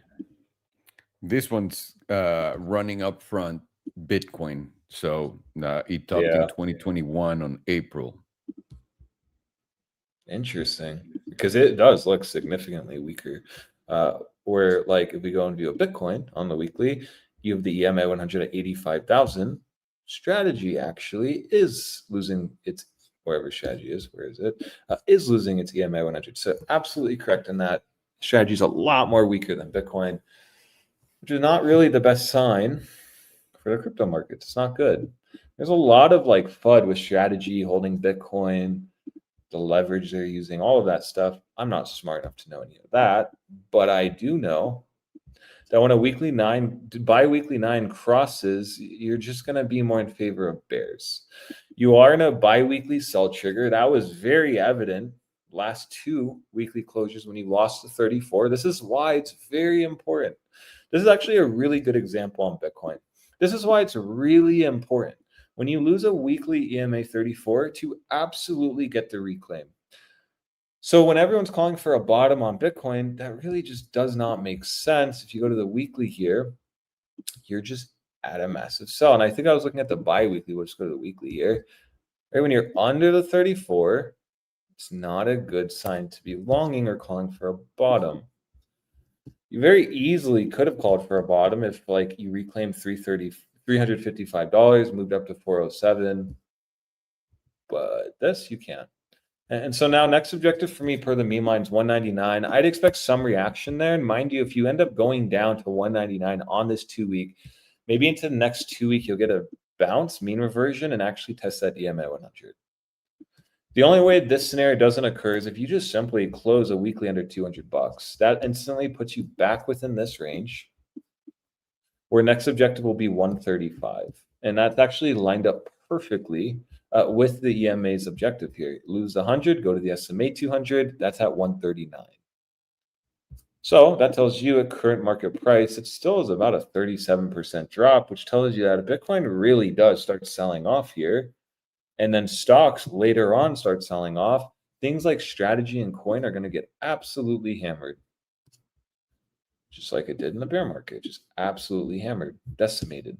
80 all the way down to what? It was like 13 bucks. Terrible. 85% drop.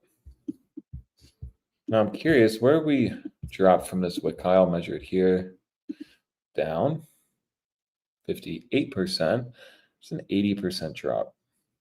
So 75% to the weekly SMA 200. But the 80% takes you to around that $82 region. So then you would be just simply flipping 2021 cycle highs into support, very similar to what we want on Bitcoin. Where Bitcoin is at 69K, unfortunately, strategy, let's see here, 2021 cycle high is at $131.50, pretty much lined up with that weekly SMA 200. So I'd be, it's very hard to be shorting this now. You're in the gray zone. Where are you going to short on the weekly? And that's why really, if you're going to be talking about upside, then you're just watching the EMA 100 to get reclaimed. Bullish reclaim to expansion. And if you're trying to short, you just need to play the EMA 100 on the weekly. Very simple. It's just a very simple thing. We saw this work well, deviated, rejected, and then follow through. So this short's not very complicated. It's just a little hard because if you're trying to position, well, there's no positioning here quite yet, unfortunately.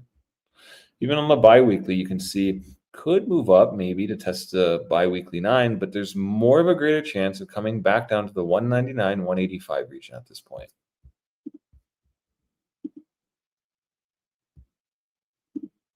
Do you want to know when? Do you want to know when the best time to buy strategy is? When is that? When every single person out there is saying that they're going to margin call them. Until then, you don't buy it. You don't buy it. And if he's going to get margin call and he's going to lose everything, he's going to do it one day without anyone knowing. And that'll be a black swan, for example. So if you start hearing, oh, they're going to liquidate Michael Saylor, that's when you want to buy this shit. Good point on that. Yeah, all of a sudden you'll see the price of Bitcoin crashing like 20%, 25% for no unexplained reason. And then after a few days or maybe a few weeks, they'll put out the notice. Not in a few days, honestly. Yeah, or, no, people will catch on to it. Yeah, and that's the thing. Like, let's just play what we know, okay? We have a high, higher low, lower high, lower low. So it's a little tricky. I don't think that it's worth shorting strategy here at all. I think rather you should just be waiting for 199, look for a mean reversion bounce, and perhaps you do get a bigger bounce from there. You maybe can test up to these highs. Maybe the monthly 21 reaches that. I just have to play what we know. And so the 21 was holding as support. That's my first zone on the rejection, 260s. Now, what could that look like on a weekly? Oh, so yeah, right there, the EMA 100. How funny. So it seems to me like no trade zone for shorts. If you missed it, you missed it. Better to wait for 199. Mean reversion, bounce it to lower high. Maybe you test this area. If this takes 1 or 2 weeks, the weekly 9 will move closer to that EMA 100, giving you more confluence that, yeah, that could be the next spot for the major lower high to form there. 2 week also has a volatility set up to the downside. Yeah, and so the 2 week's a little more tricky because the weekly does. The 2 week, it's just expanding, but I don't see a setup on the 2 week. Maybe you think the weekly? Well, no. I'm saying with expansion. You're absolutely right. Sorry. No, and so like the 2 week is still though prime, like it's moving up, it's mature. Yeah. You don't have a setup, but it's above 50% above the moving average. Implications for this one though, because well, this is firing off, and that's why it really is harder if you're longing this. Because well, what I said on Bitcoin applies to this. When you get these higher time frame BBWP setups firing off, you just don't get the biggest mean reversion bounces. And it's interesting because even here, in the midst of this move, you didn't have a weekly volatility setup firing off.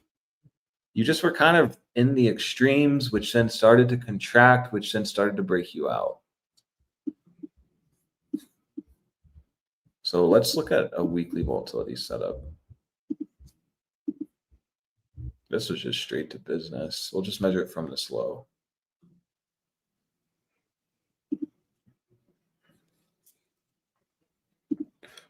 This is about 30% move. Let's see how much we moved from expansion on the weekly.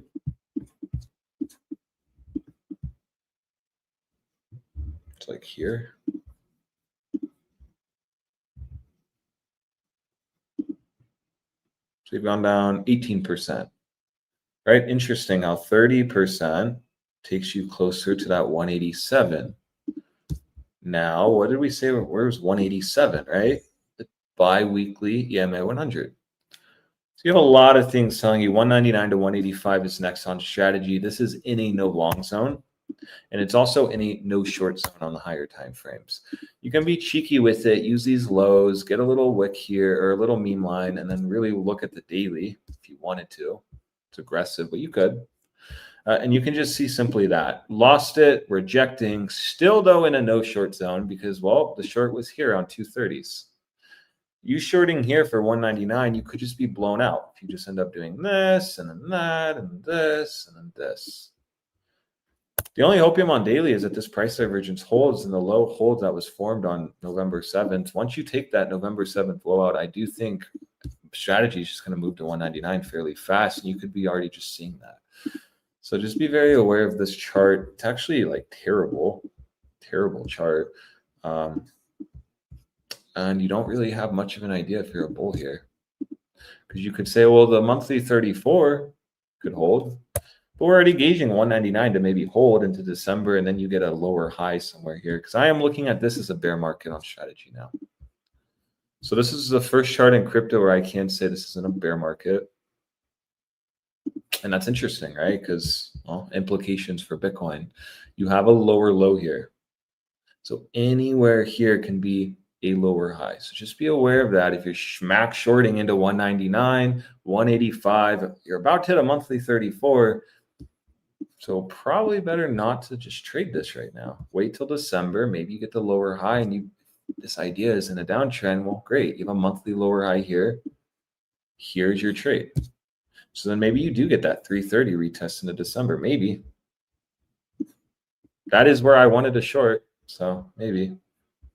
But regardless, it doesn't mean we're so back. It just means you're very close to a bounce zone. That bounce zone could just give you a lower high. We know this, and we don't short into lower lows. It's very simple. So until you get a bounce, you're just now watching the weekly EMA 100. That'll be your friend. Get back above the weekly EMA 100. That's your trigger that you're going to go to 130s. No, not 130s, 330s. My apologies. Till then, though, that's the first spot of resistance. So you haven't even tested it. If you move up into it, you got to watch that zone very carefully. Just be aware, though, you've had consistent red on the weekly. And so if you do get a bounce, it should not surprise you anywhere in here. I won't be surprised. I'll be like, oh, okay, cool. You're just making your lower high. Nothing crazy. Now, let me see if we have any kind of silver cross in the higher time frame. Maybe the weekly. Very close to a weekly silver cross, which can give you confluence. If this does cross, yeah, you could easily get a bounce up to that weekly 9. If it keeps moving down closer to the EMA 100, there's your confluence. That's a big short zone. But until then, I mean, hey, this could retest the silver cross. You have, weekly downtrend, that move up, that's your lower high and your silver cross retest. So perspective is key with these charts. It's not going to be free lunch. This has been basically free lunch for shorts. Kind of regret just not max shorting strategy, honestly. But it's fine. Now that we have a monthly trend shift confirmed, This makes it very easy to play. All you have to do now is wait, sit on your hands. Don't short the extremity low. Wait for the monthly. If you lose the monthly EMA 34, okay, you could start shorting into this 200 region. But until then, never wise to short into a lower low, and that's what we have on a monthly. So into December, I'd gauge a move up to the 300s. Maybe you do get a Santa rally into December then, maybe. But that should just put bearish structure. Ideally, October's wick high holds, and that's it. If you're just going off those ideas, then anywhere here's opportunity, and you could potentially get a pretty juicy short here, something like this. So it's like, okay, low leverage trading it. I just got to get short as close to this high as possible. But, right, so you're taking a 9, almost 10% loss, but you can potentially profit on this trade 58%. So it's like, you know, the risk reward is there. It's just a shit chart. It's just like one of those shit coins that moves insane. Just be aware of that. But this would be playing monthly downtrend. So just be aware of that. Anything else I could say on this very beautiful chart we have? Really, honestly, crazy how much this sold down. And actually, it's just pretty dramatic, pretty disastrous. This is a 30% quarterly candle, pretty terrible.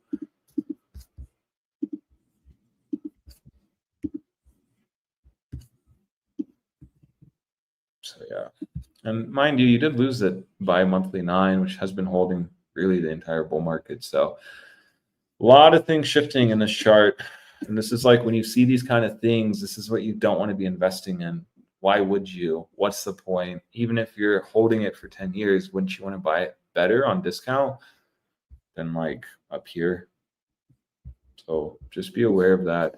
When charts are in bear markets, I just don't buy them until you get like an extremity low. That could be $80. That could be $140. We just won't know until we know.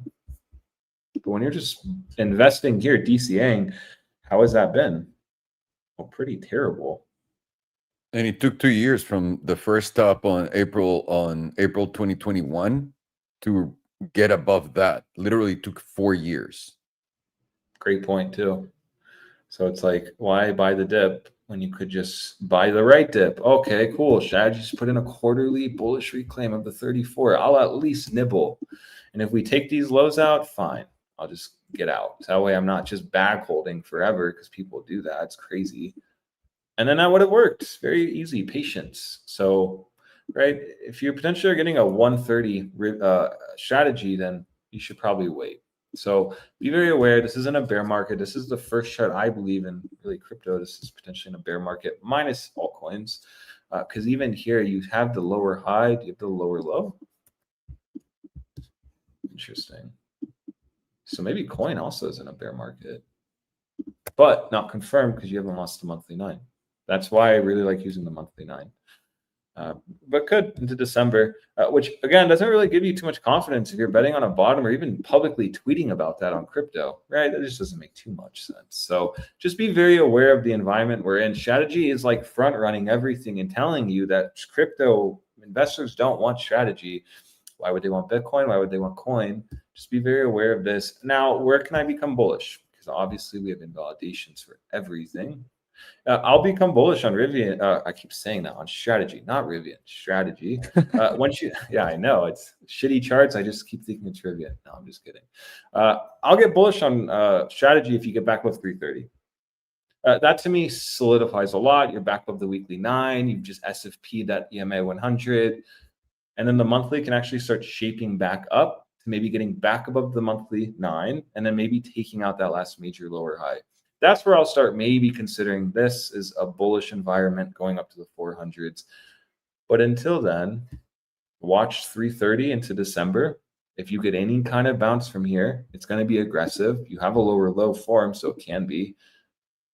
But like if it bounces 60%, that's still not going to change anything for me. So it's all about where it closes and if it takes out October's high. Under October's high, now bears have an easy gauge on where to short.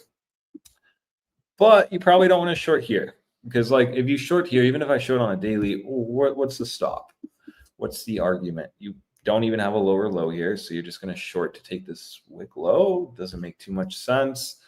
You could argue, well, maybe lower highs.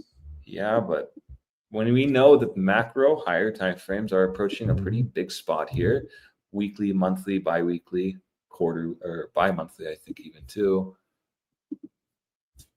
probably not worth shorting into that on a daily setup. So just be aware of that. I really wouldn't be surprised if this does bounce. And if we do get 330, I might actually max short this into December, if we even get it at all. Because, well, I know this isn't a downtrend. This is the next major lower high. And if you get a 50, 60% bounce, what do you think people are going to say? This is bottomed. And then that probably gives you a bounce on Bitcoin, Coinbase, and your Santa rally. We're so back. So that's all I have on strategy. It looks absolutely terrible. I'd be very cautious of this chart. And really, honestly, if you're shorting crypto, this really just makes you bricked up because you're like, oh, yeah, this is just front running what we already know what's going to happen on Bitcoin. So, yeah. Yep. Let's jump into Chipotle so that you guys can get out of here, and then I'll translate both. perfect. Thank you, Alex. That was very clear and easy to copy. Chipotle looks wonderful. Oh, Looks amazing. All U.S. restaurants, but listen, it's because the economy's accelerating now. It is. That's why everything is down. Economy's accelerating. I think Chipotle stockholders heard that they were opening a Mexico restaurant, and they're like, "Nope, I'm noping the fuck out of that." By the way, ever since that news, right? It's been just on a free fall. it really has been now, down actually. only. Yeah, straight up. And I guess if they were to have a reason associated with the move down, they'll be like, "Oh, it's because they decided to open a Mexico restaurant, not because you have a rejection of your median and the top." That's not why. Definitely not that. Of course not. But now you're getting around more of a major bounce zone, that more of an area of more like a meaner version from here rather than continuation, because you have gotten to your 6-month 21 EMA, and this is the zone where we had our last major bottom before we went up to new all-time highs. This was off of the 2017-2018 move to the downside, and from that test of that 21 EMA, we then went up like almost 1100% to the upside from there. So at the very least, I'm not saying we're going to get a reversal from here, but very least we are going to get a little bit of a bounce from here, at least the 61.8%, which lines up with this previous closing all-time high at about $35. And as long as you are trading or closing below that $35 area, it is more likely you are going to get a pullback or a continuation on this pullback. If you start to close over this area, then it's more likely you're going to come back up. We test the top 38.2%, and it becomes a real possibility to be for this to be a reversal. Getting a close over this 38.2% is what confirms this reversal at about $46.83. So now momentum right now is entering into the bearish control zone freshly, with volatility expanding, nowhere near being bottomed out. This is where we bottomed out last time in 2017. That is one key difference from that bottom of the 21 EMA in 2017 from now, is that in 2017 we were bottomed out on momentum when we tested that 21 EMA. So not much room for bears to keep momentum to the downside. Whereas here we're just freshly entering into the bearish control zone, and now we're getting a fresh sell signal on this jewel as well. Not good. Imagine Chipotle goes out of business out of the announcement of the Mexico restaurant. That would be the greatest takedown of any big corporation in the history of the world, just because they announced literally one of the stupidest things I've ever heard in my life. And then all corporations are afraid that stupidity will literally kill them. Imagine, no. If they know that, then crypto would be done. People would never invest in crypto again. So no. They got to keep stupidity going at an all-time high. So this is going to be fine. It'll bounce. It'll bounce back. Taco Bell tried it, but they survived. That's what I'm saying. It'll be back. This is just a little stupid thing, a little adjustment, taking advantage that they were already going to go down. They knew this is a time to announce anything stupid. Let's do it, get it out of the way, and go on. Fingers crossed. Yeah, you don't want to announce a Mexico restaurant during an uptrend. Exactly. Why do you want to destroy your own party, right? Yeah, it makes sense. And On the quarterly, we're also lining up with the idea of that we're at a major bounce zone, considering volatility and momentum are both at 100%. And we're also beyond the 100% on the HPDR, making it very unlikely you are going to close beyond this area at around $33. More likely you're going to come up and close above $33, giving you probability-wise, 100% chance that you are going to get at least a 10% bounce from here, or somewhere around whatever that $2 number is. I think it's somewhere around 8 to 10%, and close above this area before and consolidate while these HPTR ranges are able to step down, and then you get your continuation. Monthly is also at very extreme areas on momentum and volatility, tapping the 95% on the HPDR, very likely, very high probability area for a bounce. And that bounce likely takes you up to somewhere around $33, $35. But as long as your closing monthlies below this 100, likely just a bounce before lower. 2 week now, so now flipping back below the moving average. Interesting. Flip back up and then flip back down with volatility at extremes. Let's zoom in once again. See if we're making a higher low. We are making a higher low on momentum, whereas price is making a lower low, giving you a possibility of bullish divergence. Now we need to see a close over this 200 SMA for to see continuation on the bounce, and the confirmation on the bullish divergence is going to be a close over about $42.81. If you can't confirm that, that will give you a target of retesting this silver cross at around $47, $48, and closing over this is what gives you your move up into testing somewhere into the high 50s. Very unlikely that will happen, however. More likely you're just going to retest. If you do retest the silver cross, and then come lower while these HPR ranges can step down. Weekly also at very extremes on momentum and volatility. The jewel is now losing the buy signal, flipping back around, rejecting getting out of the bearish control zone. But you are lining up with a major bounce zone with a bounce off at 97.5%. More likely you are going to come back up, test somewhere around 34 to 38 bucks from here. 5-day, same exact look as the weekly. 2-day also lining up major bounce zone. Volatility and momentum are at 99%. You're getting well into the 97.5%, making it very likely you're going to bounce somewhere around $34 to $40 to retesting 38.2%. Daily also starting to flip back up on momentum, getting out of the bearish control zone. Price is caught up with 38.2% now, making a higher probability. If you close up with this 38.2%, you're going to see a continuation on this bounce to somewhere around same areas before, about 34, 38 bucks, and about 39 would be a gap fill. So something anywhere between 34 to 40 bucks. And daily is now giving you a God mode signal on the jewel, and you have lost the sell signal, also lining up with the bounce. And 4 hour getting into the bullish control zone with a God mode buy signal. Once again, giving you a buy signal, very likely going to break out of the bearish control zone this time and lead them to a bounce with now that you've closed over your 38.2% continuation into at least about $33, $34. But likely, I do think you're going to go higher, and maybe you'll get your gap fill at 40 bucks. Check RSI.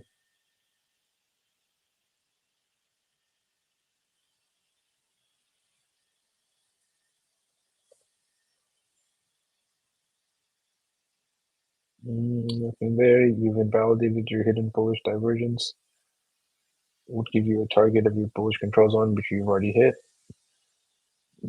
Quarterly has active bearish divergence. This will be active as long as you're closing below $58.42. Your easy target from there is going to be the neutral zone. That currently sits at $26.14. Also lines up with your quarterly 55 EMA. Monthly has active bearish divergence. Next target is going to be the critical zone. So this is at 21 to 23.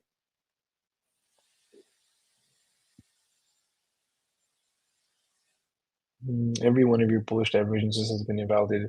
3 days putting in a possible drive of bullish divergence now. This will confirm, lines up with the idea of a bounce from here. Will confirm with any close over $31.12. Gives you a target, the edge of your bearish control zone, which is at about $34. Beautiful area. Well, anywhere between the edge of the bearish control zone to the neutral zone. Gives you a target of 34 to 39. 39.67, so let's say 40 bucks.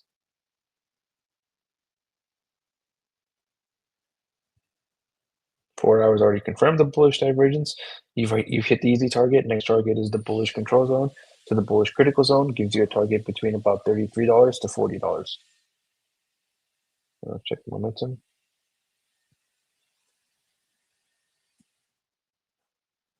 Come on.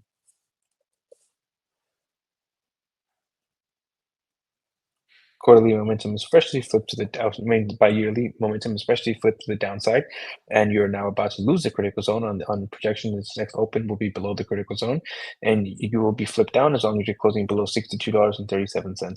The only other time you've lost a critical zone in history was back in 2015, and that was a correction down to the 21 EMA, which we're at right now. So that is the bullish hopium, and this is an ever so slightly higher low on the macro from this move down in 2022 in the bear market. Which is interesting. We're seeing a bear market move down, and it's not even a bear market. Well, all traditionals are hitting all-time highs with the indexes, so that's that. In that sense, it wouldn't be a bear market. And on the quarterly, we're getting momentum flipping to the downside, losing the critical zone, and we will be flipped down as long as you're closing below $59.80, so $60. But on the quarterly, you're putting in now possibility for hidden bullish divergence as long as you're closing over $27.75. That will confirm once you flip this back up. Very likely though, once after this bounce, you will tap that 55 at around $26-25 though. Monthly still flip to the downside with volatility expansion, and you'll be flipped down as long as you're closing below $44.50. 2 week currently flipped to the downside, but very close to flipping back up, and it will flip back up if you close above $30.58 with a fresh silver cross, and 9 EMA currently sitting at about $38. Weekly also close to flipping back up, and with the volatility at a double extreme, and it will flip back up if you close over $31.36.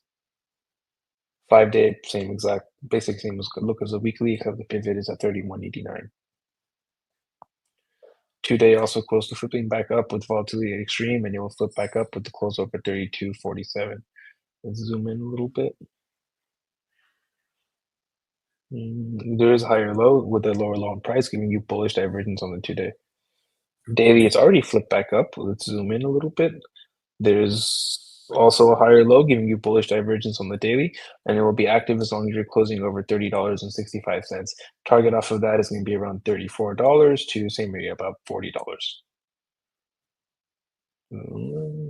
4 hour also flipped back up with volatility and contraction, and it will remain flipped up as long as you're closing over $30.10. So, well, in the high time frames, it is flipping into more of a bear posturing right now. But we are in a major bounce zone, that 6 month 21 EMA. We're at very extreme areas on the HPDR to the downside, making it, and momentum and volatility are at 100%, making it very likely we'll get a bounce from here. And well, but the hopium is that this 21 EMA on the 6 month is going to be the bottom, like it was on that last major move to the downside, and then we go to all-time highs from there, putting in hidden bullish divergence. And right now we do technically have that hidden bullish divergence with the possibility of bottoming here, because we do have a higher low from the last major low, and momentum is now technically taking out that last low, giving you possibility for that hidden bullish divergence. But you have to close it right now on the 6 month over about $58.42 to confirm that, and that will take you to significant new all-time highs if that does confirm. Because volatility is now basically the same area as we were when we were at about $8, and price went to $70 from there, which is close to a 10x in price. Something around like 7 or 8 times in price. We're at basically the same level with the same possibility of hitting bullish divergence now. And on the medium-term time frames, it does look like you will go a little bit lower to tap somewhere around that $25-26 zone, which is the quarterly target of the bearish divergence. But on the very low time frames, the momentum is starting to flip back up, putting in bullish divergence. And I do think you are going to bounce from here to somewhere around $34 to $40, which is a high probability rejection zone. And it's from that $40 zone, I think we'll get that move down to tap somewhere around 25, 26. And then from there, I do think you will continue back up, putting in that hidden bullish divergence and continuing to all-time highs. Thank you very much, senor. Well, you boys are officially motherfucking done. Let's go. And tomorrow we have an academy class, so I'll see you. That's right. Then. Those are always good. There's always great trades that come up on Thursdays for some reason. For some reason, yeah, always. It's weird. Yeah. Yeah, we always leave, and there's like 5 people there plus us, and it's like, oh my god, the most amazing trade just happened, and everyone's fucking missing it. Excellent. Where'd you stream? Where'd you go live? Yeah, I think Thursday is statistically the down day for Bitcoin, and we get a lot of entries on those. That could be why. Yeah, but it always works for some reason. So I'll keep looking there. I'm looking forward to Thursday, basically. Thank you so much, boys. Anything else you'd like to say before you go? Nothing on my part, no. Just a great stream, boys. Really smooth day. Watch the 2-day closing today. Tether dominance, Bitcoin, the 2-day will guide us. The 2 days closing. And I think it's gonna be important for crypto tonight. So watch that very carefully. Excellent. Well, thank you so much, boys. You enjoy your Wednesday and see you guys tomorrow. Perfect. See you, Buenas boys. tardes and hasta luego, muchachos. Hasta luego, señor. Bye, Alex. Thank you. Ok, estoy viendo Chipotle. Ahorita vamos a regresar a Strategy rápidamente. Lo único que quiero ver es esto. Me sigue tentando los huevos todo esto, ¿no? Que estamos viendo en los restaurantes. Y acá la cosa está difícil. ¿Por qué? Porque has caído en Jack in the Box casi 90% del tope. Pero ¿por qué desaparecería Jack in the Box? Déjeme, voy al 2002, 2008, me imagino que es esta, exactamente. Cayó primero, cayó en marzo del 2007 y fondeó ¿cuándo? En noviembre del 2008, interesante, 70%. Güey, Jack in the Box está ya en territorio de la mejor compra que puedes hacer en tu puta vida. Se llama Jack. A menos de que hay algo que yo no entienda. Si llegas a máximos históricos otra vez, harías un 7X. Le voy a meter 20 lanas a Jack. No les voy a mentir. Pero voy ahorita a analizar la tabla más. Yo me lo anoto.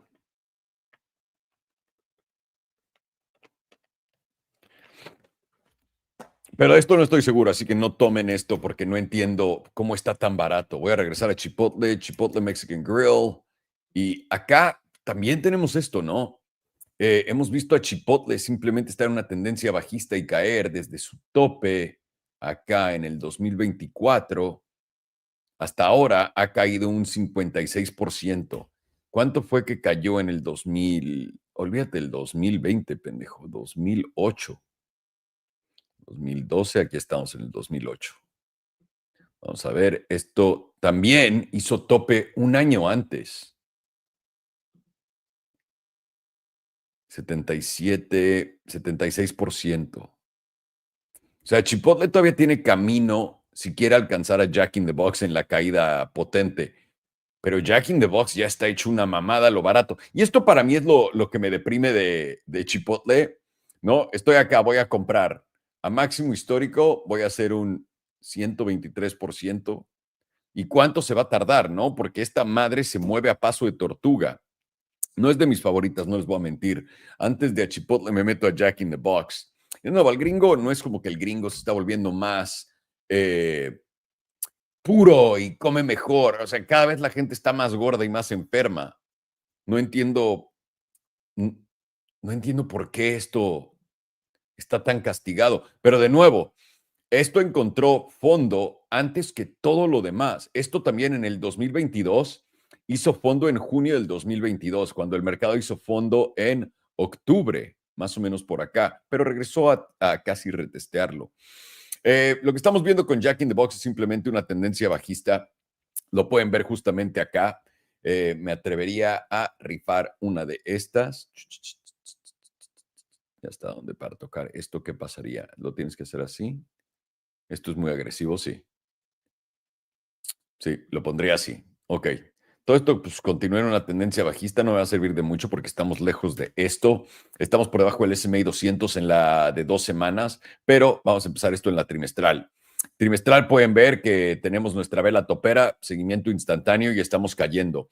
La última vez que caímos del promedio del 34, encontramos fondo, tal vez en el 55, vamos a poner ahí. El 55 justamente está en mi línea en los 26. Es donde yo creo que Chipotle y también lo que dijo Farhan en realidad vaya a encontrar el fondo de este movimiento. Ahora, va a instantáneamente reventar a la alza, etcétera. Yo creo que esto se va a tardar.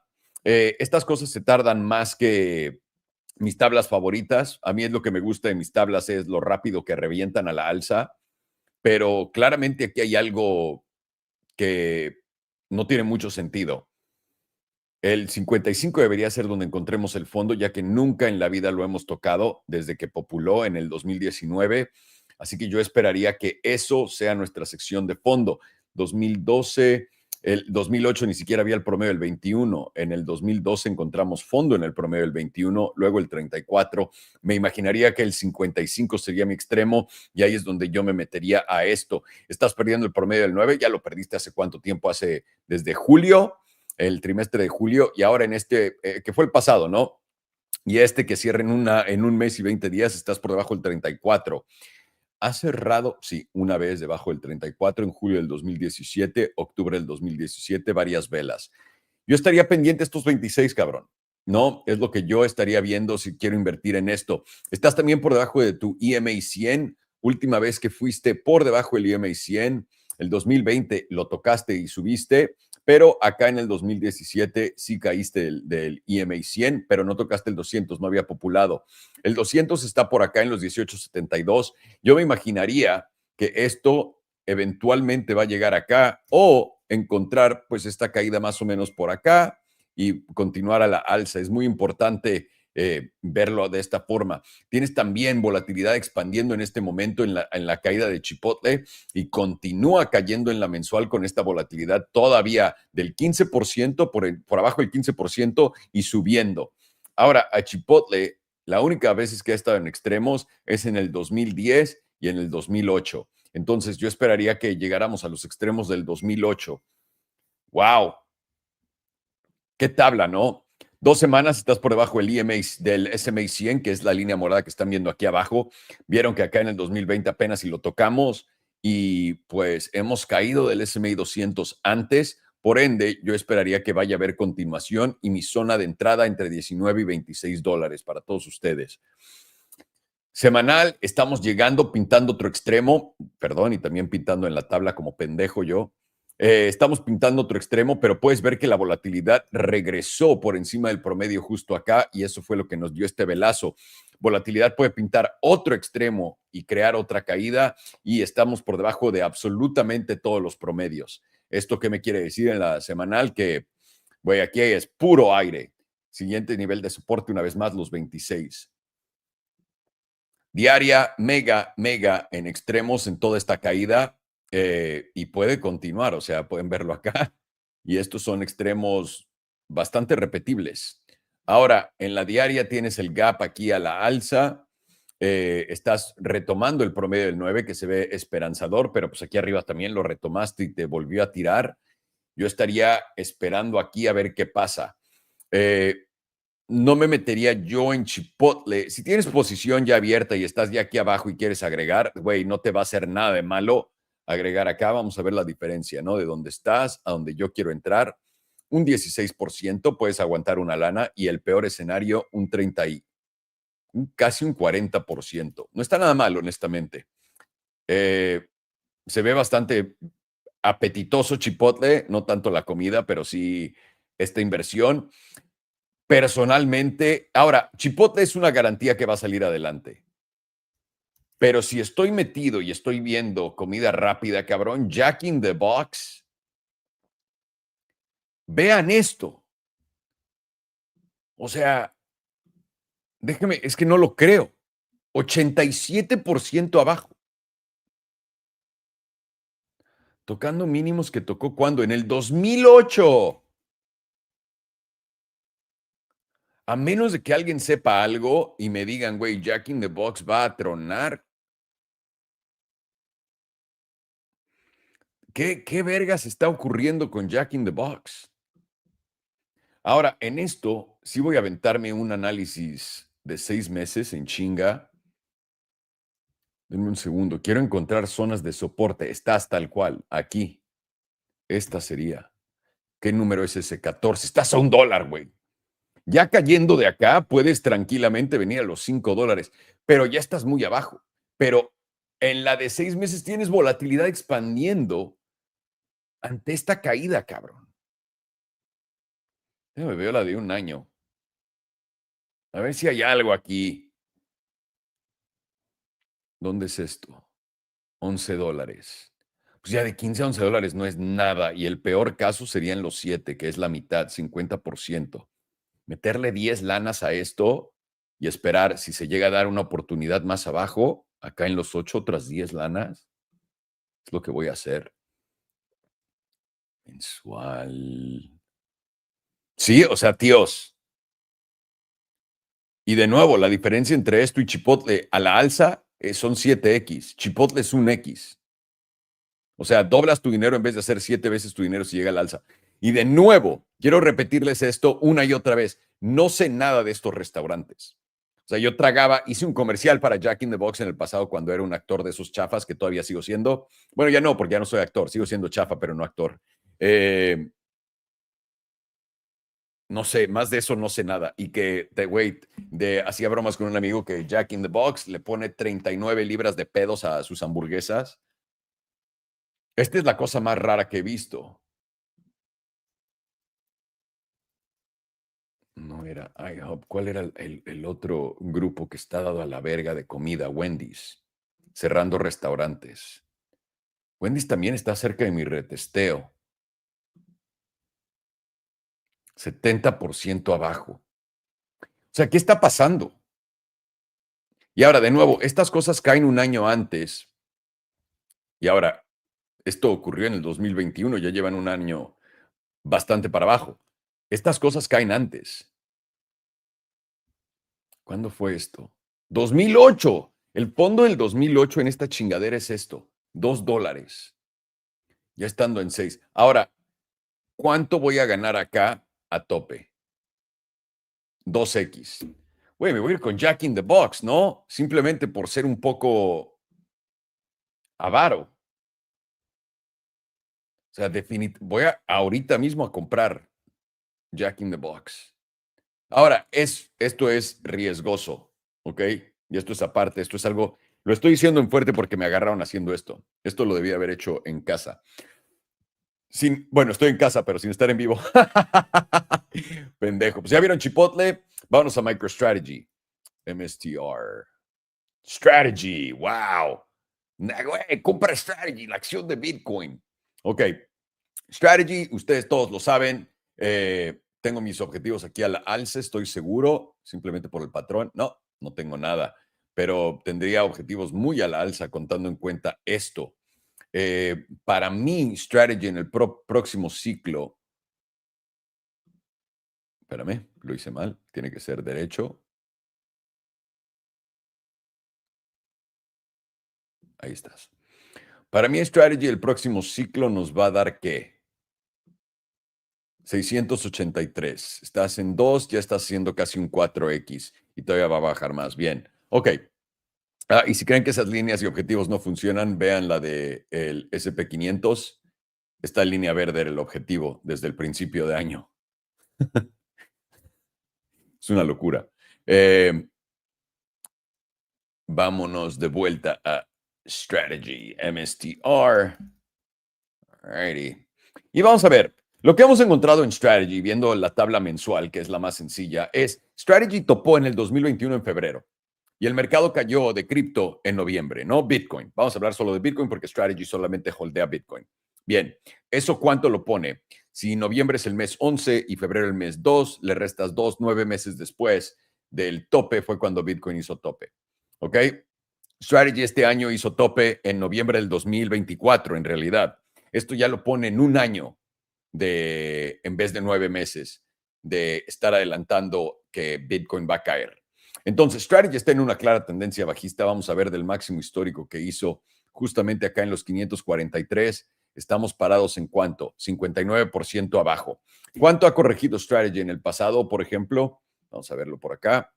En el pasado, un 88%. Como Jack in the Box, ¿no? Por ahora pueden ver que estamos rompiendo bajos, bajos más bajos. Estamos debajo del promedio del 21 en la mensual. Los voy a llevar a la trimestral rápido para que vean.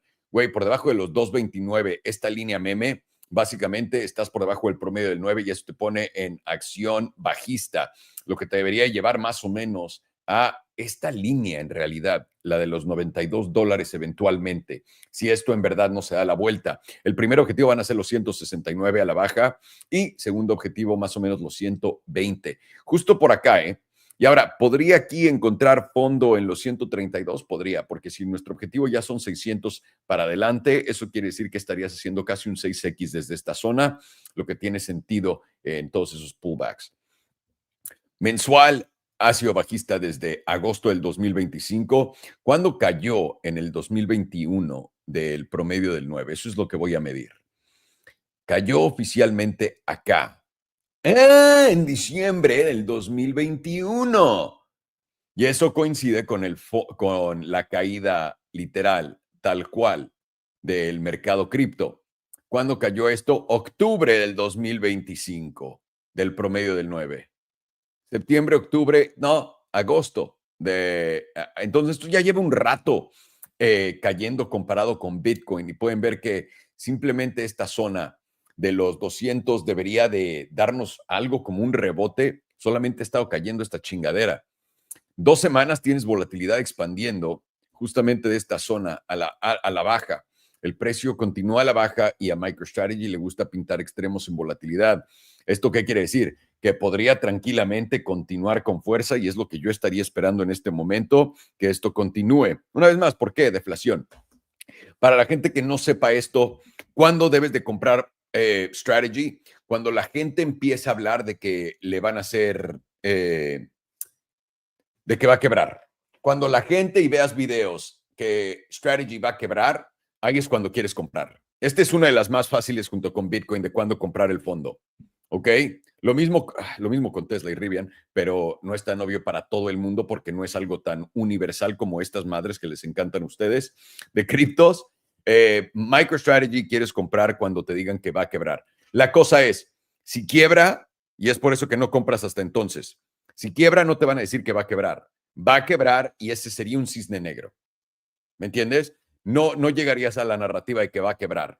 Si llegas a la narrativa de que va a quebrar, sabes que no va a quebrar y ahí es donde lo quieres comprar. Así que por ahora continuamos una tendencia bajista en la de 2 semanas también. La semanal nos dio un cero perfectamente bien armado por acá. Voy a poner mi línea meme al 15% para que lo puedan apreciar. La voy a hacer plana aquí. Y tenemos este setup justamente desde acá, en esta línea meme. Vamos a ver qué es lo que tenemos. Desde entonces tenemos caída. Es un setup de jamás potente y esto puede continuar expandiendo hasta tope. A esta madre le gusta estar en extremos y claramente nuestro siguiente objetivo es el S&P 200 que está en este momento en los 140, lo que nos va a llevar probablemente por acá en lo que cae, a menos de que caiga muy rápido en los 169.69 dólares. Verga. Si está del culo esto. Volatilidad, expansión de volatilidad ante toda esta caída, todavía la tienes en la diaria también, lo puedes ver acá. Y pues continuamos. Lo que ahorita está intentando hacer el tease a todo el mundo es que esto ya hizo un fondo, no se ha llevado los 220 es lo que marcaría esto, y podrías tener un rebote sano hasta los 276 para después dar continuación a la baja, porque no nos ha dado un rebote desde que caímos del rango. Esto nos debería de dar un rebote justamente al último breakdown, a esta zona, pero tienes todavía volatilidad empujando a la alza. Tu zona de corto está aquí en los 276 por ahora. Una vez que llegue ahí, todavía estás muy lejos de, y esto claramente podría simplemente hacer esto, pero me imaginaría que como todo, ¿no? Necesitas moverlo, hacerlo interesante para que liquidez fluya de retailers a través de tu deliciosa movida. Así que ahí lo tienen. Déjenme rápidamente, prendo mi cámara y pongo esta chingadera acá. Ahí estoy. Perdón, me bañé y me peiné, pero no me peiné bien. No tengo puta idea cómo se vea. Da igual. Ok. Vamos a ver todo lo que preguntan. Necesito un trade sin saber nada para recuperar. Se los dimos el lunes, el corto. Ahorita lo que vamos a tener es otro trade en los Bitcoin, estoy seguro. Pueden ver que estás cayendo de esto y justamente es a lo que voy. Vamos a jugar los rangos. Y mi rango aquí, ¿por qué tengo ese rango acá? Ok. Mi rango acá es lo que nos va a dictar. Recuerda, estás jugando entre los 107 y los 97. tenemos la obligación de eliminar estos cortos, pero no lo tienes ahorita. Esto podría tranquilamente hacer esto y después dar el subidón para después dar el rechazo a la baja. Entonces, teniendo esto presente, para mí, en Bitcoin, aquí hay varios trades. Si eres rifador, que puedes jugar este, tal cual donde está ahorita en long, pero tu invalidación está aquí abajo, cabrón. Es el problema. La otra y la que me gusta a mí para abrir mi primera posición es aquí,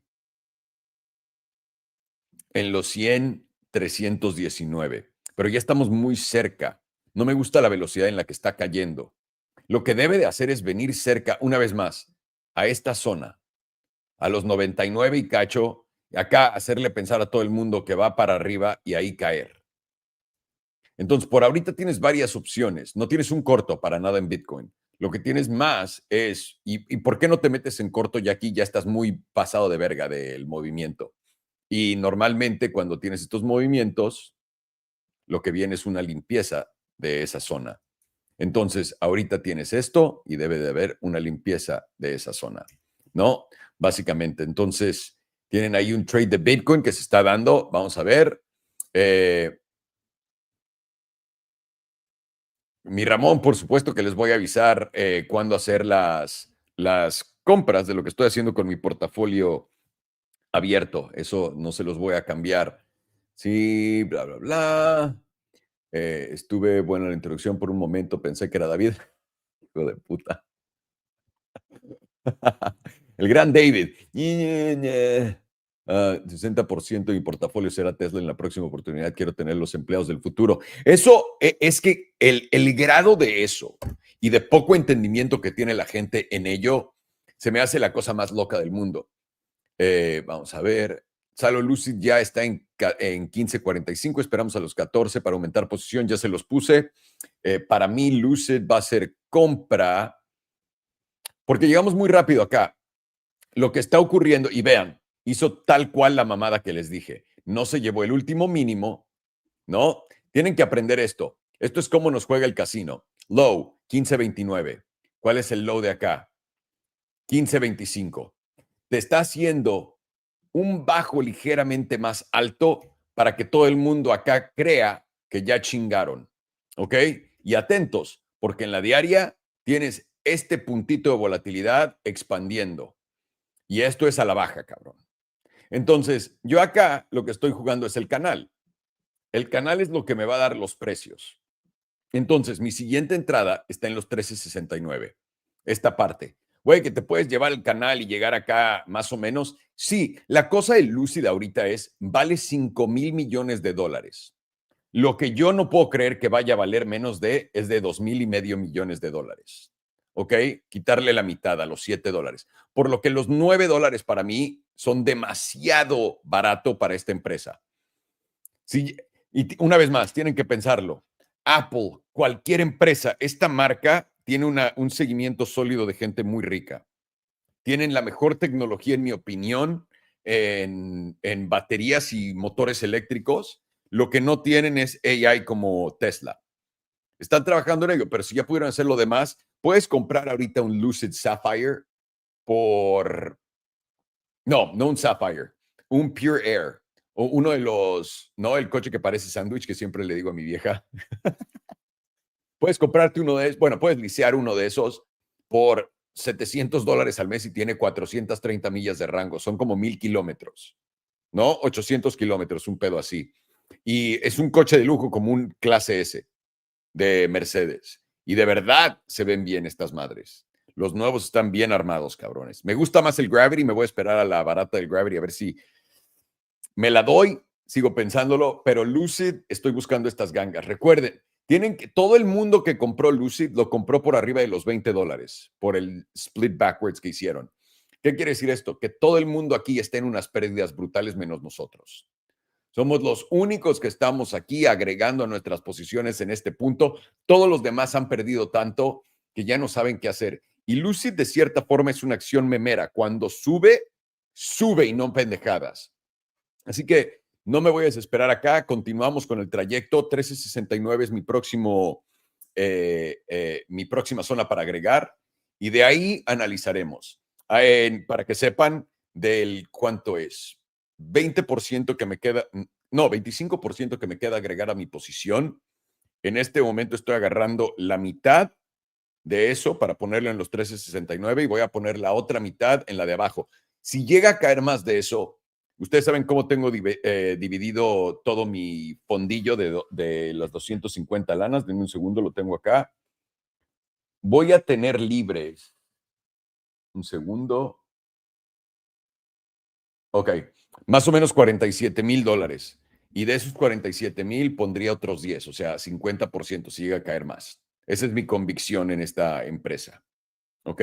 Y eso es lo que estoy haciendo solamente con ese portafolio. Por eso es importante, cuando haces tu plan de portafolio, no meter todo el dinero de putazo, no poner todas las ideas en la mesa y gastarte. Ahora sí que no te lo gastas porque vas de acuerdo a tu plan de cuándo vas entrando, pero no quieres hacer un commitment, ¿no? Como decir, voy a poner ya 100% de todo esto. Quieres alocar todo y quieres quedarte con un pedazo en cash para si se da algo que te llama la atención de las cosas a las que estás apostando, puedas todavía promediar mejor. Entonces, eso es mi estrategia no perder, me encanta y creo que cualquiera la puede seguir. Si el imbécil de yo la puede hacer, todos ustedes también. O sea, no hay excusas. Vamos a ver. ¿Algún comentario en Oracle que termine de hacer tu ejercicio?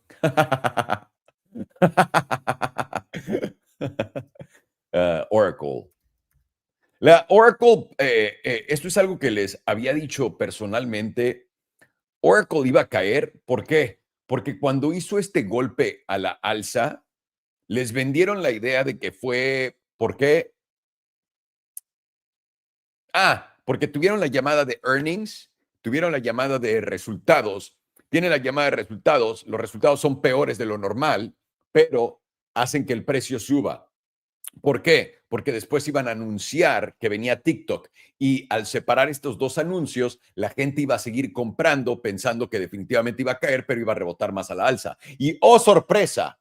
Fue la acogida del siglo. Desde ese entonces, Oracle ha caído 34%. Nada mal. ¿Cuánto cae Oracle normalmente en, vamos a ponerlo mensual, ¿qué les parece? Para poder hacer nuestro análisis chido. ¿Cuánto ha caído Oracle desde diciembre hasta acá? 40%. Estamos casi ahí. ¿Qué me dices del 2021 al 2022? Que ese fue uno de los mercados bajistas más culeros. 43%. ¿Qué me dices del 2008? Bueno, las buenas son las del .com. Exactamente. 83%. Oracle es compra abajo de 40%. ¿Dónde te pone 40%? ¿Dónde está el promedio del 9? En los 213, 45 hasta 158. Oracle, la razón es, esto no es un bust de .com. Esto es diferente. Esto es más como productos a consumidores y Oracle no le vende tanto al consumidor y también tiene ahora los derechos de TikTok en Estados Unidos. La oportunidad más buena de Oracle sería por acá en los 154, 158, $160. Ahora, ¿ha caído alguna vez del 100 mensual? No, pero sí lo ha tocado. ¿Cuándo? Marzo del 2020.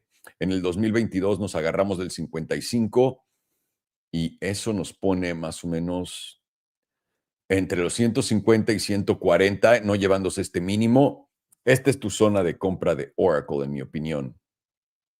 Es grande, así que tienes que ser inteligente. Entre los 158, los 143 a los 126. Es lo que yo creo te va a dar. Más allá de eso, lo puedes ver en la mensual, estás cayendo el promedio del 5, siguiente objetivo los 2.12. Sí, o sea, tranquilo. Y esto es el pedo. Cuando estoy volteando a ver algo y me están vendiendo algo que ya no tiene congruencia con la realidad, ahí es cuando me doy cuenta que va al otro lado. Y, por ejemplo, cuando digo que la bolsa va a caer y que todo esto va a ser castigado, etcétera, que estamos ya viéndolo, ¿no? Lo vemos con Bitcoin, lo vemos con diferentes segmentos en en esto. Y en la economía definitivamente ya todo el mundo lo siente y lo sabe, que me da gusto. Pero en lo que estamos viendo descuentos, en lo que estamos viendo que nadie puede vender cosas, en lo que estamos viendo que engañaron a todo el mundo con lo de los coches, engañaron a todo el mundo con lo de los relojes, engañaron a todo el mundo con lo de las hipotecas, engañaron a todo el mundo con lo de la inflación de los aranceles. Cuando ves eso, viene una divergencia en el comportamiento del precio contra lo que está haciendo. Y para mí, cuando veo eso, es cuando sé que me están engañando. Cuando veo que Oracle tiene malos resultados, pero solamente por lo que dijeron en la llamada sube, sé que es una trampa. Y cuando veo que lo validan con la noticia de TikTok para que todo el mundo compre en lo más alto, es una trampa. Lo mismo con Tesla. Para mí, Tesla ya no regresa a sus máximos ahorita históricos mínimo. Aunque continúe en postura alcista, me puede dejar como pendejo esto. Pero ¿por qué ya no regresa acá? Porque me vendiste acá que ya viene el futuro de la inteligencia artificial, que ya viene el futuro de los robotaxis, que viene el futuro de todo esto. Y no es cierto. Todavía tienes 2/4 que van a ser los peores de la historia en tu historia moderna y tienes que corregir. Sencillo. Ya estás 30% abajo año con año con el octubre del año pasado. 30%. Se acabó la demanda por tus coches. Lo estás vendiendo más baratos que con el incentivo fiscal que existía, que les prometí que iba a pasar y ya está pasando. Pero la cosa es, no lo ponen como es descuento. Son incentivos. Entonces la gente no puede comprender que son descuentos. Pero ¿qué quiere decir sean incentivos o descuentos? Los márgenes de Tesla se van a la verga. Si están, y quiero que piensen en esto, 30% abajo, año con año, con el precio que tenía antes, más el incentivo que te daba el gobierno, ¿cómo crees que vaya a salir este octubre 30% menos y todavía perdiéndole a cada coche $7,500? Y son coches de $50,000. Estás perdiendo entre 15 y 20% del valor del coche total. ¿Cómo crees que va a afectar tu margen? Me van a decir que de la nada Tesla va a puta madre rebotar y wow, no, güey. Y es justamente lo que estoy viendo. Salo, creo es porque te seguimos, porque la cuenta de banco lo comprueba que tienes razón, no como los pagos. Me da gusto y qué bueno que también estén aprovechando este mercado. Ha sido, honestamente, de las cosas más bonitas que nos ha dado el mercado estos últimos 2 años. Abre tu BTCC para el ejemplo, Alejandro. No lo tengo abierto acá. Se los pongo mañana en la clase. No lo sé, pero Jack en Mexicali lo cerraron cuando inició el verano. Pero todos esos cierres de Jack in the Box, mi estimado Ramón, ya están ocurriendo. A cierto punto la empresa va a volver a hacer dinero, ¿no? Es lo que yo pensaría. Simplemente lo que está ocurriendo ahorita es van a cerrar locaciones, ¿no? ¿Por qué? Porque todo lo que está pasando en los mercados y la tendencia de todo, por más que te digan que no, es van a cerrar todo para que todo te lo manden a casa. Porque ya tal cual la tendencia el día de hoy es eso. La gente está pidiendo todo a su casa, prefiere pagar el extra, ¿no? Y ahorita DoorDash, que es el que hace eso en Estados Unidos, está perdiendo cabrón, porque la gente no le alcanza para pagar el extra. Pero todavía los que lo hacen mantienen esto. Entonces, ¿qué tienes que hacer? Lo mismo que vi con los shopping centers cuando me salí de todo lo que es bienes raíces comerciales. ¿Por qué me salí de bienes raíces comerciales? ¿Por qué compré en el 2010 y por qué vendí en el 2020? Me salí en el 2020 ya por completo, porque vi cómo había menos gente yendo a todas las tiendas. De nuevo, no requieres un genio. No tienes que tener una bola de cristal, no tienes que tener una habilidad supernatural para ver esto. Tienes que tener negocios y hacer cosas y preguntarle a la gente que también está en eso, en otros sectores, etcétera. Todo el tiempo. Eso es la economía, no lo que te dice la Reserva Federal, no lo que te dicen las noticias. Eso es la economía. Entonces, soy un genio de bienes raíces porque compré el fondo y vendí el tope del tope del tope en todo y luego compré mi casa en el fondo antes de venderla en el tope del tope. No, son tendencias muy fáciles de entender, pero el problema, y esto se los voy a dar como ejemplo de lo que está ocurriendo con toda la información y es a propósito, hay demasiada información. todo mi Instagram, mis scrolls, porque cuando abro Instagram es para ver qué está haciendo Belén, ¿no? Me dice, me manda, o sea, no para ver qué está haciendo, pero me manda cosas. Lo abro y de repente me distraigo en mi feed, pero lo bueno de mi feed es que no sigo a nadie, solo a Belén. Entonces me salen puras cosas que el teléfono me está escuchando decir, ¿no? Todo mi feed es gente. Esta es comida buena, esta es comida mala. ¿Cómo le pones del 1 al 10 a este plato? Es lo mismo. Y tienes a todos estos expertos diciéndote mil cosas. ¿Saben por qué está pasando eso? Y lo mismo, y esto es un ejemplo de lo que pasa en un sector, que pasa idéntico en bienes raíces, que pasa idéntico con la economía, que pasa idéntico con todo. Toda esta gente, toda, puede que esté bien o mal. El propósito de esto no es que te están solamente dando información que no tiene sentido. El propósito de esto es confundirte a tal grado que dejes de hacer la cosa que te hace a ti, la cosa que te hace humano, la cosa que te hace un Dios en tu cuerpo. ¿Estás listo para esto? Lo que hace es, en vez de yo ver cómo me siento cuando como algo y lo pruebo y voy una por uno, ¿no? Encuentro un pedazo de información que dice los huevos son buenos. Voy a probar los huevos por un mes a ver qué tal me caen. En vez de yo hacer eso y ver cómo me siento, estoy solamente haciendo lo que me dicen. Y la manera en la que estás decodificando qué es importante y quién tiene razón es una trampa. Te enseñan a seguir a gente anónima, a gente que nunca ha hecho nada con su vida, a gente que es normal, que no tiene una experiencia más arriba no es impresionante, ¿no? A mí, ¿a quién le voy a pedir consejos? Güey, si quiero abrir una empresa de software, voy con el güey más verga del mundo que se dedique a software que conozco. Y estoy hablando de gente que tiene miles de millones de dólares a rogarles, o mínimo cientos de millones de dólares. Ahora, no todo el mundo tenemos eso, pero hay gente que efectivamente puedes ver que saben lo que están diciendo. Y no lo tienes que tomar como religión, lo tienes que tomar por lo que es. Esto es lo que yo hice, que me funciona bien, lo hago a este nivel. Pruébalo tú y ve si te funciona, porque lo padre y lo interesante de los humanos es que no todo lo mismo aplica para todos. Y ahora lo mismo está pasando con bienes raíces. ¿Cómo vergas